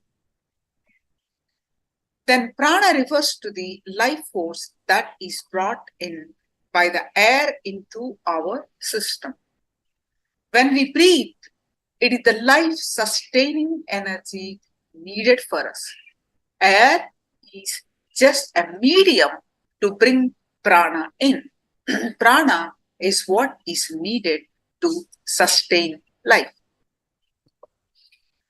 When we move from the first layer to the second layer, all our desires, our unfulfilled desires, all the ways in which we wanted to live but did not live, all those things usually come out. When this happens, it is almost as if in a room, 10 people are standing, kicking a football around. What will happen? Just like how the football is kicked from one corner to the other, our consciousness will be kicked from one corner, all corners. In each corner, some desires will be standing and kicking it. At the time our consciousness is trying to leave the body, all our desires will be forcing us to enter back into the body so that we can fulfill and enjoy them further. On one side, our desires will be forcing us to enter into the body again so that we can live and enjoy. While on the other side, the body will say, no, I am tired. I can't host you anymore. Just sleep. On one side, the body will say, I'm tired. I can't host you. On the other side, the pranic layer that houses our desires forces us to live inside the body. That is what causes pulling and pushing at the time of death. Pulling and pushing is nothing but fight between our desires and the body. Somehow, if we manage to move away from the pranic layer, we enter next into the mental body. When we enter into our mental body, all our guilt rises. All the guilt that we had about the way we felt we should have lived our lives but never lived, all the mistakes that we committed, all of our regrets, etc. Please understand, desire is Desire is about the future and guilt is about the past. But actually, both are one and the same. The same thing, when it is about the past, it is guilt. And when it is about the future, it is desire. The way in which we want to live is desire. And the way in which we wanted to live but didn't is guilt. I always tell people guilt is nothing but reviewing our past decisions with updated intelligence.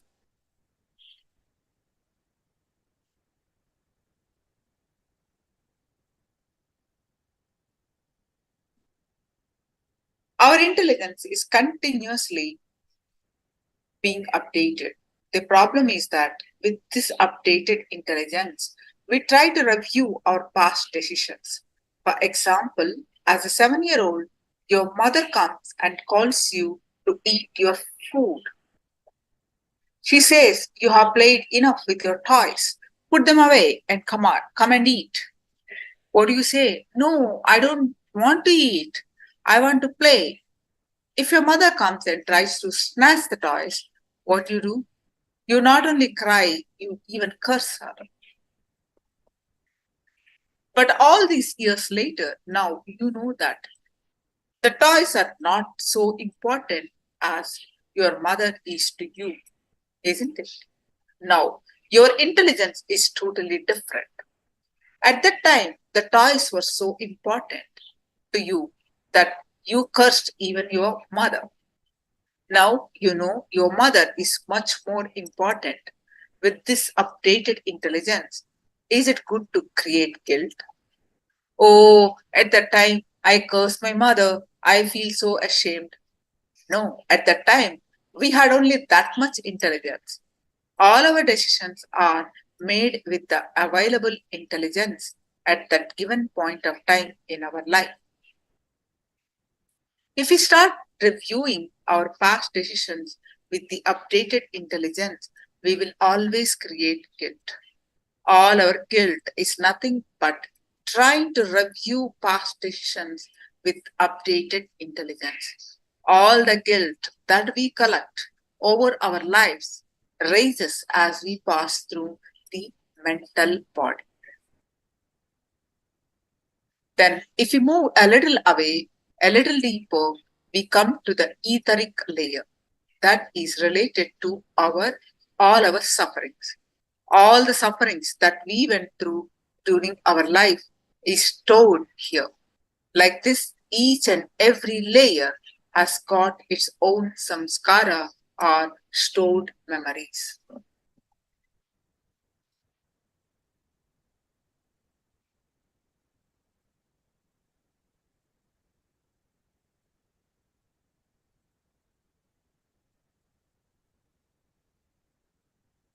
Actually, traveling through these layers is what we can think of as hell. There is no other separate place called hell. Hell and heaven are geographical locations, are not geographical locations, they are psychological spaces. One more thing, when we enter into the dream layer, we start dreaming. We have seen that this whole world in which you live is now becomes black and white because we are in the dream world.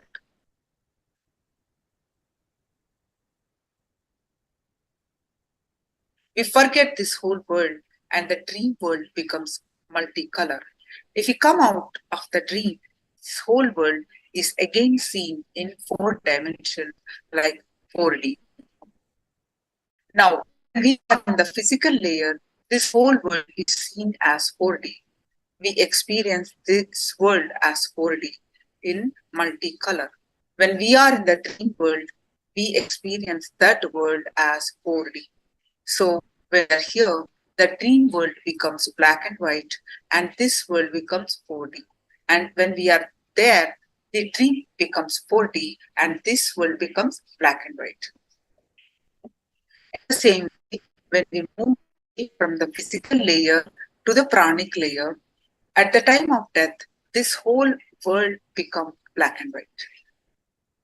All your achievements, your pride, your efforts, your sorrow, your happiness, everything will appear in black and white.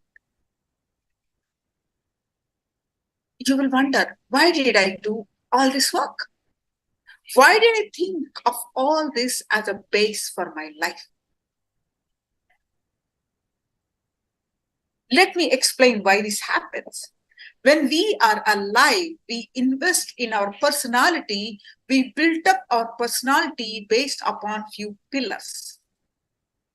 There are few pillars or foundations on which we build our personality.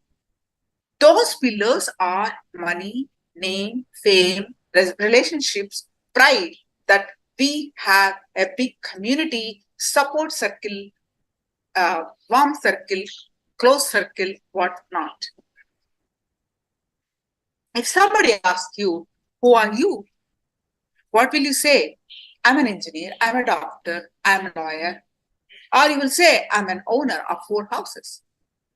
Or I'm such and such a person's husband or wife.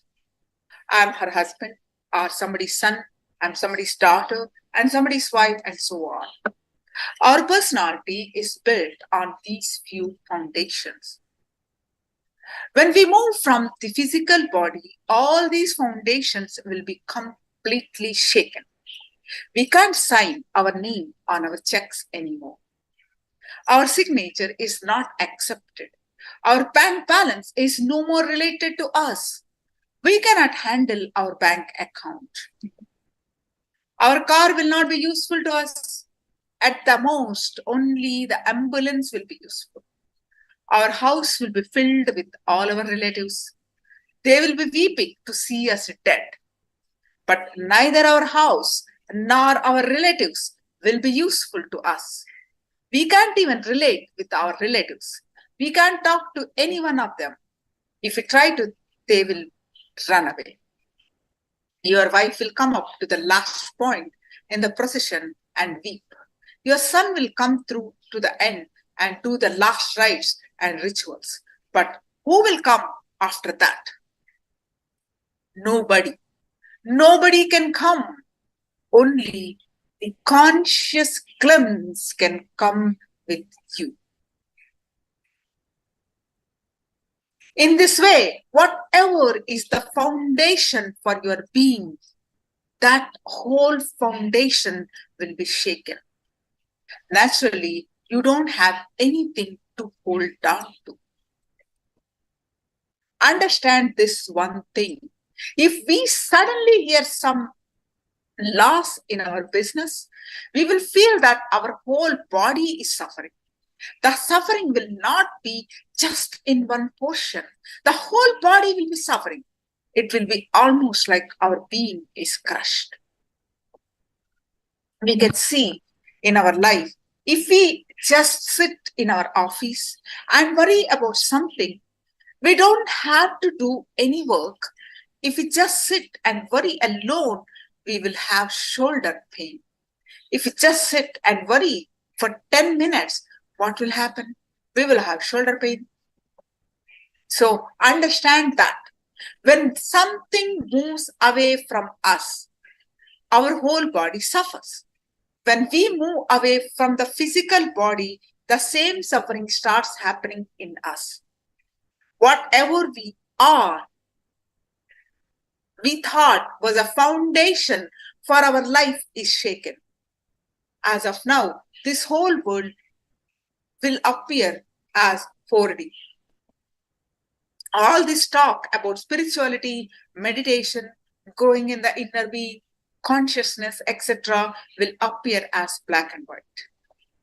That's why when I call people for meditation, they tell me, I don't have time to meditate. Let me finish all my work and then come. I have few more years. Never say, I don't have time to meditate. Be very clear to yourself and say, I don't feel that this is important in my life right now. If we are ready to say, I don't think meditation is so important in my life, then we are honest. But if we say, I don't have time, then we are just fooling ourselves. Everyone has got the same 24 hours on hand to do what they feel they should. It's not that the few who are meditating are jobless. It is just a question of priority of what we want in our life. Isn't it? If spirituality and meditation appear as black and white to us now, we will not divert our energy in that area. That's all. But what happens is that when we move away from the physical body at the time of death, whatever we thought of 4D, when we were leaving the body, whatever we thought of 4D, colorful, when we are living, will totally disappear. Everything will be totally shaken and appear as black and white. At that time, they will not have any basis at all.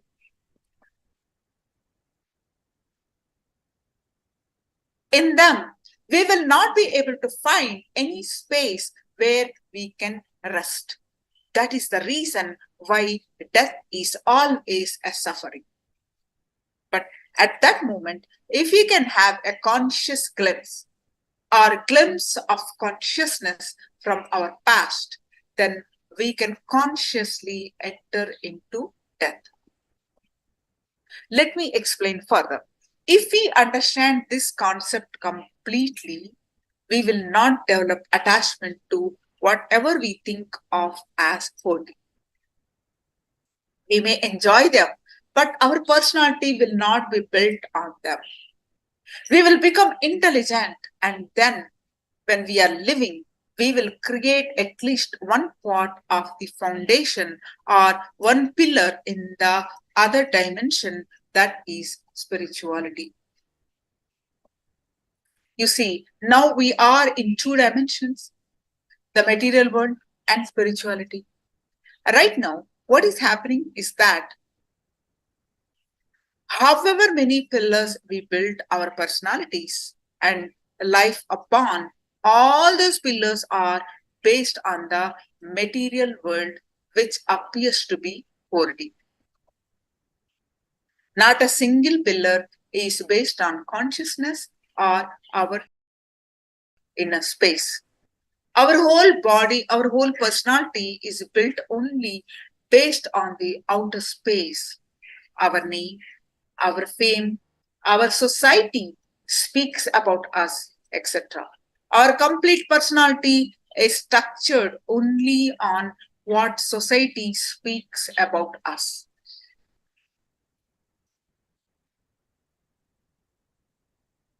If everyone's opinion of us is that we are great, what do we think? We think we are great. If everyone says you are useless, what happens? We start getting depressed. This happens because not even a single pillar of our building is based on spirituality. Our inner core, our being, the entire thing is based on outer space. That is the reason that when those pillars are shaken by anybody, we start suffering terribly. If we have even one pillar from consciousness, we can depend on that to stand straight without suffering. One more thing, those outer world pillars are not in our control at all. Anyone passing by can easily shake them. Even if a small child comes up to us and says that we are a fool, we will get a little shaken, is it not? That child might have even said it only to try a few new words that he is learning, but you get shaken. So understand that those outer world pillars are that weak. Bhagavad Gita says, what comes and stands in our mind at the time of leaving the body will alone decide about our next birth or enlightenment.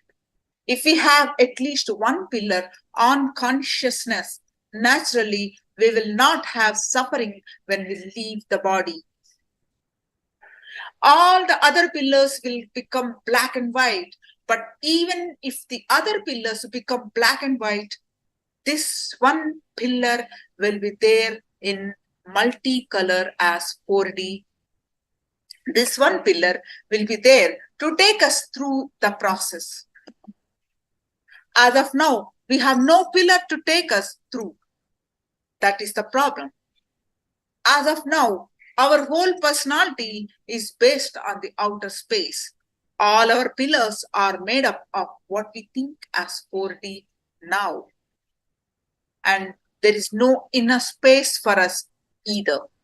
That is why, like a football, people can kick us from corner to corner in the outer space.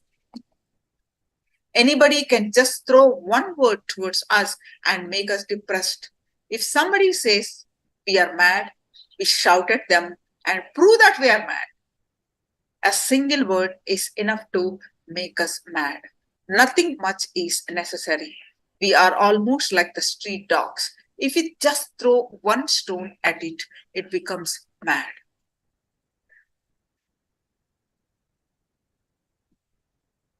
If anybody throws one word at us, it is enough to make us mad or depressed. This happens only because we don't have strength in the inner space. Please understand that if we build at least one pillar based on our inner space, that this pillar will shine in 4D at the time of death and help us leave the body beautifully. Vivekananda beautifully says, even if we have one single thoughtless awareness experience in our life, that is a single conscious experience,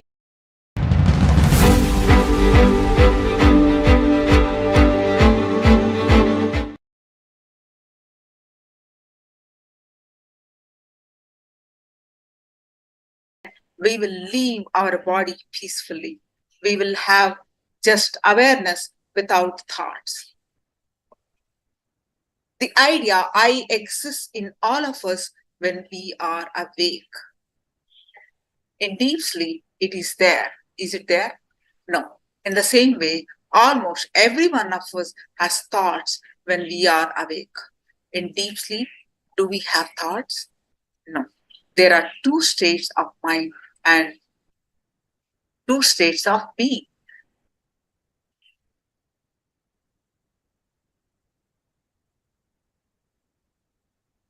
These two crisscross each other and create four states of being, and in which we exist, live our lives. See, right now I'm awake talking. So that is Jagrat state, wakeful state. I know I am with eye consciousness, with thoughts. Then second is when I'm sleeping. The sleep is two. One with the thoughts, one deep sleep. With the thoughts, it's a dream state. With deep sleep, it is unconscious state. No thoughts, no eye consciousness. These three only we live, basically. Wakeful state, dream state, deep sleep state. But when we raise our consciousness, when we get enlightened, we reach Turiya state.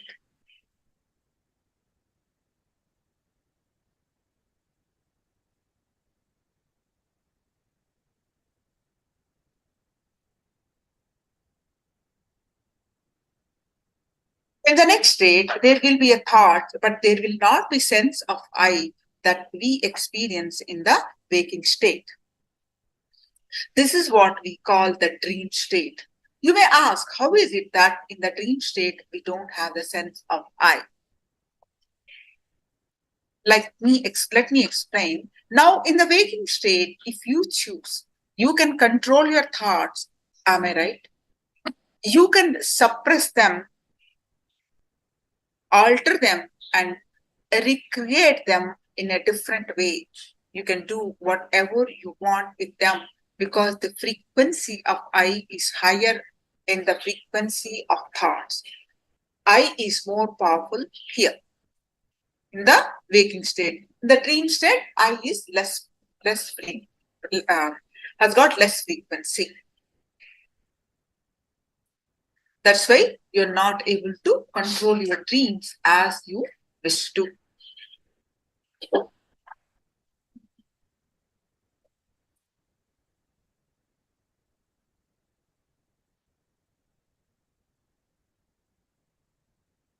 Are you all with me?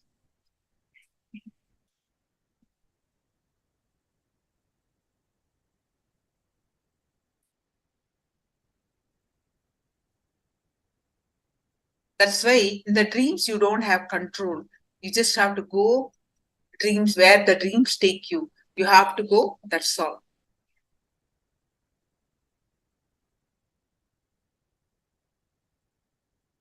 In the dream state, the frequency of thoughts is greater.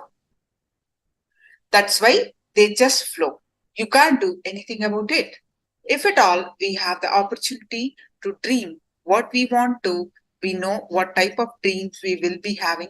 So understand the dream state is when you don't have I, but you do have thoughts. In the third state, neither you have I nor you have thoughts. Deep sleep. This is the deep sleep state or sound sleep state. There is the when you go deep sleep, there is no, you don't remember who you are, you don't have thoughts, right? And the fourth state is that we never experience. In that state, one will have the I consciousness, but not have any thoughts. This is what we call Turiya or Samadhi. You know who you are. I consciousness will be there without any thoughts. The Atma Jnana, Nirvana, the self-realization experience, whatever you want to call it, this is the state, Turiya. This is what we call Samadhi. This is the state where you have the I consciousness, but no thoughts. This is what I mean when I say thoughtless awareness or consciousness. Even one glimpse of this state is enough. Even one experience of this state is enough, that when you leave your body, you will have your rest there. As of now, this Turiya state or Samadhi state or consciousness, all these things will look like black and white to us. We will not give that much importance to all these things.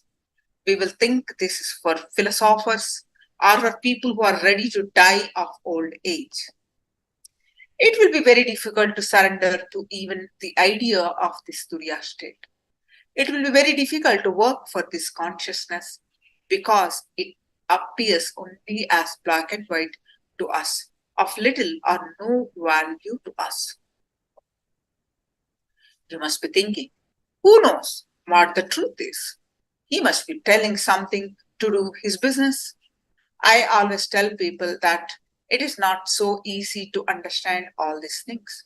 It is not so easy to surrender to these ideas as of now.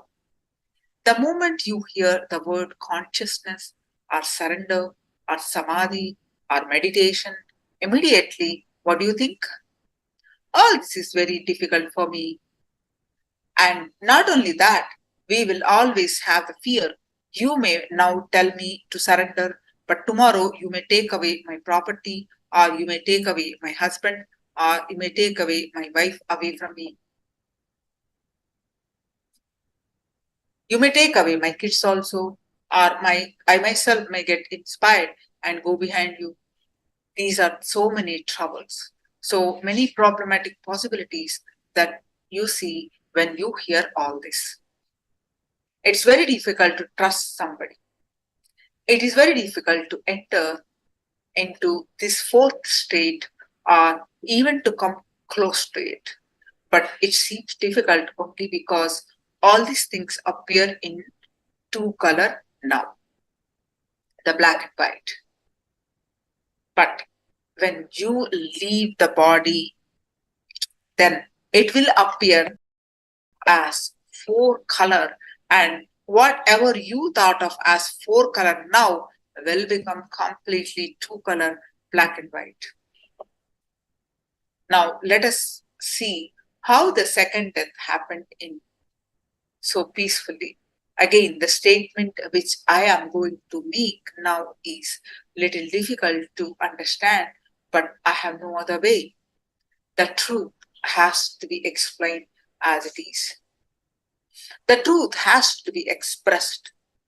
Only then you will be able to enter into the formula.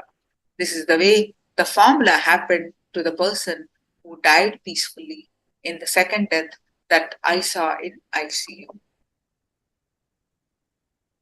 When the second death was happening, the moment the person left the first layer, because an enlightened being was there, because of my presence, somehow he was able to catch a glimpse of that consciousness.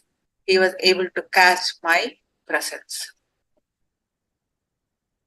During the first death that I was witnessed, I was enlightened. I was only doing my tapas, spiritual practices. I was wandering all over India doing tapas. But during the second death, I was enlightened. Somehow, because of that, he was able to cast a glimpse of consciousness. The moment he left the first layer, he was able to feel me or experience me. The moment he started experiencing me, his whole consciousness simply became centered on me.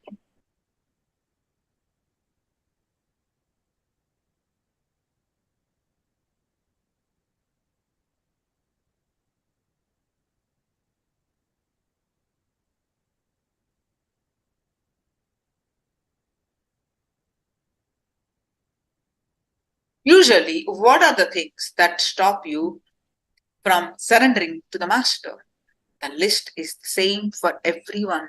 Your bank balance, your house, your car, your relationship, your wife, your own insecurity about your life, etc. You may think, if I surrender to him, what will happen to my life? I may start become a servant to him. There are so many other things that I still have to do. All these thoughts are stopping you from surrendering or entering into the consciousness. Surrendering and entering into the consciousness both are one and the same. But for that person who was at the stage where death had started happening, all these things become valueless.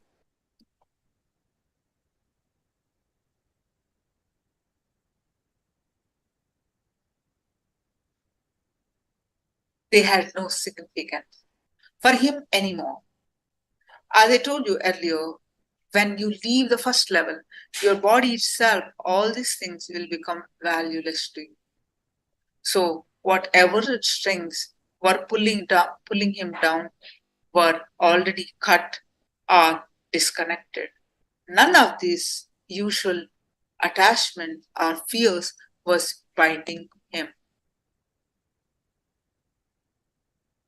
As long as you check that the outer world is worthy, that it has got a value, and you fear that somebody may take it away, you are caught.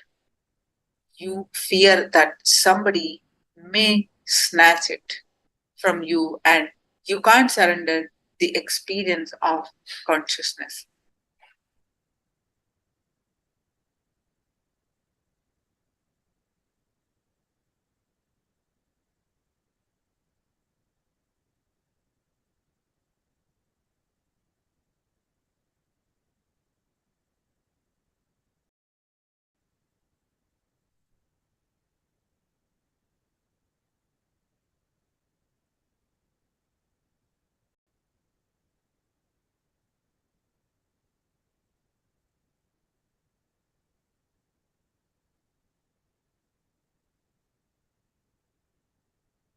Repeat. So, but for the dying man, at that moment, whatever can be taken away from him has already been taken away. Now there is nothing for him to lose. Trusting the master is very easy at that moment. Somehow, fortunately for him, he had my presence there. He could simply see the whole thing. The moment the physical layer things were taken away from him, he understood that all the outer things are valueless and of no significance. And that very moment, his whole consciousness, without any doubt, without any difficulty, caught onto me. It became centered on me. Naturally, when he was centered on an enlightened being or conscious being, he simply dissolved into enlightenment without any suffering.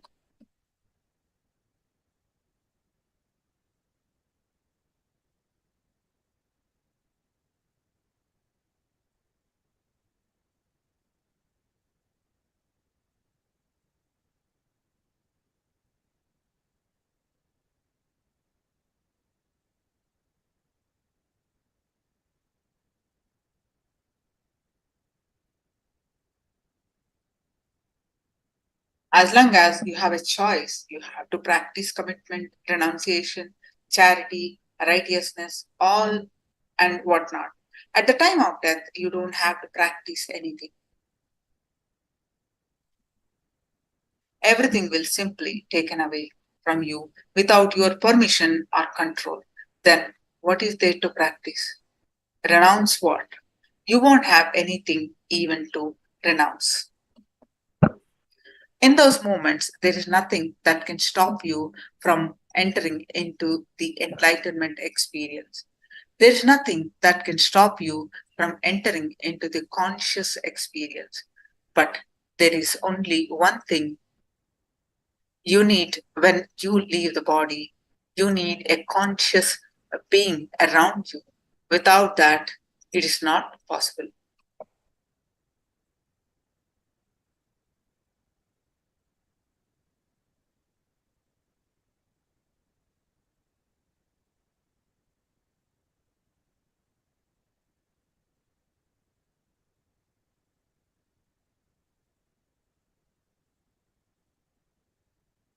From my own experience, I tell you that leaving the body peacefully is the greatest gift anybody can have. If you have that gift, you have achieved whatever needs to be achieved. You have lived your life. Nothing else is needs to be achieved. If you have not achieved that, nothing else is worth achieving. After seeing the second death, I started seriously contemplating on how this could be reproduced. How can I help people leave their body consciously? As I was telling you, I cannot go and stand in all the ICUs. That's impossible. Suddenly, like a lamp, like a conscious ball, something landed in me. A formula happened in my consciousness. The formula revealed itself to me. This formula is what I call Nithyananda Spurana program.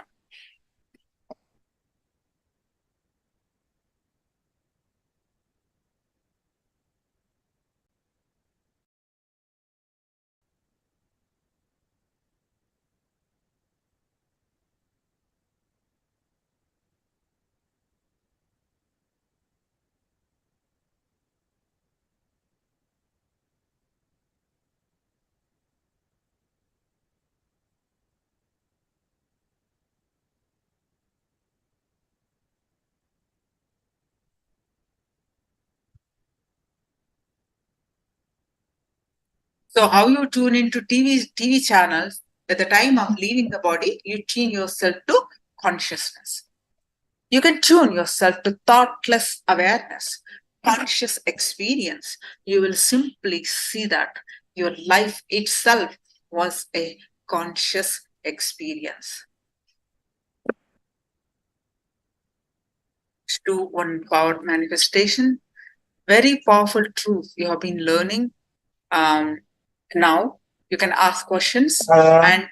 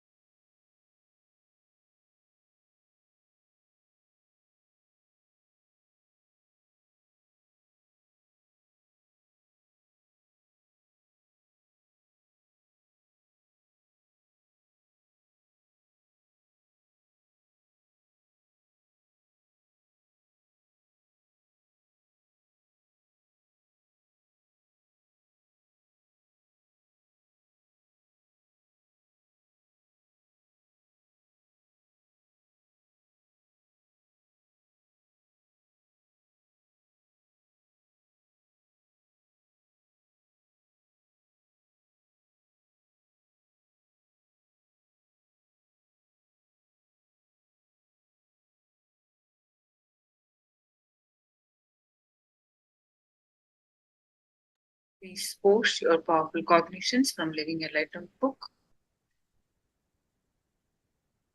Eugene posted, just be in the present. Allow time to flow through you.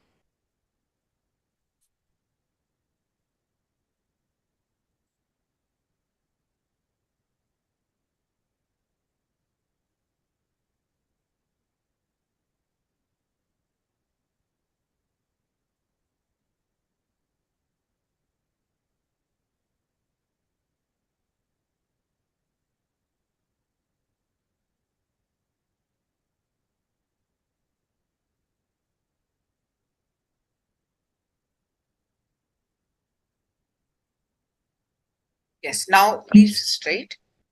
Bring your coconut, put it in your hand, absolutely flat. Put your object, either coconut. If you do not have the coconut, you can use a round fruit. Put it in your palm and visualize Swamiji's form in your third eye. And start chanting the Mahavakya.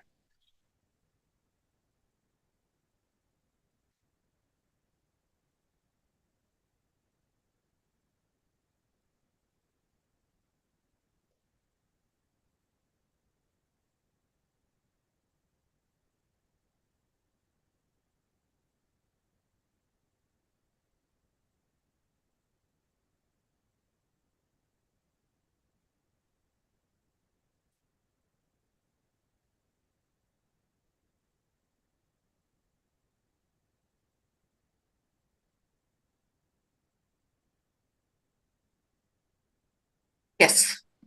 Now, please straight, visualize Swamiji's form in your third eye and start chanting the Mahavakya. Om Nithyananda Paramashivoham.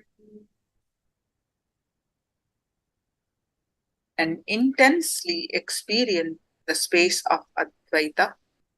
With the space of Advaita, declare the object to move. Let's start manifesting the power of consciousness over matter.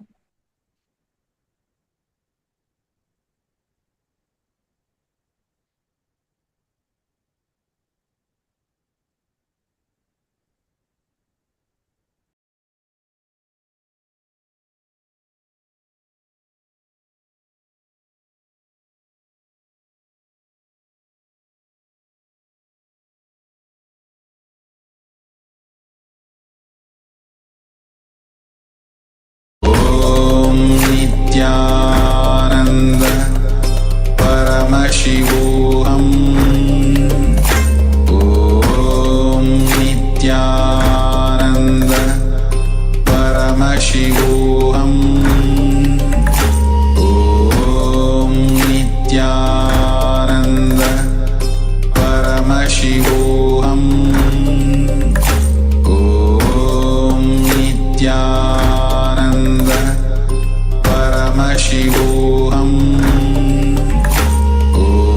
Om Nithyananda Paramashivoham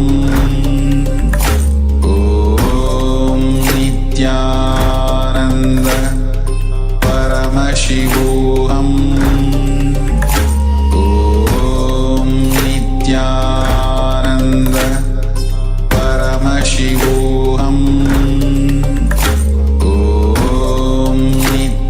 Nithyananda Paramashivoham Om Nithyananda Paramashivoham